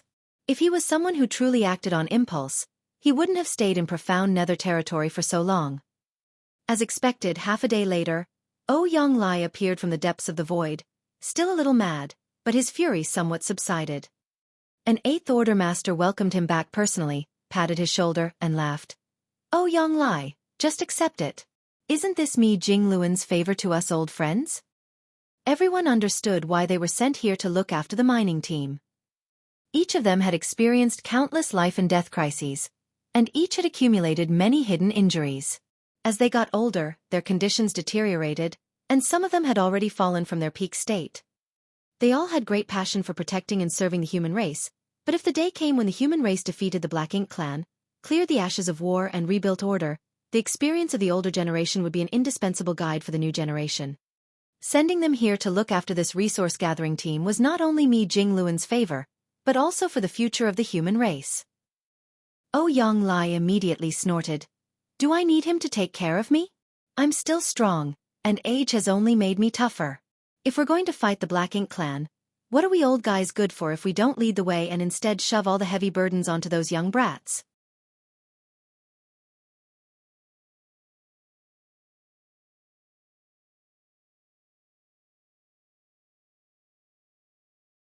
Marshall Peak. Chapter 5683, The Black Ink Clan's Good News. Indeed, we old fogies are still as sharp as ever, but those little brats still have much room to grow. We need to give them a chance to shine. The Eighth Order Open Heaven Realm Master knew well that Ouyang Lai was a stubborn mule and wouldn't challenge him. Ouyang Lai remained silent for a long time, then finally spoke with a harsh tone. When I return home someday, I'll twist Big Head Me's head off and use it as a chamber pot.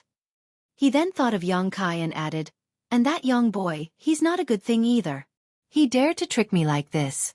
I'll give him a beating when I see him. Good. Us fellow brothers will help you. The Eighth Order Master responded with a big smile. With our combined strength, that brat won't stand a chance. Ouyang Lai looked at him and sighed heavily, his face full of sadness. It had come to this, and there was nothing he could do about it. Soon, tens of thousands were dispersed by the Eighth Order Masters to explore the area nearby for resources.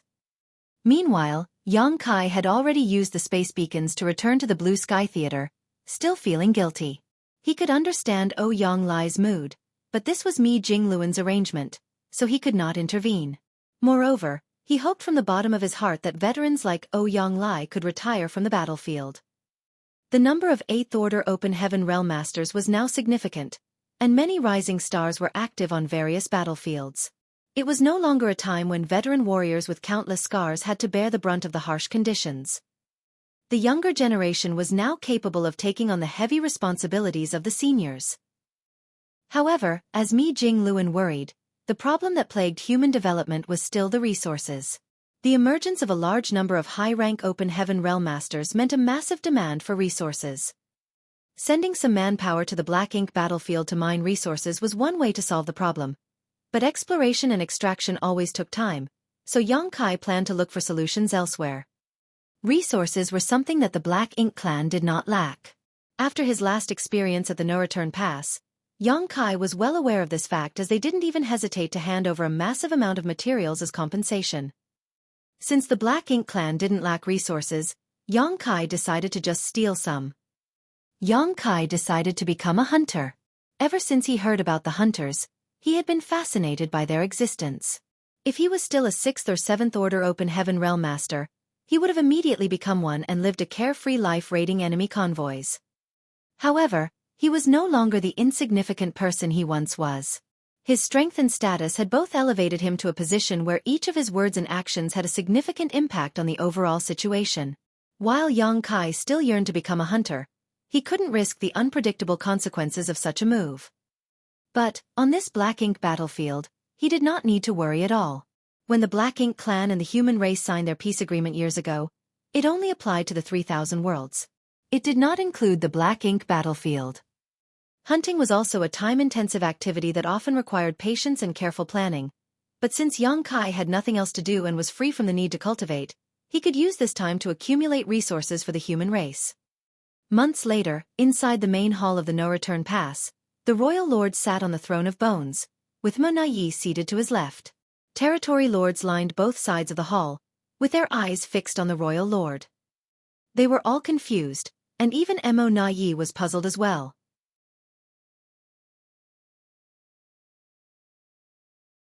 Due to Xueqi's existence, the Black Ink clan could not afford to let their guard down, even with a new pseudo-royal lord on their side. Mo-Na-Yi could not leave the No-Return Pass at will, lest Xueqi found an opportunity to destroy more black ink nests here. Since the royal lord could not protect everything on his own, they could only ensure the safety of the black ink nest by joining forces. That was why the royal lord had been staying here all these years, rarely making an appearance. Even when he did come out, he looked gloomy, obviously still upset about Xueqi's last visit. But with Mo-Na-Yi as a capable assistant, the royal lord completely became an arm-flinging shopkeeper, leaving all major and minor matters of the Black Ink clan war effort to be handled by him, so he was able to relax. However, at this moment, the royal lord's expression looked exceptionally joyful. It was unclear if something had happened on the Great Territory battlefields, or if there had been some breakthrough development in the Black Ink clan. Then, as they recalled the tone in which the royal lord summoned them to this conference hall earlier, the Black Ink clan elite secretly anticipated good news. The royal lord remained silent, and the territory lords dared not speak without permission either. Instead, it was Mo-Na-Yi, a pseudo-royal lord, who smiled and asked, "Sir Royal Lord, is there good news you have to share with us today?" The royal lord chuckled and looked approvingly at Mo-Na-Yi. Although he had many loyal followers, only Mo-Na-Yi was quick-minded and able to read his intentions. This was also why he was willing to delegate power to Mo-Na-Yi. There was no possibility of a power struggle in the Black Ink clan, as Mo-Na-Yi's pseudo-royal lord status meant that he could never surpass the real royal lord's authority, so there was no concern over infighting even if so much power was given to Mo-Na-Yi. After nodding in approval at him, the royal lord announced the great news. There is news from the primordial heaven's source Grand Restriction. With that announcement, the room erupted in surprise. The territory lords widened their eyes in excitement, while Mo-Na-Yi jumped up from his seat, exclaiming, "Sir, has the primordial heaven's source Grand Restriction been broken?" Since the battle outside the primordial heaven's source Grand Restriction and its subsequent sealing and Mo's slumber, the Black Ink clan had been unable to contact them. However, now the royal lord claimed that there was news from the primordial heaven's source Grand Restriction, indicating that the Supreme One had awakened and the Grand Restriction had been broken. If this was true, the day when the Black Ink clan would rule all under the heavens would soon arrive. Even Mo-Na-Yi, who was usually calm and composed, was overcome with excitement and could not help but shed tears. But the royal lord waved his hand and said, "It's not what you think." The primordial heaven's source Grand Restriction is still there, and the Supreme One is still asleep. The excited territory lords were suddenly silenced like a bucket of cold water had been thrown on them. Then Mo-Na-Yi asked, "If that's the case, how did news come from the other side?" "I'm also unsure, and due to the interference of the primordial heaven's source Grand Restriction, the message is not very clear. All I know is that the humans still have some control over that place and that someone deliberately opened a gap like before," the royal lord replied. "Someone is controlling the primordial heaven's source Grand Restriction." "But it can't be Tsong, can it? How can anyone control the primordial heaven's source Grand Restriction? Who is this person?" The territory lords were clamoring and asking questions. They were all innate territory lords who came from inside the primordial heaven's source Grand Restriction, so they knew about the situation there very well. They knew that Tsong was the last human race master who could control the primordial heaven's source Grand Restriction, and after his death, no one should be able to do so. But now, the royal lord was saying that someone was in control of that place. If this message did not come from the Black Ink clan inside the Grand Restriction, they would never have believed it. While the territory lords were concerned about who was controlling the restriction, Mo-Na-Yi picked up on a different piece of information and asked, "Sir, when was the gap opened?" The royal lord answered, "It should have been some 100 years ago." Emo Na Yi murmured with a frown. Around 100 years ago. Sir, back then, Yang Kai led several hundred Eighth Order Open Heaven Realm Masters of the human race through the No-Return Pass and into the Black Ink battlefield. Considering the timeline, could it be that the person who controls the primordial heaven source grand restriction now is Yang Kai? This was not a wild guess, as Yang Kai often accomplished things that others couldn't. If he was really the one controlling the primordial heaven source grand restriction, Emo Na Yi wouldn't be surprised. The royal lord, however, shook his head and said, "It's not him. Although the information from the grand restriction is not complete, I've inquired carefully. The person who controls the grand restriction now does not resemble Yang Kai at all. It must be someone we don't know about." Emo Na Yi didn't doubt him and only sighed. The human race still has such a heritage. After Tsong's death, it was assumed that there would be no one who could control the primordial heaven's source grand restriction again. This was good news for the Black Ink clan, as they could easily break it once the Supreme One awakened. However, it was different if someone was guarding it. Even the Supreme One couldn't underestimate the power of the primordial heaven's source grand restriction, or else it wouldn't have been trapped for so many eons already. Emo Na Yi continued to ask, but if the human race has someone who can control the primordial heaven's source grand restriction, why did they take the initiative to open a gap? The royal lord replied, those inside the grand restriction can sense that the human controlling it now is much weaker than Song, so their control over the grand restriction is far inferior. This person must have opened the gap to alleviate the pressure he was facing. This is clearly something the human race had planned to do long ago. When Yang Kai passed through the no-return pass with those hundreds of Eighth Order Masters, it was to go to the primordial heaven source grand restriction. Now there is an elite human race army and a divine dragon, Fu Guang, fighting against those who are rushing out. This has been happening for over 100 years. Emo Na Yi suddenly realized, curse those humans.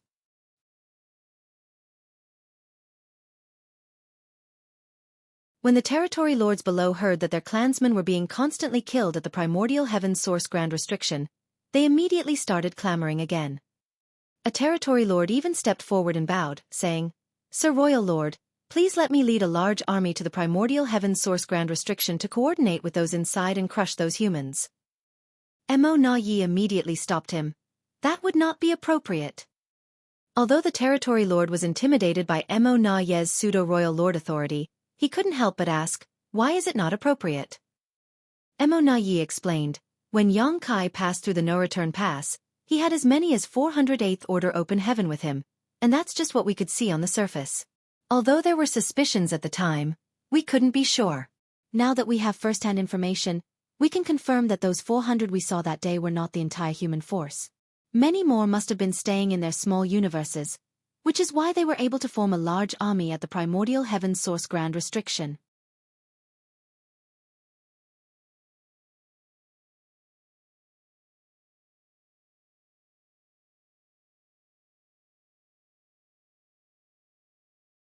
Marshall Peak. Chapter 5684. How despicable. This human race army must be filled with elites with exceptional strength. Otherwise, they wouldn't have been able to ambush and kill the clansmen who broke through the primordial heaven source grand restriction. Furthermore, there is also a divine dragon on their side. If we want to go against such an army, we can't afford to send in too few masters from our side, or we will just be sending them to their deaths.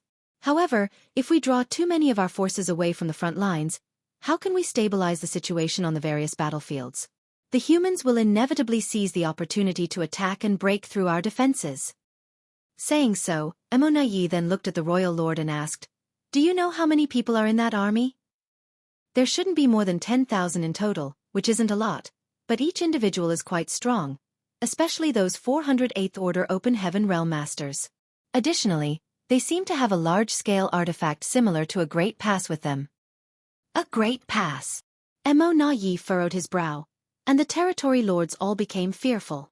Although all of the Great Passes that still survived were abandoned around the no-return pass and were now occupied by the Black Ink clan, it had cost them a massive price to capture them.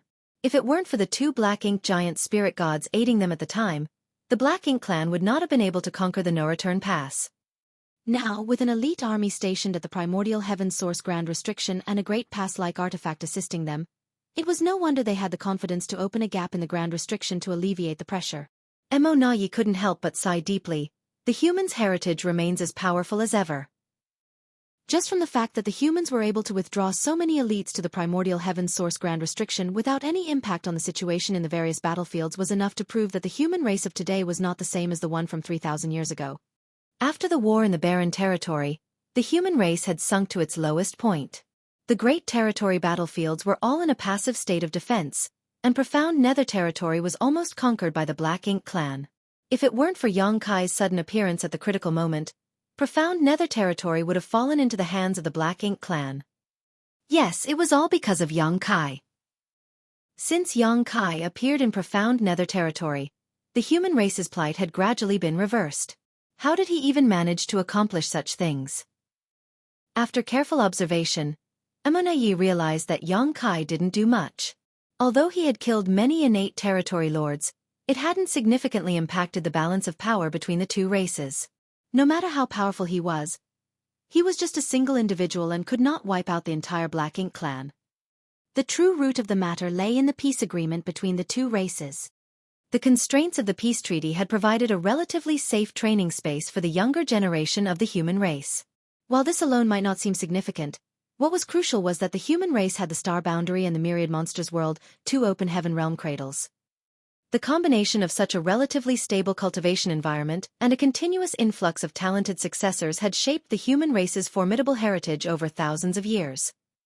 It was a pity that when Kai's reputation was at its peak, and all the innate territory lords trembled at the mere mention of his name, he proposed the peace agreement. Who would dare to reject him at that time? Looking at the current situation, this was all Kai's cunning plan.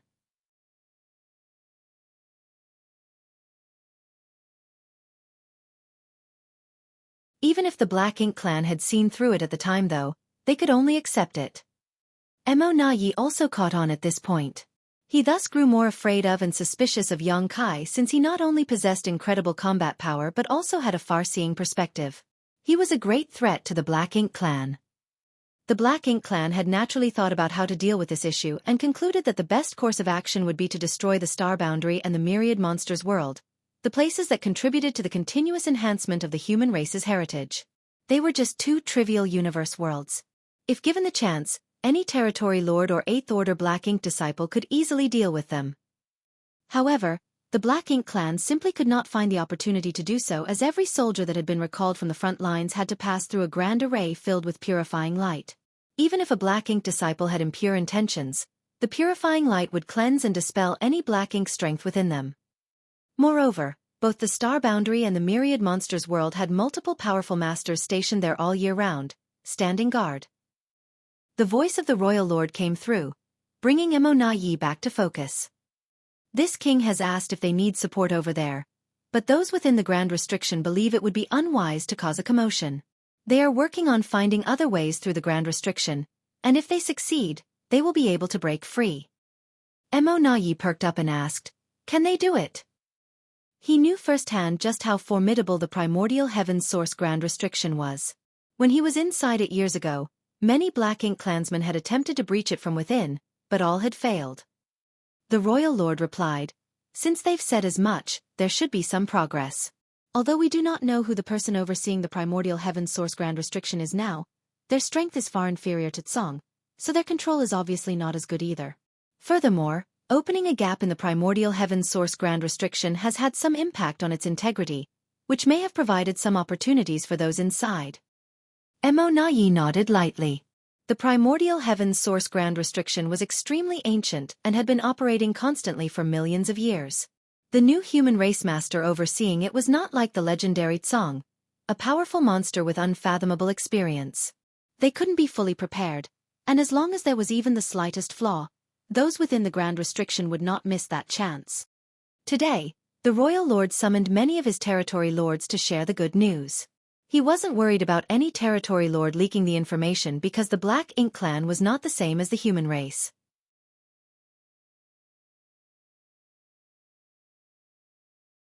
If a human was corrupted by Black Ink strength, they would tell everything they knew to the Black Ink clan, but the Black Ink clan would never leak critical information to the humans. After a while the Royal Lord left, and the rest quickly dispersed as well while Nayi walked away, frowning deep in thought. He was thinking about none other than Xueqi. Over 100 years ago, Xueqi led a group of 8th Order Open Heaven Realm Masters through the No-Return Pass and into the depths of the Black Ink battlefield. There had been no news about him for all this time, and no one knew where he had gone or what he was up to. If it were an ordinary 8th Order Master, Yi wouldn't have cared, but Xueqi was different. Whatever the circumstances, Xueqi had even killed a pseudo-royal lord, which was enough to make Yi take him seriously. After thinking for a while, Yi couldn't come to a conclusion. Xueqi's whereabouts had always been elusive, and it seemed that even the human side had difficulty keeping track of him. He was once again relieved when he thought about how Xueqi had no hope of reaching the 9th Order Open Heaven Realm. If this headache-inducing menace had a chance to ascend to the 9th Order Open Heaven Realm, how could they handle him? Yi. A territory lord approached suddenly. Yi turned his head and saw one of his territory lords in charge of logistics. He nodded and asked, "What's the matter?" The territory lord replied, "Sir, several squads that were supposed to return with resources have not returned yet." This wasn't a big deal, but since Yi was in charge of everything related to the no-return pass by the royal lord's orders, he still had to investigate all abnormal occurrences. The territory lords had also become accustomed to his meticulous style, so they would come to him with any matter, big or small. How long are they overdue? Yi frowned, feeling that something was off. The territory lord replied, "The earliest squad was supposed to have returned a month ago, while the latest should have arrived at the no-return pass 5 days ago." Have you sent anyone to investigate? Yes, a team has been sent and we should receive a report in a few days. Yi nodded. "Notify me the moment you have answers." Yes. A few days later, the feudal lord in charge of gathering news sent a message to the no-return pass using his black ink nest. The teams responsible for transporting materials had already set off for the no-return pass, but mysteriously disappeared halfway. When the news reached Yi, he immediately realized the problem. The teams transporting resources disappeared without a trace, but the human race had no presence on the Black Ink battlefield other than at the Grand Restriction. Over the years, the Black Ink clan had been constantly mining resources from the Black Ink battlefield and transporting them to the front lines without any issues. However, recently, several squads transporting resources disappeared for no reason. Someone must be causing trouble. The first person that came to Yi's mind was Xueqi. Only Xueqi could do such a thing. Considering that he had gone deep into the Black Ink battlefield over 100 years ago and had not been seen since, it was almost certain that Xueqi was now camping near the no-return pass, waiting for the Black Ink clan's resource teams to appear so he could rob them. Shameless. Yi immediately took out a communication bead and transmitted a message using his divine sense. This communication bead was left to him by Xueqi the last time they met when he needed to hand over a batch of resources. Yi hadn't thrown it away, thinking that he might be able to use it to probe Xueqi's location in the future. He didn't expect it to be useful so soon.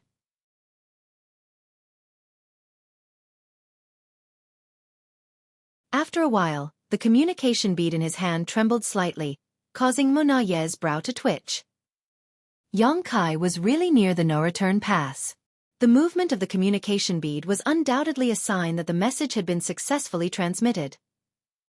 10 million kilometers outside of the no-return pass, on a lone universe fragment, Xueqi hid his figure and surveyed the surroundings with his divine sense. His current divine sense was incredibly powerful, and from this location, he could monitor the movements of all Black Ink clan squads returning from the Black Ink battlefield. Over the last month or so, he had raided 5 Black Ink clan teams, seized their resources, and made a great deal of profit. He didn't raid all the Black Ink clan squads, but selectively chose a few. After all, he was doing business without investment, so he couldn't be too excessive. To continue this venture for a long time, he needed to take a steady approach. Otherwise, the Black Ink clan would probably act out in rage, damaging his future prospects. As he was monitoring the movements of the void around him, Xueqi suddenly felt something and took out a communication bead. With his divine sense, he probed it and couldn't help but praise Yi's quick thinking. He knew that he couldn't hide his actions for long, so Xueqi deliberately wore this communication bead on his body. He just didn't expect Yi to contact him so quickly. The message in the communication bead was very simple, with only one sentence, "Sir Yang, can we meet?" It was obvious that Mo Na Yi had already concluded that Yang Kai was involved in the disappearance of the teams transporting resources.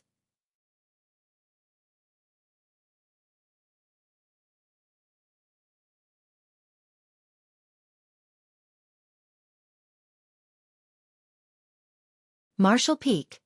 Chapter 5685. Wanting the Lion's Share. On the universe fragment, Yang Kai hesitated for a moment upon receiving Mo Na Ye's message, originally intending to ignore it. But after giving it some thought, he realized that there was no point in being sneaky about things and decided to confront Mo Na Yi directly. So, he immediately surged his divine sense and sent a message through the communication bead. At the same time, inside the no-return pass, Mo Na Ye's communication bead trembled once again. He quickly immersed his mind in it to investigate, and in the next moment, boundless anger surged within him, almost causing his lungs to explode. The message in the communication bead was straightforward, consisting of only 2 words, 50%. Although it seemed incomprehensible at first glance, Mo Na Yi instantly understood Yang Kai's intention. This bastard was clearly demanding 50% of the resources excavated by the Black Ink clan on the Black Ink battlefield. His appetite was simply outrageous. These resources were mined by the Black Ink clan and were intended to be transported to the frontline battlefields to enhance the Black Ink clan's strength. It was all meant to be used against the human race, but now, without any effort on their part, the humans wanted to take away 50% of them. Moreover, if the human race were to use these resources to enhance their own strength, it would inevitably harm Black Ink clan. Mo Na Yi would never agree to such an act of aiding the enemy. If he did, he would forever become a criminal in the eyes of the Black Ink clan. The more Mo Na Yi interacted with Yang Kai, the more he found the latter to be difficult to deal with.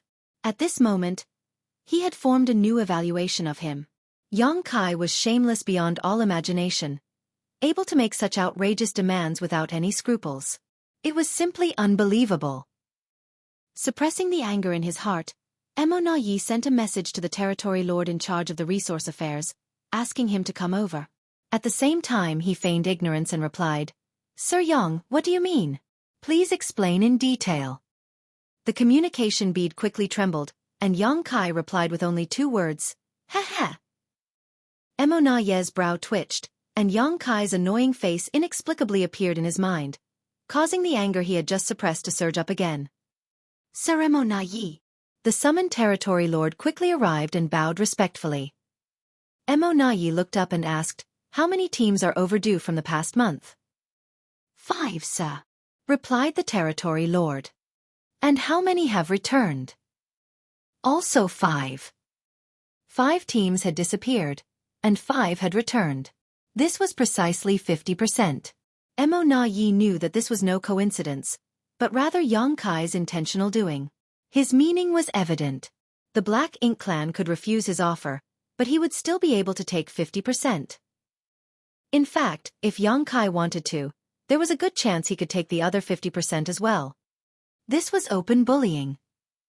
Facing such a tricky opponent, Mo Na Yi had always been patient and avoided confronting him head-on because he knew that Black Ink clan had no way of dealing with Yang Kai at the moment. In terms of strength, both he and the royal lord were stronger than Yang Kai, and if they were to fight it out in a one-on-one fashion, they could easily suppress him. However, if they couldn't kill Yang Kai, all hostility towards him would be meaningless. The Divine Spirit Ancestral Land was a great opportunity to kill him as the 4 Gates 8 Palaces Great Pagoda Array blocked the entire space, leaving Yang Kai with no place to use his greatest strength. It was the best opportunity the Black Ink clan had to kill him. It was a pity that Diwu had messed things up. Not only did the Black Ink clan lose many innate territory lords, but even Diwu was killed.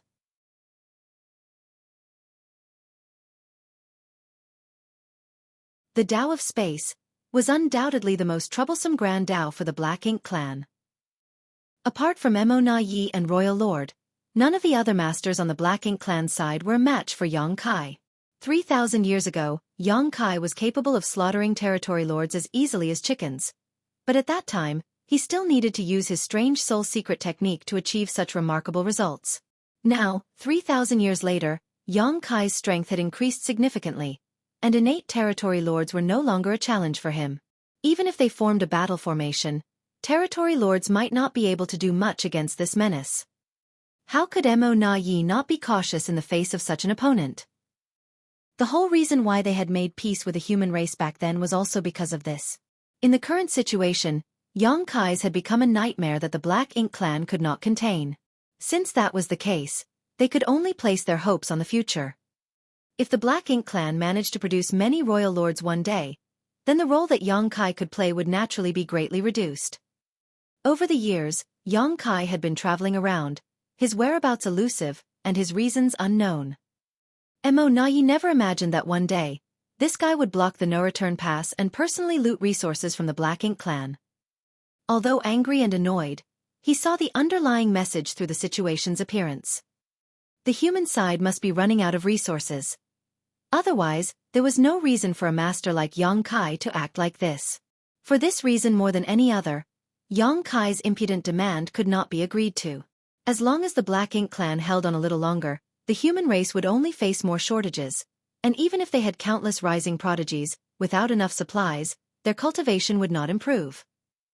Mo Na Yi was anxiously trying to communicate with Yongkai through the communication bead while summoning all the territory lords of the no-return pass. Within moments, hundreds of territory lords gathered in the main hall, but this time, the royal lord did not appear and only Mo Na Yi stood below the throne of bones. Although the royal lord was absent, Mo Na Yi did not dare to sit on the main throne, which was exclusively reserved for the royal lord. As a pseudo-royal lord, he did not have the qualifications to sit there. Looking at the group of puzzled territory lords below, Mo Na Yi stated bluntly, Yongkai is currently somewhere outside of the no-return pass. Some of the more belligerent territory lords began clamoring to lead their armies to surround and kill Yongkai. The more timid ones turned pale because they had suffered losses at Yongkai's hand.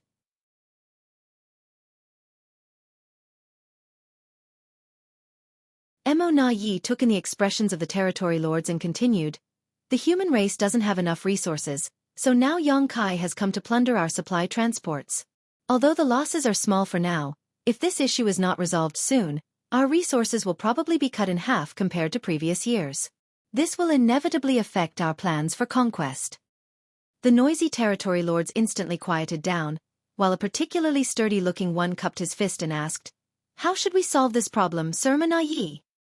Mo Na Yi declared, the matter of resources is fundamental to both the Black Ink clan and the human race. The plundering of ours is a secondary loss compared to helping the human race grow stronger. For now, I need you to investigate Yongkai's movements and escort the resource transports and their goods back. The sturdy territory lord then said, if that's the case, we have to move in teams capable of assuming battle formations. Against that killing star, not forming a battle formation would be equivalent to sticking out our necks and letting him chop our heads off. Fortunately, in recent years, the territory lords of the Black Ink clan had not been idle and had been diligently practicing various battle formations. It was ridiculous to say that these innate territory lords were already powerful enough to not fear any Eighth Order Open Heaven Realm Masters, but just because of Yongkai's presence, they had to practice these battle formations to protect themselves. This was humiliating, but they were left with no other choice. Mo Na Yi nodded, yes, you will all need to form battle formations, with 4 symbols formations being the minimum requirement to face Yongkai. Only territory lords who can form a 4 symbols formation can perform this task. Those who cannot should not go out for the time being. A battle formation was not something that could be just casually formed. The human race squads could do this because they grew and developed in a totally different environment compared to the Black Ink clan. The invasion and oppression of the Black Ink clan had long made all human race masters sincerely united. Each squad also had time to become familiar with each other through daily interactions and battles. So no matter when or where, they could easily form battle formations as there was innate trust among each other. It was different for the Black Ink clan, especially the innate territory lords, as each of them was born strong and naturally had their own arrogance and opinion. They were not willing to fully trust each other and entrust their lives to others, preferring to believe in their own selves above all else. This wasn't a surprise though, as in the face of danger, the first reaction of most living beings was to protect themselves. At the time of forming a battle formation, the auras of all in the formation were linked, essentially turning them into a single entity. However, once an individual had the intention to protect themselves over the group, the battle formation would collapse. That was why, when Di Wu led 20 innate territory lords to surround and kill Yongkai in the ancestral land, the battle formations they formed were only 4 symbols formations. It was not because they lacked the numbers, but rather because forcing a more advanced battle formation was impossible. Most of the territory lords of the Black Ink clan could only form the 4 symbols formation at most, with a select few capable of forming the 5 elements formation. No 6 paths formation had ever been formed among them. In fact, this was not a problem unique to territory lords. It was also difficult for 8th order human masters to form a 6 paths formation, though not impossible. So far, the highest record for 8th order masters was a 7 stars formation, which happened during a life or death crisis against a royal lord.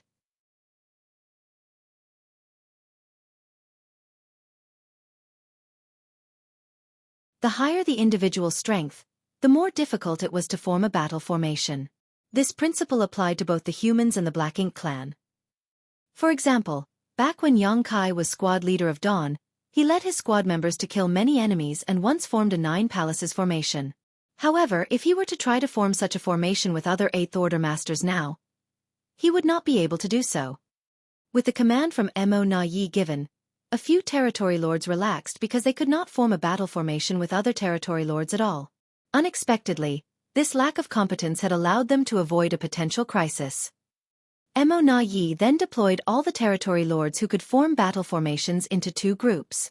One group was responsible for searching for Yongkai's whereabouts outside the no-return pass, with the other was responsible for protecting the squads returning from gathering resources in the depths of the Black Ink battlefield. He then said, "The objective this time is not to kill Yongkai. If you encounter him, prioritize self-preservation." After speaking these words aloud, Mo Na Yi could not help but feel a sense of helplessness deep down in his heart. Faced with a master like Yongkai, he actually unconsciously gave up the idea of killing him. Now, he only hoped that the acquired territory lords would grow up soon.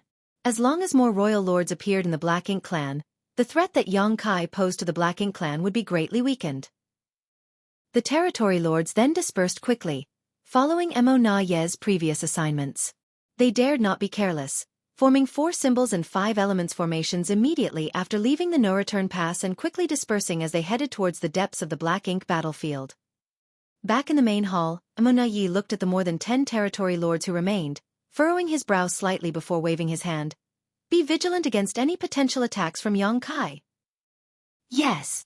The territory lords then left with their orders. You're tuning in to the Xueqi's Martial Arts Saga YouTube channel. Don't forget to subscribe and join us on this journey to catch the most captivating stories.